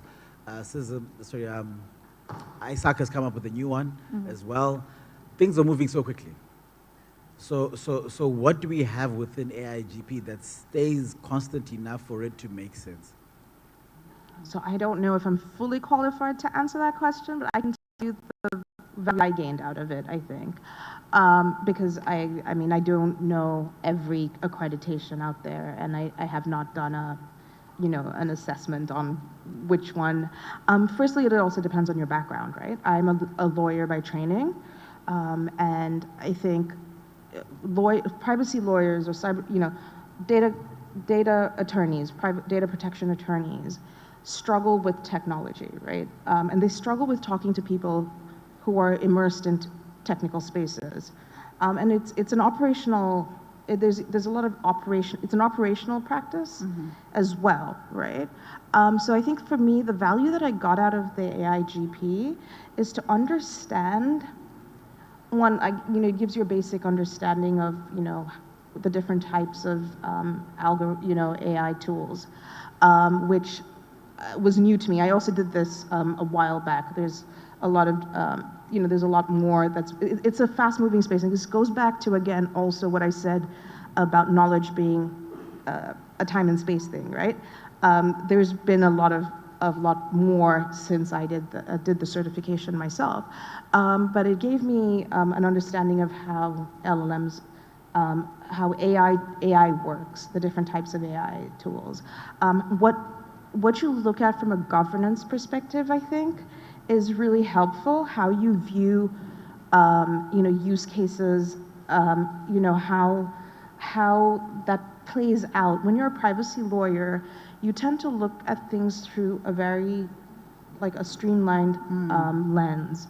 And AI is a little different because it touches on many things, right? What a use case for an AI tool is perhaps, I think, the most important question that you need to ask yourselves when you're trying to come up with AI, governance, when you're looking at governance. There are many other questions too, but I think that was kind of the value that I don't know if I answered your question because but that's what I got out of it. Yeah. Fair enough. Thank you. Okay. Do you have any more questions in the room? Okay. I don't see any, and I know we are running out of time and we have another session coming up. So Nadia, allow me to thank you for your insights and for your leadership. Thank you for reminding us that building a career requires courage, it requires consistency, it requires commitment, and we wish you all the best in all the work that you do. Please join me in thanking Nadia for being on our panel this afternoon. Thank you. Thank you. And I'm going to hand over the session now back to Unwanted Witness. Thank you, everybody.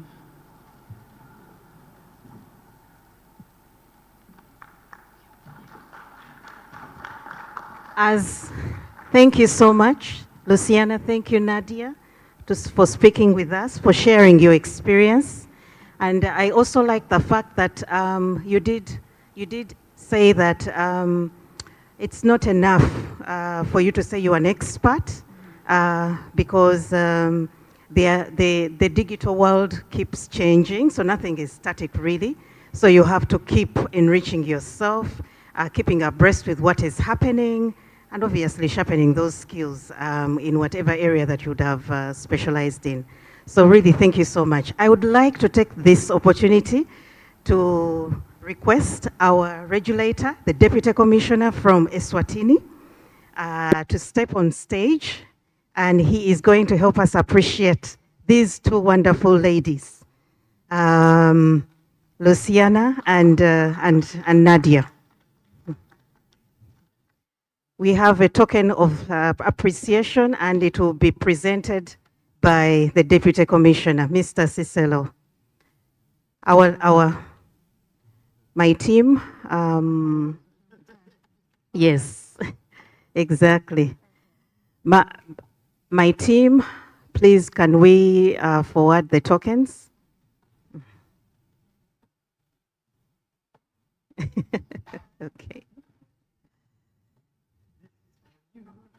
Oh my goodness, thank you. Okay, but we need to turn this side. Thank you so much.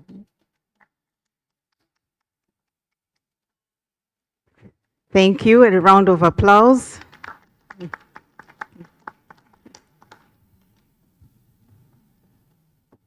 And to our wonderful moderator, whom we have been working with since last year. Thank you so much, Luciana. So, a round of applause. Thank you so much, Deputy Commissioner. Thank you, Luciana. Thank you, Nadia. Ladies and gentlemen, without wasting time, we are moving into our next session. We have a panel discussion on whether you would sign this. And this is none other than those privacy clauses. And to take us through this segment is none other than this segment will be moderated by Miss Informa Peters. And so you're welcome.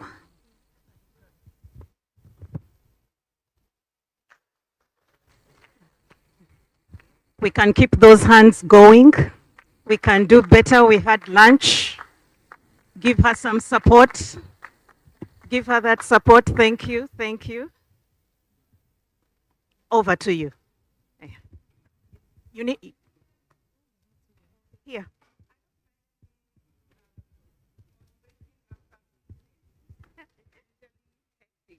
So I can't find my panelists.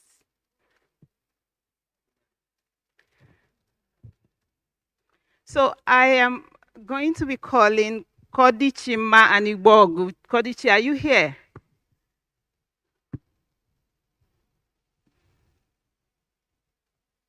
Are you here? She's coming. Wow.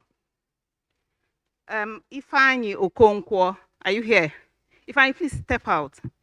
Thank you. Diana Uzo. Is Diana here?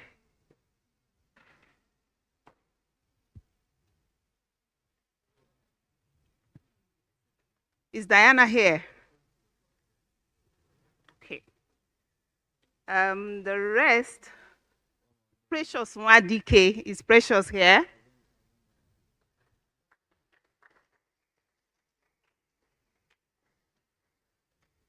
Okay, so we were waiting for them outside to strap their public address system and they were not coming, so I don't know how we're going to do it. Are you Kodichima? Okay, good. Thank God. So they are here. I am going to just introduce them and then we start. So we can reshuffle sometimes. So I'll start with Kodichima and Igbogu. Kodichi is a senior associate at Jackson AT and Edu and heads its data protection unit. Kodichi, you're welcome, please.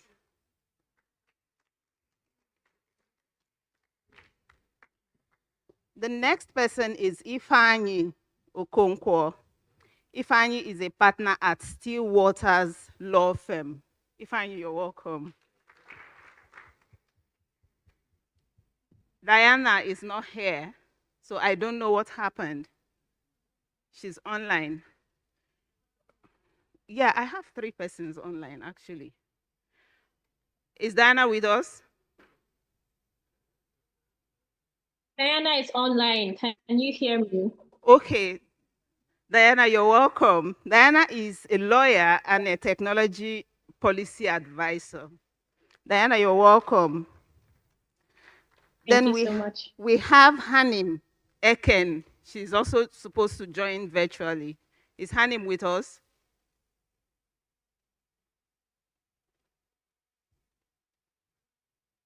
Hanin.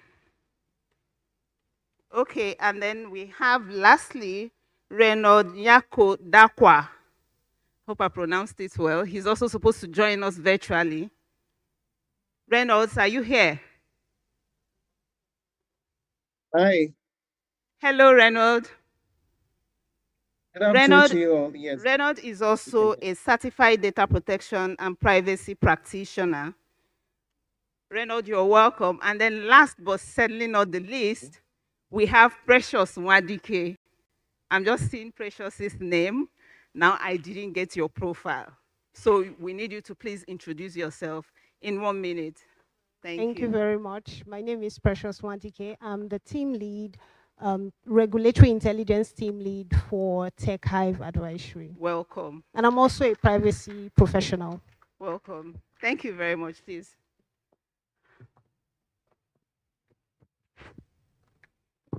Well, so we're discussing, would you sign this? The hidden privacy clauses we ignore daily. Honestly speaking, I was looking forward to this panel discussion, partly because something happened to me a couple of months ago. I wanted to use a service, and because I was going to give my sensitive personal information, I needed to check their service contract. And then I scrolled, I was reading, it was going well, until I got to how we use your personal information. And the first line there went, we are XYZ will use your personal information for. And they listed all the things that you don't want your personal information to be used for. I was shocked, and I quickly picked a phone number on the website, and I called. I said, can I speak with someone that can explain your privacy policy to me? And they passed me to a young man, very courteous. And then I told him what I saw. And he screamed, long story short. He told me there was an omission of 3-letter word, not. So they were going to say, XYZ will not use your personal information. So when he said that, he said, could I give them some minutes so they corrected? And then that was, how that was sorted. So I took 2 things away from there. One, I don't doubt that it was a mistake, okay? I don't doubt that it was a typographic error. But what if it was not, okay? And there is also a reality that some organizations actually put clauses there that compromise your personal information on purpose. So I had wanted to do a poll, but I didn't start on the right footing, so I'd leave the poll. I'll just ask all of us here.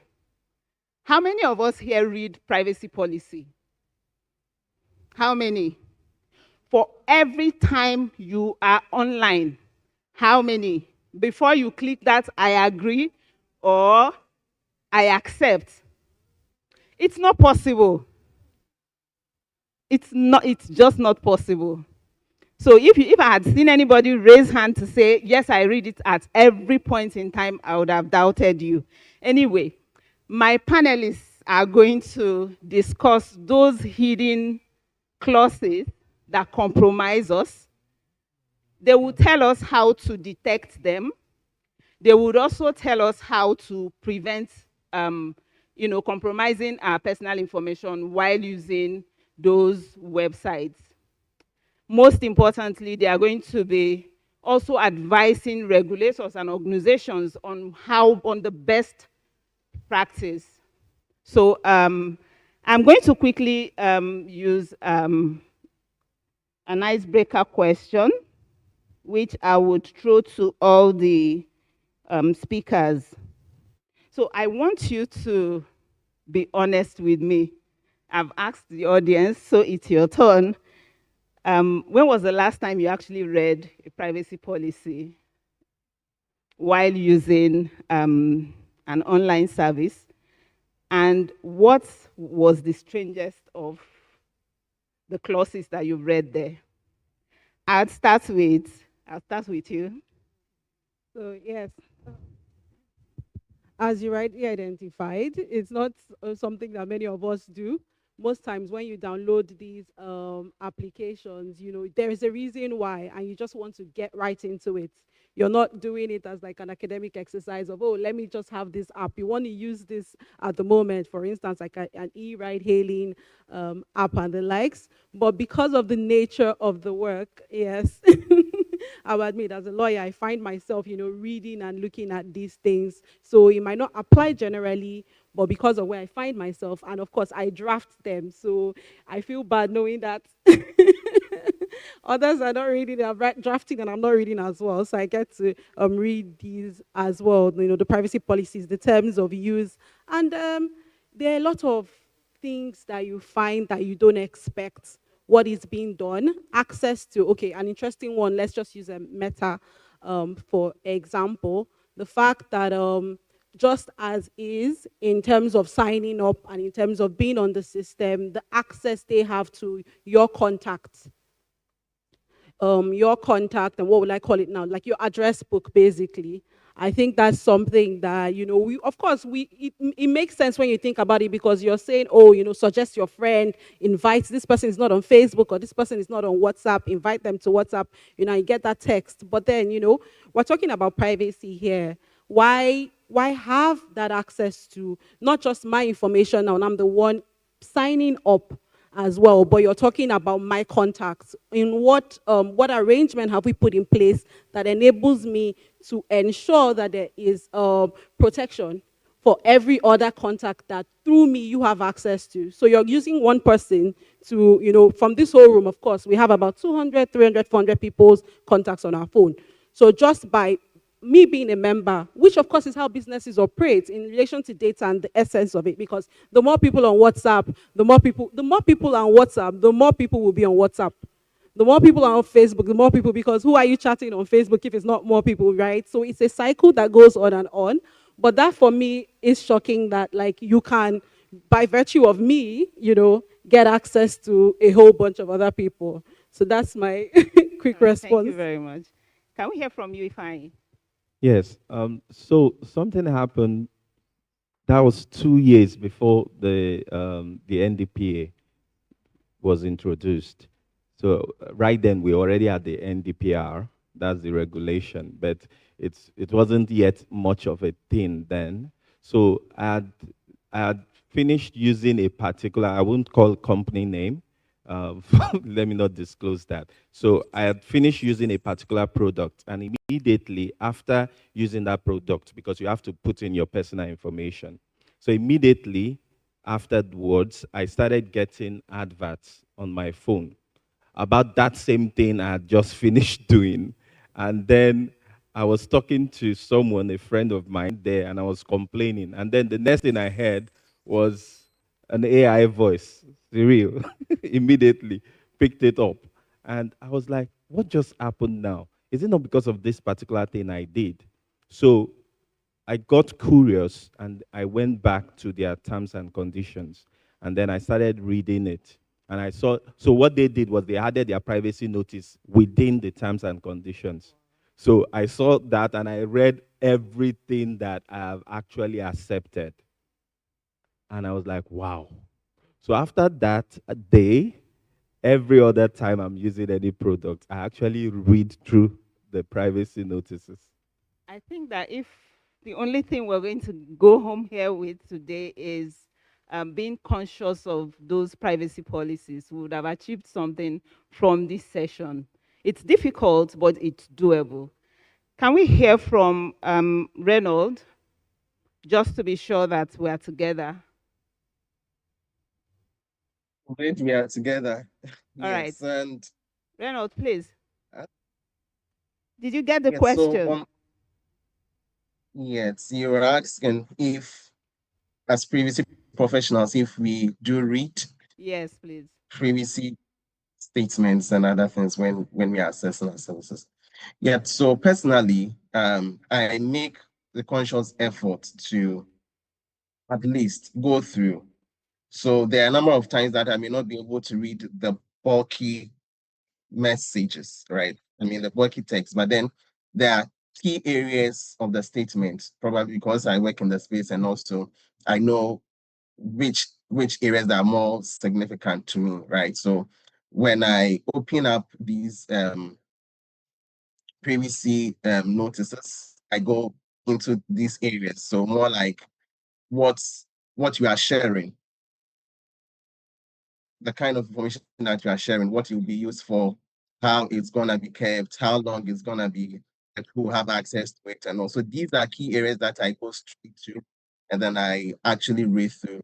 And I'm also very much interested in the aspect of sharing, the where it tells me that they will share with third parties or other individuals, and I am curious on the kind of people that would have access to, and then what they will use it for. I also would have to go through to see that the processing is not going to happen on the my blind side. Then I normally would also check security. Yes, normally they are the cliche ones that we know, but then I just go through to ensure that even there is something of that sort. And if there is any support that I also need, I check if there is a contact line or email that I can get access to when I need further clarity.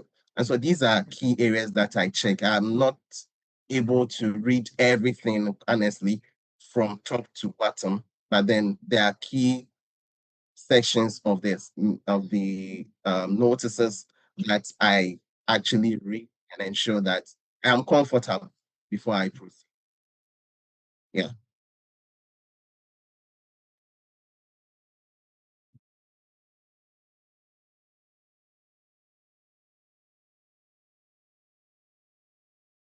Yes, I am. Can you confirm that you can hear? Okay, great. Thank you for having me. Been a pleasure listening to the other speakers so far. And if I were to answer the question, I feel like a lot of people on this panel are doing much better than, and I'm also a privacy professional, but the truth is I would hardly read those privacy notices. I read them when, for instance, I want to draft one, and maybe there's a similar business to me that's line of business that I want to draft for, so I would go and read them. I also read them because I draft them. I drafted the terms of use this morning, so because of that, I had to compare terms of use before I draft. I think maybe the nature of the work makes me read them, but for products I personally, I just really want to get a product, right? And but unless I notice that there's something shady going on, I would not go back to refer to the privacy notice. So I think a lot of people are doing better than me, and maybe I will also take it home that I should be more careful. But amidst all these things, I think one of the craziest terms I've seen in terms of the privacy notice, I think I have seen it. Unilateral modification without notice.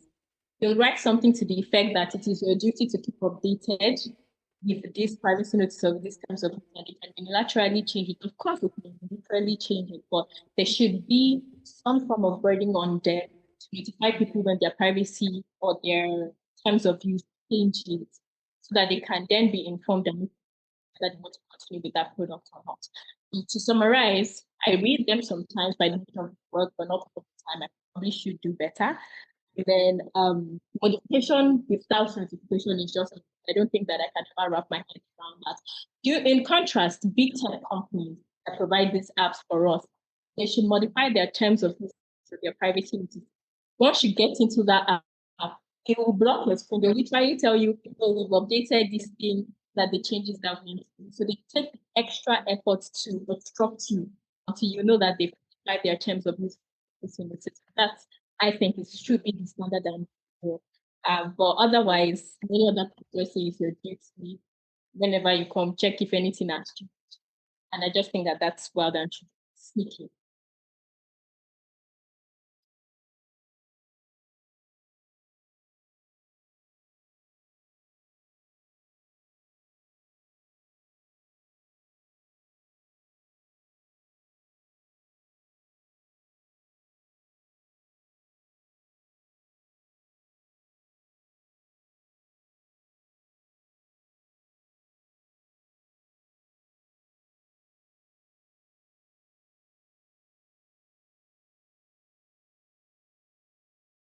truly understandable, transparent, so users can make informed choices without sacrificing usability?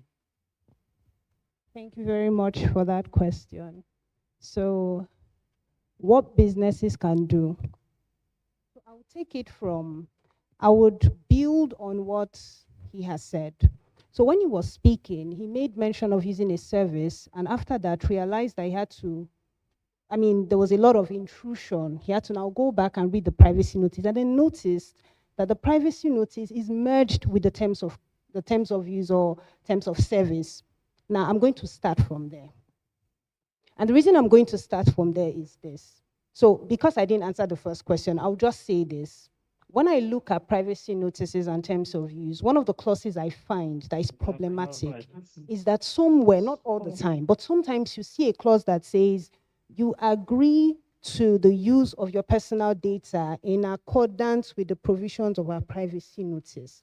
That on its own looks like it's not a problem, but it is a problem. And the reason it's a problem is because, one, a privacy notice and a terms of use or a terms of service perform two different things. A privacy notice is a for your information document. So the document, it helps controllers to fulfill their transparency obligation, right? To say, oh, data subject, this is what we do with your data, this is how we do it. If we share it to someone, this is who we share it with, this is why we share it, and all of that. The terms of service, and because of that, you don't need to agree to a privacy notice. There is no legal justification or there's absolutely no reason why there should be a I agree to a privacy notice. There's absolutely no reason for that. It's for your information only. However, in my work as a consultant, because I consult for my organization, I consult for businesses, multinationals, and all that. What I've noticed is that sometimes when you raise these issues during audits, they would say, oh, the reason we put an I agree checkbox in the privacy notice is because we want to have evidence that you have seen the privacy notice. And I understand that. So for that area, we can say, amend that checkbox to say, click this box, and then the text behind it or beside it will be, I have read the privacy notice, or I acknowledge, yes. So that it's an evidence that you have seen and you have read the privacy notice. Now, if you click that box and you didn't read the privacy notice, then that's on you. So moving on from that, a terms of use or terms of service agreement is an agreement between the user and the platform owner, the service provider. So there you find clauses like limitation of liability, how is the platform going to be used, can you not use the platform for, things around IP, copyright, trademark, things like that, right? Now, what some organizations do is that they merge, because they know they may not be able to openly make you agree to a privacy notice, they just sneak it into the terms of use or terms of service to make you agree to it in that other document. And that's not nice. That's not nice, right? So that's one. Now, having said this, I'll now talk about what businesses can do. So one, I would split them into four. So one, transparency, being able to ensure that your terms of service or privacy notice is readable, that people can actually read it. That's one. The second thing I will talk about is transparency, and also the ensuring that you have an affirmative action. So in your terms of service, you're using an affirmative action to get people to agree. I want to explain. Then the third point is having certain mechanisms or measures to monitor what you have put in place. We always recommend that, right? So I would explain them quickly so that we can move on.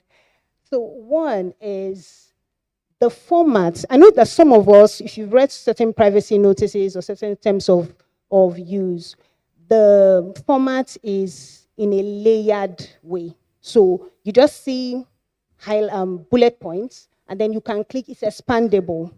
Instead of flooding the user or the data subject with a very long text that can be scary, I can open the privacy notice and I see privacy notice or terms of use, terms of service, and it's in a bullet point format. So I can click on anyone and read, open anyone and read, right? It makes it easy for users to navigate the, yes. To choose the ones that exactly are important to really yes. look at. Thank you very much. So let me come to you, Ifeanyi, again. From your experience managing major IP and data privacy portfolios, what is the most surprising or sneakiest privacy clause you have ever come across in a standard terms of service agreement?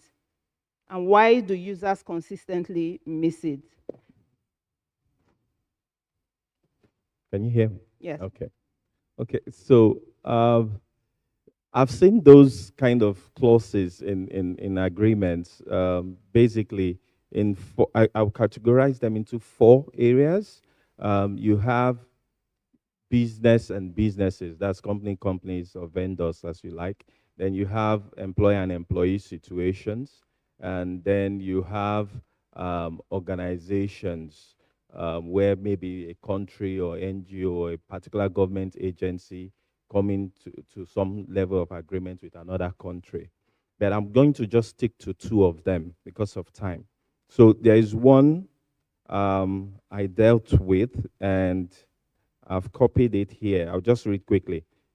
It said, by using our services, you consent to the collection, storage, and sharing of your personal data with third-party partners and affiliates for any purpose, including but not limited to advertising, analytics, and research.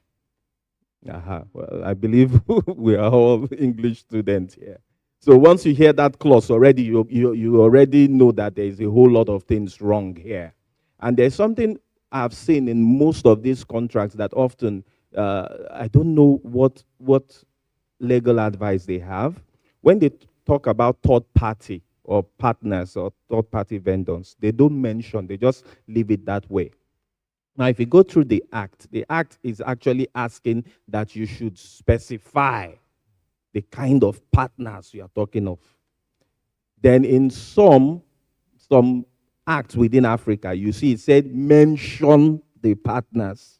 Now, it can be very hard or difficult, because I also like to look at it from a business perspective, because I also advise businesses. It can be very hard to say, it means every time you have to change your privacy notice or your agreement. So what you do is to specify the category of partners at least. You already know as a business model, there's a framework. You know the kind of people that are your partners. It's in your canvas, business canvas. So what you then do is you can have a separate link. You can put like what Meta did. You will see integrated partners. If you click it, it's supposed to take you to a list somewhere, maybe a Google form or something, where you have, they can always, anytime they bring in vendors, they can always impute the name of the new vendors. So it makes it easy. But even Meta didn't do that. What they do is, if you click integrated partners, it will just explain to you the meaning of partners. Now that's a problem. So they are going against the act. I think there's no time. I would have talked about the organizational one.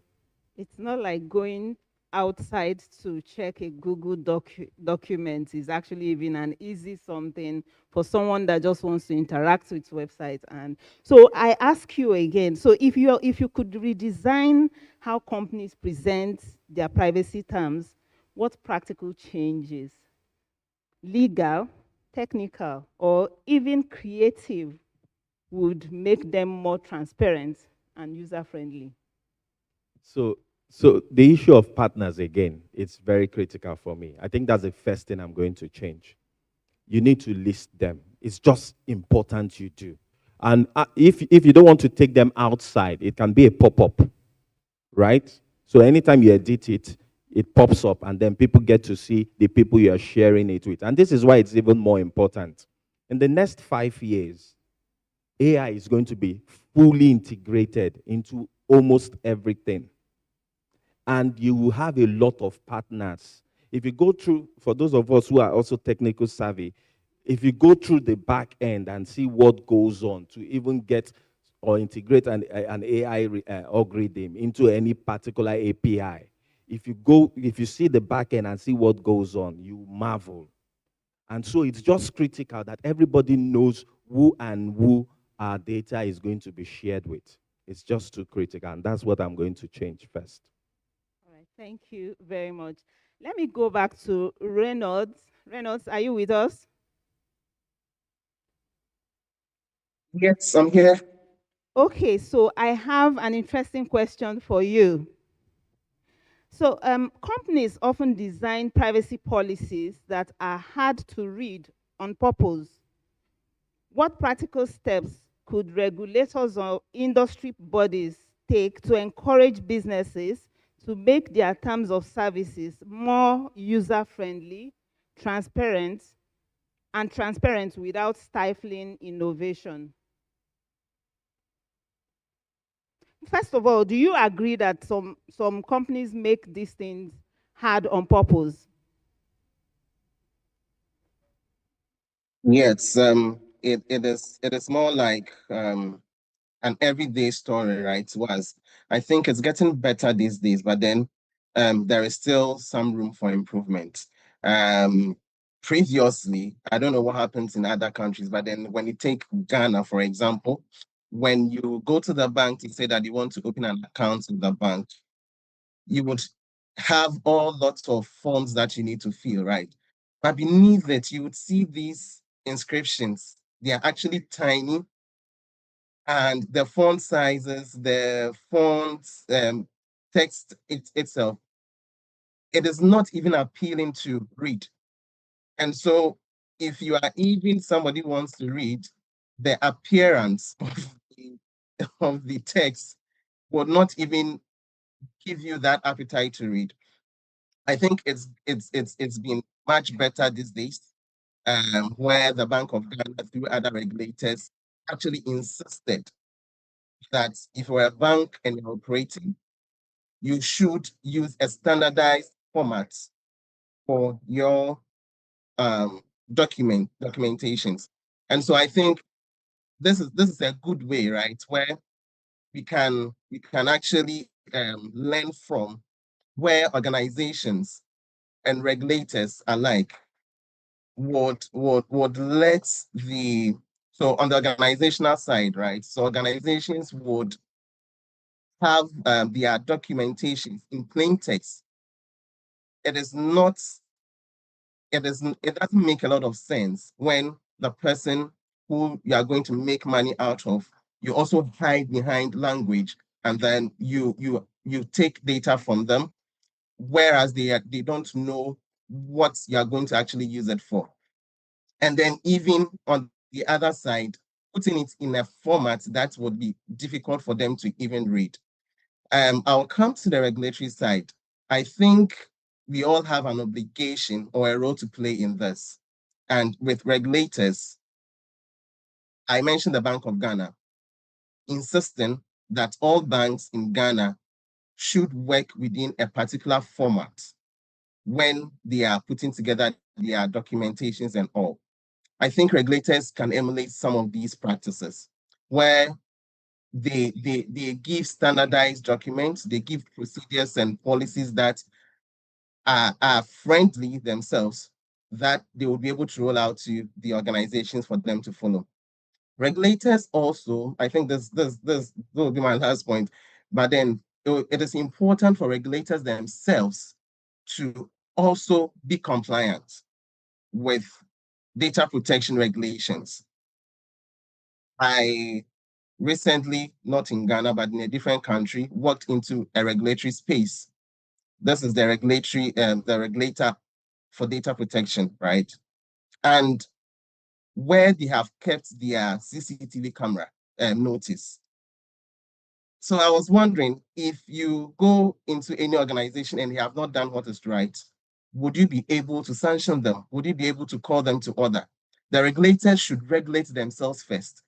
They should ensure that they are putting in place appropriate technical and organizational measures within the environment, so that when organizations visit them, when individuals visit them, they see their actions clearly, that also becomes more appealing for them to emulate when they go back to their offices. And so it is one way that we can ensure that we are building a robust privacy and protection environment within Africa. Yeah. Let me go to Diana again. Diana, are you there? Yes, I am still listening and still enjoying the conversation. Thank you. So here's your question. So most of us just scroll to I agree or to check that box, accept. Sometimes we do that out of trust for the organization that, okay, we are certain they know what they should do. And sometimes it's out of fatigue. From your perspective, what's the one line or clause people should always pause and look out for before they hit that button? Hey, thank you Regardless so of much how for that. fatigued you are. Thank you so much for that question. And I feel like a panelist, if I has said my exact intention, if at all you must skim through. Reynald says he skims through. I mean, if at all you want to be like Reynald and you want to skim through, there are certain things that I think you should pay attention to. But one of the most important things should be the third parties that they share your data with. You can't just accept, and like, as Ifeanyi said, saying third parties is vague, right? Organizations should be encouraged to list out the third parties. I've had to advise organizations that had to come up with like a web page where they listed out their third parties and categorized them, whether they were banks or whether they were other license holders. I had to advise them, and they thankfully they took the advice and they put that on their webpage. But for some other bigger organizations, I can understand why it will be hard, right? Because they're working with a lot of businesses, even a small website that you don't think is anything. Once you go and scan the website, you will see that they are sharing information with a company like Meta. So I think that even for like Meta themselves, it will be hard for them to track all the people that have maybe by virtue of one plugin or the other have shared information, or one cookie or the other have shared information with them. So I understand how it can be maybe difficult for bigger organizations, but as far as it's practicable, organizations need to be encouraged to list out their third parties. So who are you sharing the data with? And that is telling, because sometimes they're sharing with people who would do advertisements. They're also sharing with others who would track your location and all that. So it's very important that you look at the third parties who are sharing the data, who they are going to share the data with. If it's the terms of use, if you are not paying for the service, I encourage you to go and look for how that business is funded. And some terms of use, some companies are very forthcoming with that. They will tell you that they'll tell you they're not selling the data, or they'll tell you that they're sharing the data with ad networks. But there are some of them are forthcoming. I've seen one that was very forthcoming and said, the way we make money is that we take your data and we sell it, we give it to people who we think you'll be interested in buying their products. They said they made it nice. They said this was for your personal, it's to personalize your experience, it's to make sure that you are seeing things that are relevant to you. I mean, they brought out the better sides of online behavioral advertising to you. They wouldn't tell you that they are selling, they are monitoring you across all the websites that you are going to on your browser, but they did that. So if it's a free service, please go and check for how they are funding them, how they get their funds. Because oftentimes there's this saying that if you're not paying for the service, you are disservice. So they are making money off you one way or the other. So I think those, then you may also want to look at what they're doing with their permissions. What do they have access to on your phone? I think it was Cody Chima that said that they had access to contacts. So you want to also be sure, what do they have access? Some have access to contacts, you have access to your photos, have access to your camera as well, have access to, or would seek your permission so for your location as well. You want to know what your rights are in those circumstances. I hope it is not immediately triggered once you download the app. Do you need to grant them the permission, or by virtue of downloading the app, they already have that permission? So you want to understand what data they are collecting from you that you are not necessarily giving to them. Data that they're observing, data that they're collecting is very important. So your eyes should be on those terms at the very least, if you want to skim through. Okay, thank you. I'm going to ask you a follow-up question. I think it was Precious that was talking about distinguishing between terms of service and privacy policy. She made that her point was very instructive for me. She tried to distinguish between privacy policy as for your information, and then terms of service as a contract between the organization and the user of their platform. But let me ask you, if you could rewrite the way companies present their terms of service to make them honest, human, and easy to understand, what would that version look like? Maybe even what would the first line say? Hey, I think that's a very important question, because we can sit here and talk about all the problems, but how do we solve the problem? So I always encourage organizations that I work with that your terms of use and even your privacy notice should be simple and easy to read.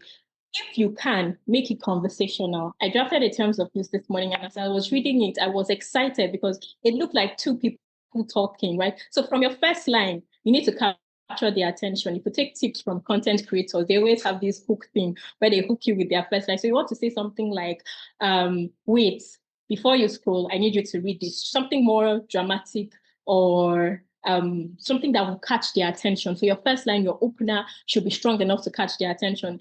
A number of times you just see people write, we are XYZ Limited. You can refer to us as we, they, them, all the legalese, and they have all these inverted commas and all these things and air quotes, and you're wondering, okay. And then when you get to some points in the terms of use, you see things written in caps, all caps, like a whole block of paragraph written in all caps. I feel like that discourages readability. You want to make it conversational, easy to read, remove the legalese, let people read it and enjoy it. Aside that, I think it was also Precious that mentioned layering. You want to layer the information so that they can get to what they need to get to. They don't have to scroll through the entire document to get to what they need to get to. If there's important information, like for example, if you are going to sell their data, you maybe want to specifically highlight that.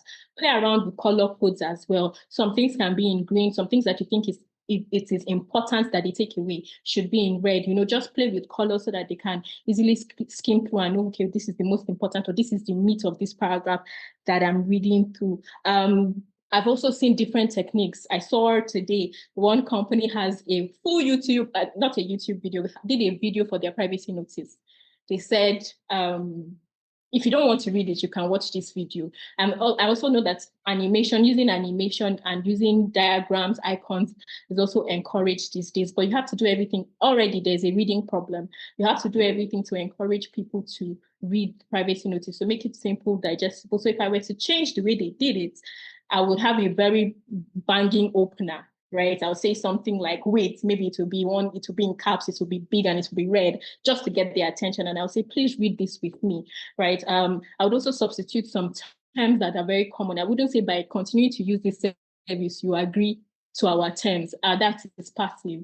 Instead, I would have an actionable I agree button. I think it was also Precious that talked about how these things have to be positive. Consent has to be a positive action. So you would have an I agree button that actually works instead of by continuing to use this service. Aside that, those are the immediate things that I can advise companies to do at this time. But just as I round up, we're talking about how how companies intentionally use vague clauses.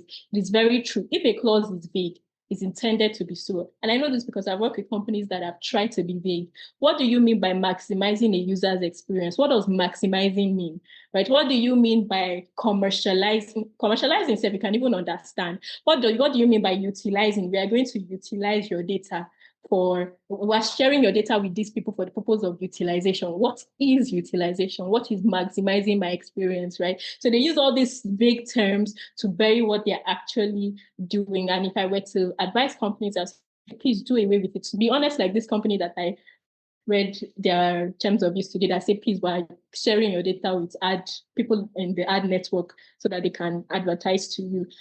So those are the high level things that I would advise companies to start doing if they are not already doing those already.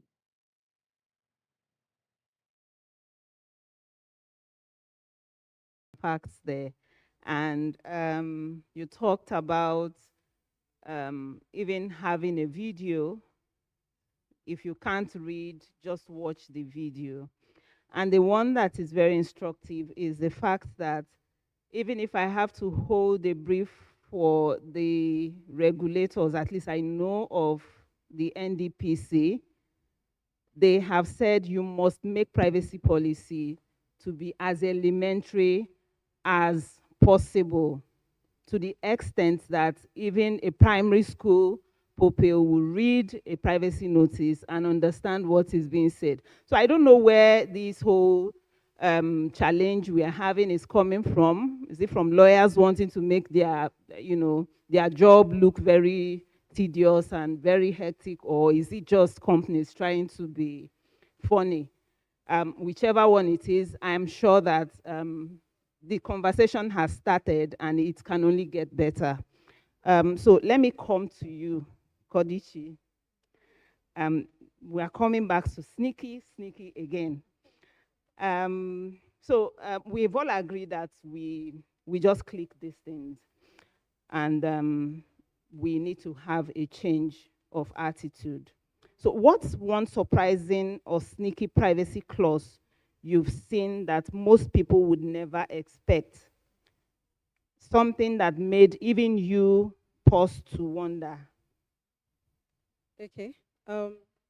Something I saw related to the fact that this site or the platform, right, they have partners. We've talked about third party data sharing, having third parties that have access.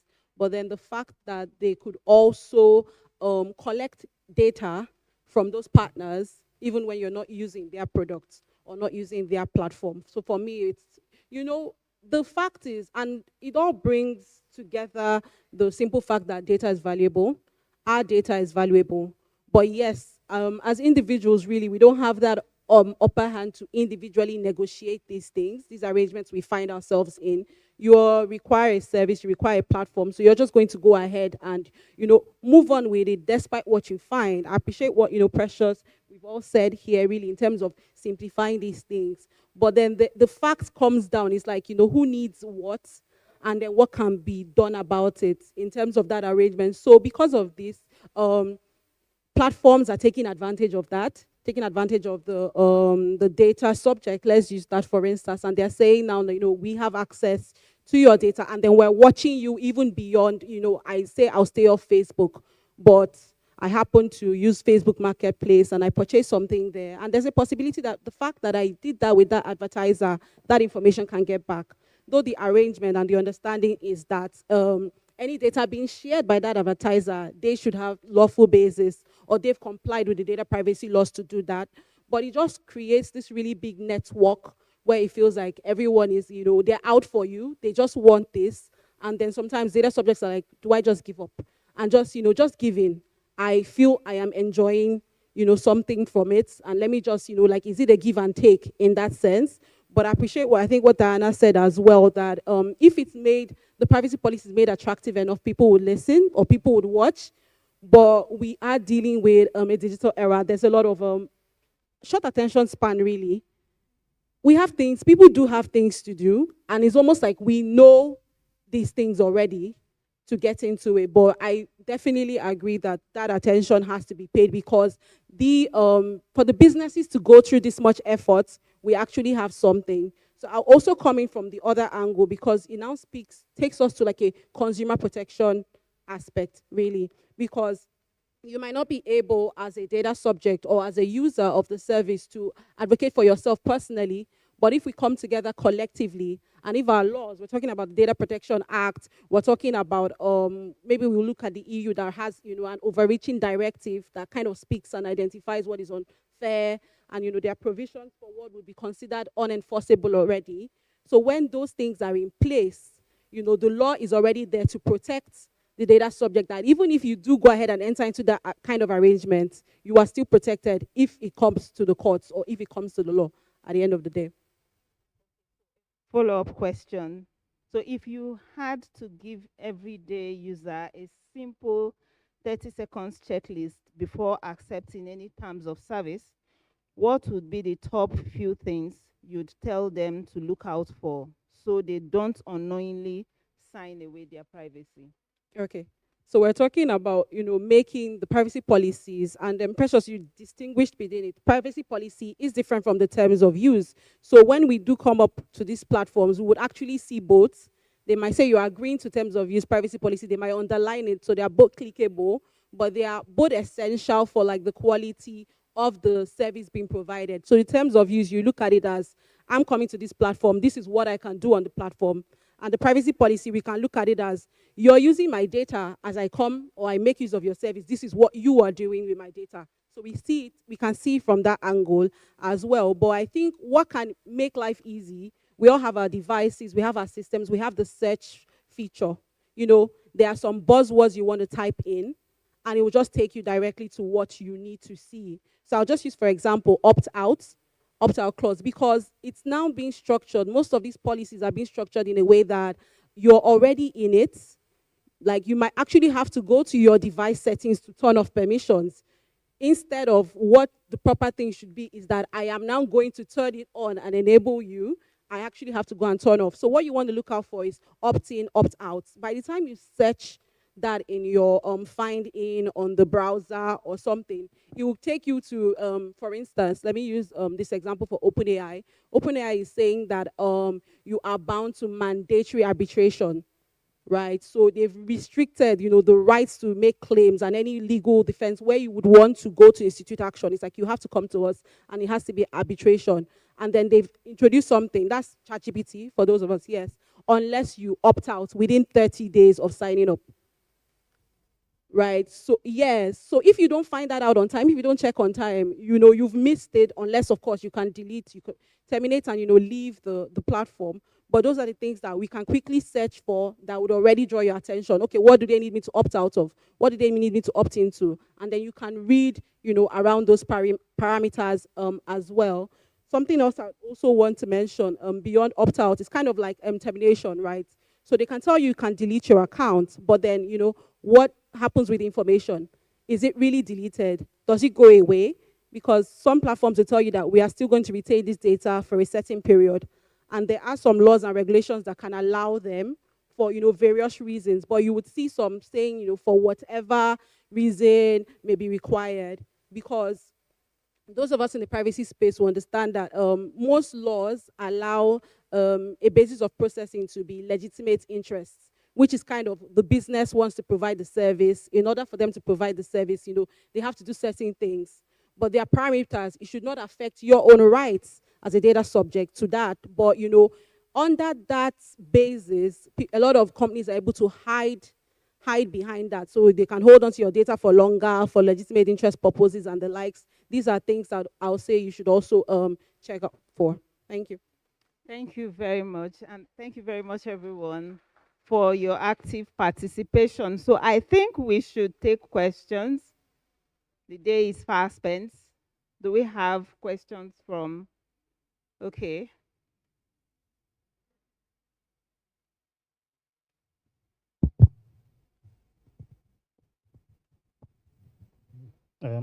Thank you, moderator, and the panelists. For me, the issue of consent is a very thorny one. Legally. Can hardly hear you. Legally speaking, the issue of consent is a thorny one, and I'm glad that you have lawyers there. Perhaps today they will answer me. Whether, because you know that even at common law there's consent by omission, consent by conduct, but you see that our data protection laws, they have put consent as one of the legal basis for process, one of, not the only legal basis of processing personal data. When we're looking at the informed consent, and now we've also qualified it to say informed. If you look at the GDPR, if you look at our statute, it's not informed consent, it's consent. It must be unambiguous, freely given. But of course, we included informed because we are saying for me to consent to something, I must know what I'm consenting to. But nonetheless, we get to see the privacy notice, we get to see the privacy policies, we still click. And do we have a choice? Are we using the legal basis of consent where it is not necessary? or where it does not apply? Or lawyers, are we seeing a new thing called forced consent? Is that something that we're trying to see now, or that is emerging? Because we still call it consent, but is it something that we have a choice over? Or we have used consent where it is not necessary? We could have looked for another applicable legal basis. Thank you. Thank you very much. First consent is really not consent. If you don't give me an option and I'm consenting, I don't think that is a consent. Thank you very much. Do we have any other question? Sorry, can we also react to that? Please. I think it's a very very important point he has raised, because even if you look at some of the act, the act, there can also be consent by conduct. So it's actually very broad. False consent, that's a straight answer. It's false. There's no validity there. But what about consent by conduct? And that takes me back again to the beginning. And I think Precious mentioned something about it when she was distinguishing between privacy notice and terms of use.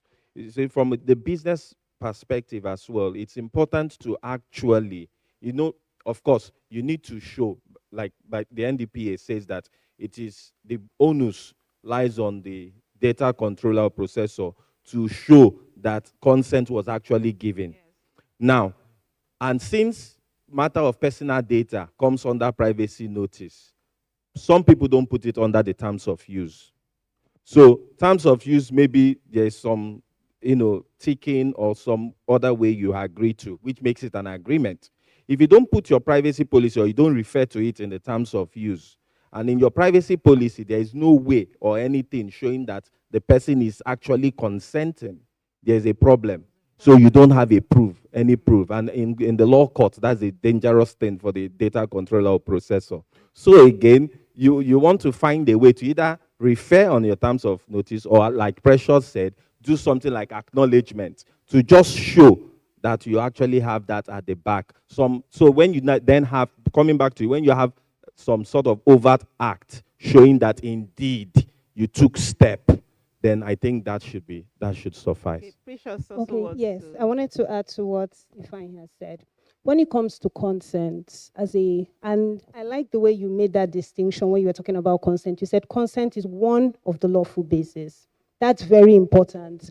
So when you have a privacy notice, what the privacy notice does is that it explains every processing activity that you have as a business.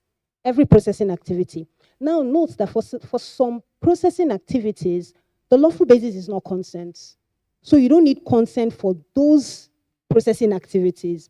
Now, after you have highlighted every processing activity in your privacy notice, for the specific instances where you now need consent, when you get to that place, let's say, for example, for marketing, when you get to the place where people are supposed to put their email address to join the waiting list, there is now a consent checkbox, specific, different from the general, I have read your privacy notice check. I don't know if that makes sense. I just wanted to add to that. Thank you. Let me just quickly mention that reasons as well why businesses would provide consent or focus on consent is because at the end of the day, they want to do more with the data than maybe what performance of, a contract providing the service would entail. So to be able to do that, it's a consent requirement that would come in, or beyond, fulfilling the legal obligation, whatever those other things are. Consent is what maybe enables you to do more, like the legitimate interest of the business aspect as well. Okay, so on that, which is something that when we advise businesses, we always say, as a business, as an organization, consent doesn't favor you. And the reason is because there are many rights, there are certain rights under data protection. And for the lawful basis that you are focusing on or that you're relying on, setting all the rights, if you're using consent, all the rights apply. But if you're coming under certain lawful basis, like for example, legal obligation or contractual relationship, there are certain rights that won't apply. So if the lawful basis is legal obligation, the data subject cannot delete, they can't port. Do you understand? The rights are limited for the organization as much as you can. If you can avoid consent, if you can validly come under another lawful basis, we do not advise that you use consent at the long run, because now you have to now deal with consent mechanism. You have to now deal with ensuring, like what Ifeanyi mentioned, you have to now consider ensuring that you have evidence or proof that you have gotten consent and this consent is valid. And then there are requirements for a valid consent. That's a burden on you, and you don't need that if you can avoid it. So typically, if you don't need to use consent, if you can validly come under any other lawful basis, do. But if consent is the only one that you can rely on, then ensure that in that specific area that you include consent, the consent checkbox-ish. Yeah. Thank you. Sorry to interrupt. There is a hand up. Olu has got his hand up for some time now. Just wanted to draw attention to. Thank you. I'm not sure if I'm deliberately left out of this session because I joined at from beginning and I was waiting for my question anyway. Madam Moderator, my name is Soludari Bolano. Good evening, Mr. Dr. Ogunlana. I like to be called Ludari Bolano anyway. Okay. I'm not sure that I'm deliberately left out of this conversation because I joined at the right time. So, and I was waiting for my question, but let me just, if you give me a few minutes. Apologize, Mr. Ogunlana. It must have been a very terrible oversight. It was a kind of rough takeoff for us. My sincere apologies. Please, let's come to you, please. So let me ask you your question. Are you there? Yes, I'm here. All right. So it's a question that in fact, I was saying to myself, I needed for you to be here because I wanted to hear your perspective on this particular question. So we were going to ask you, and then I'm asking you now. Most of us scroll and click, I agree, faster than we can say privacy policy. From a cybersecurity and digital privacy perspective, what's really hidden behind those innocent looking buttons, and how much control are we unknowingly giving away?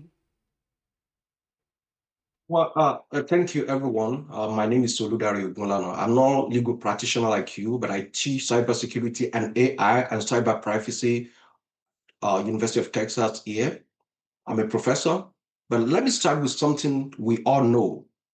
I listened to someone here that's okay. I read everything. How many times have you read your cookie policy?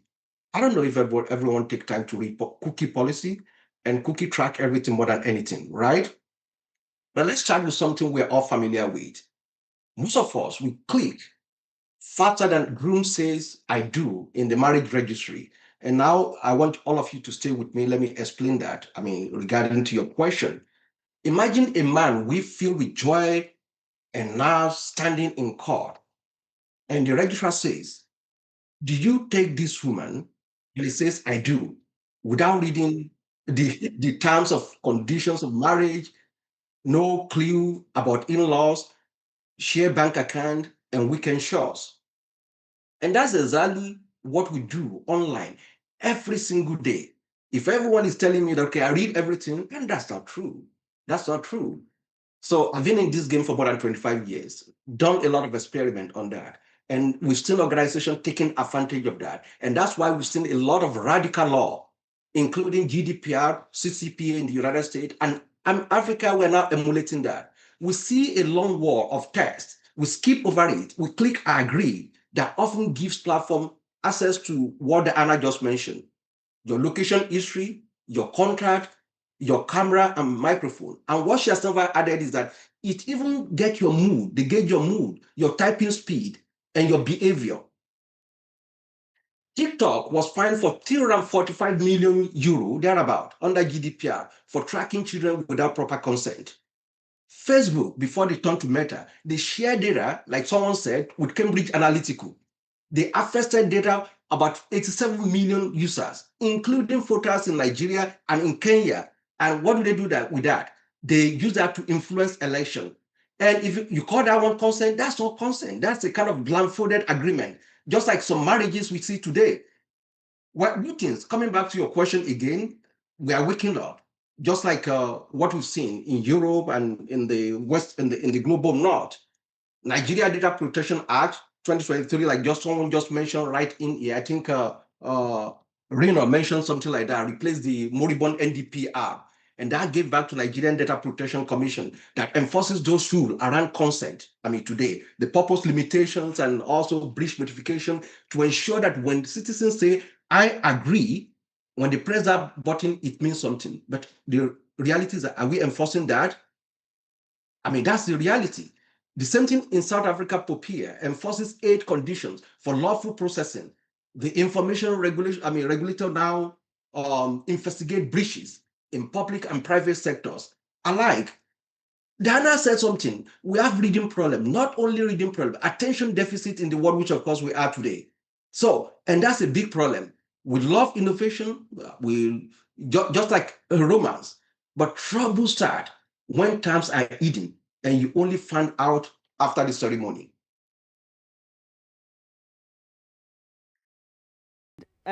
My sincere apologies again, but there is a follow-up question for you, which I also want you to please speak to. So some companies pack their terms of service with vague or open-ended data sharing permissions. We've spoken so much about some of these things here, but in your own view, where should we draw the line between what's acceptable for innovation and what's simply digital overreach? Thank you once again. And let me start with this. If all recall, Zoom, before I joined this meeting, Zoom, they updated their platform and I just have to click without reading anything. During COVID-19, they quietly share user data with Facebook. Even if you didn't have Facebook account, they share your data. And that's like inviting your ex to your honeymoon without your partner's knowledge, right? There's another application called Grammarly, the AI written assistant. And we discover that that application keeps capturing everything, what you type, and that raises a kind of ethical concern. Not only that, in case of any kind of data leakage, all those sensitive documents, including proprietary information. So you call that innovation? Yes, but ethically. I mean, not if you were unaware of that. They always do it in such a way. Somebody mentioned legalese. The line between innovation and overreach is crossed when consent is buried in that legalese.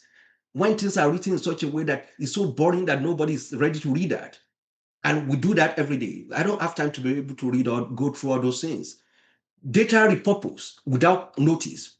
Someone spoke about data broker, where they just get your data and they just sell it to data broker and they sell everything, we become their commodity. And user can say no without being locked out. And if I will say something to that, that's not innovation, that's entrampment. And that's what we've seen in most of what we get today. I mean, just like what you mentioned, it's an entrapment. They entrap people. So thankfully, we have marriage counselors in the form of international frameworks. The EU GDPR enforces transparency, users' right, and accountability. And that's why Meta was fined 1.2 billion in 2023 for moving data without safeguard because they're not even protecting it. Then also something like OECD guidelines that promote openness, use limitation, and purpose clarity. Those principles that inspire Malabo Convention now enforced to guide African nations and also securing data right in digital trust. So some of these framework remind us the relationship between platform and user going out, whether it's going to last or it's not going to last. So it must always be built on trust, not trickery. But what we've seen so far is simple. Everything has always been built on trickery. So again, I like to be funny. Law are like wedding vows. Of course, beautiful, but useless without commitment. So, like someone just mentioned, I think if I mentioned something about having independent regulators who enforce with teeth that we can bite. Because we have a lot of laws, we have a lot of things in Africa which, of course, they are not biting enough. And again, just like what we are doing, public education for users to understand their right, and also teaching privacy by design. That's what we teach in engineering. Not that it's when things happen, that's when we start doing cash up. So privacy by design so that the relationship start right. And just, I don't know if I have another question, but just to end, when you click I agree, just ask yourself, is he any digital marriage or not? Are both parties honest? Is the consent mutual?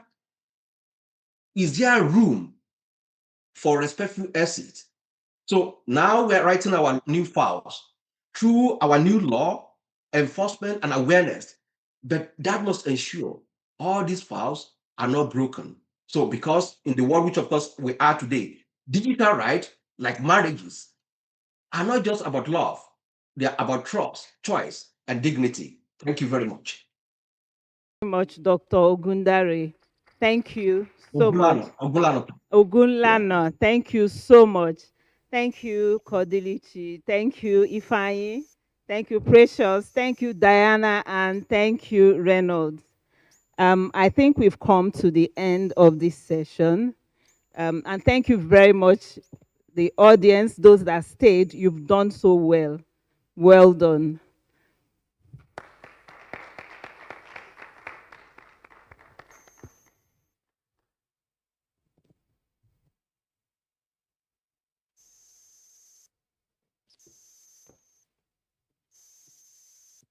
Another round of applause for our panelists. Please, can we appreciate them as they go back? Please, can we bring their gifts? A small token of, to say thank you for leading us in these discussions. The discussion on how we can be careless, actually, let me call it that. And our habits when we are on the platforms, on the digital platforms. We are so quick to say yes to not only just those clauses, the privacy policies where they tell you sign and you agree, but even just cookies, ladies and gentlemen. Cookies, how many have interfaced with cookies? Cookies comes up and the next thing they tell you, accept. And then you go ahead to accept all, right? We do that. So the discussions we've just had have been very awakening, and let's keep sensitive. The one thing, the biggest takeaway for me is for us to be more sensitive to the transactions that we make. We need to put some time and read those privacy policies. If you need to check in with a colleague who can help you, rather do that than you signing your information away. The other things that you need to also be critical about are apart from the permissions which came up during the discussions, but you need to also look at the trackers. The more trackers a particular app has, it means that they are actually collecting a lot of information. So we need to be sensitive to that. So please, let's clap for our panelists as they walk down. And as we end, we are almost at the end of this session, ladies and gentlemen. Thank you so much for braving today, especially those who managed to be early here. We started off with a master class on data breaches and management. So tomorrow we also have another class on litigating privacy cases. I think you will find this very interesting, so I encourage you to please keep time. We'll be starting at 8. We've also learned that there are those who would want to come with colleagues from the office, those who are represented by one person. You're welcome to bring another colleague along with you. We are creating awareness. We are discussing, and these conversations that we are having here are helping us to be able to influence some of the concerns that we have in this digital age. So please, you're welcome to do that. For those who reached me and wanted to bring colleagues along that are interested. The conference is still going on, ladies and gentlemen. So tomorrow will be our second day, Thursday, and the final day will be Friday. So please, we encourage you to continue following us on our social media handles. If they could just be flagged on the screens, thank you, so that our participants can see them. Please follow us on Twitter, X, or former Twitter X, and then on LinkedIn, Privacy Symposium Africa, on Facebook, Unwanted Witness, on YouTube, Unwanted Witness Uganda. Please follow us. Keep following us for more updates on what is happening with the symposium. We've also made very beautiful photos of you during the day, and we have created a QR code, which is already on the screens. Yes, please, I encourage you to scan it so that you can access photos and continue, which you can use and continue to promote the conference that you are attending. You can use those to reach out to those who would be interested in the conference. So we welcome you. Thank you so much for braving today. Thank you for being a wonderful audience and for the engaging questions in the plenary. Please don't stop. Let's continue reflecting on some of the conversations that have started. Please, let's continue reflecting on the issues, and we look forward to another impactful day tomorrow. Please, we have a master class, so please come in early so that we start with that before we start the main conference. With this, I want to bring day one to an end. Thank you so much, and I wish you journey masses back home. Enjoy your evening, and God bless. Bye-bye for now.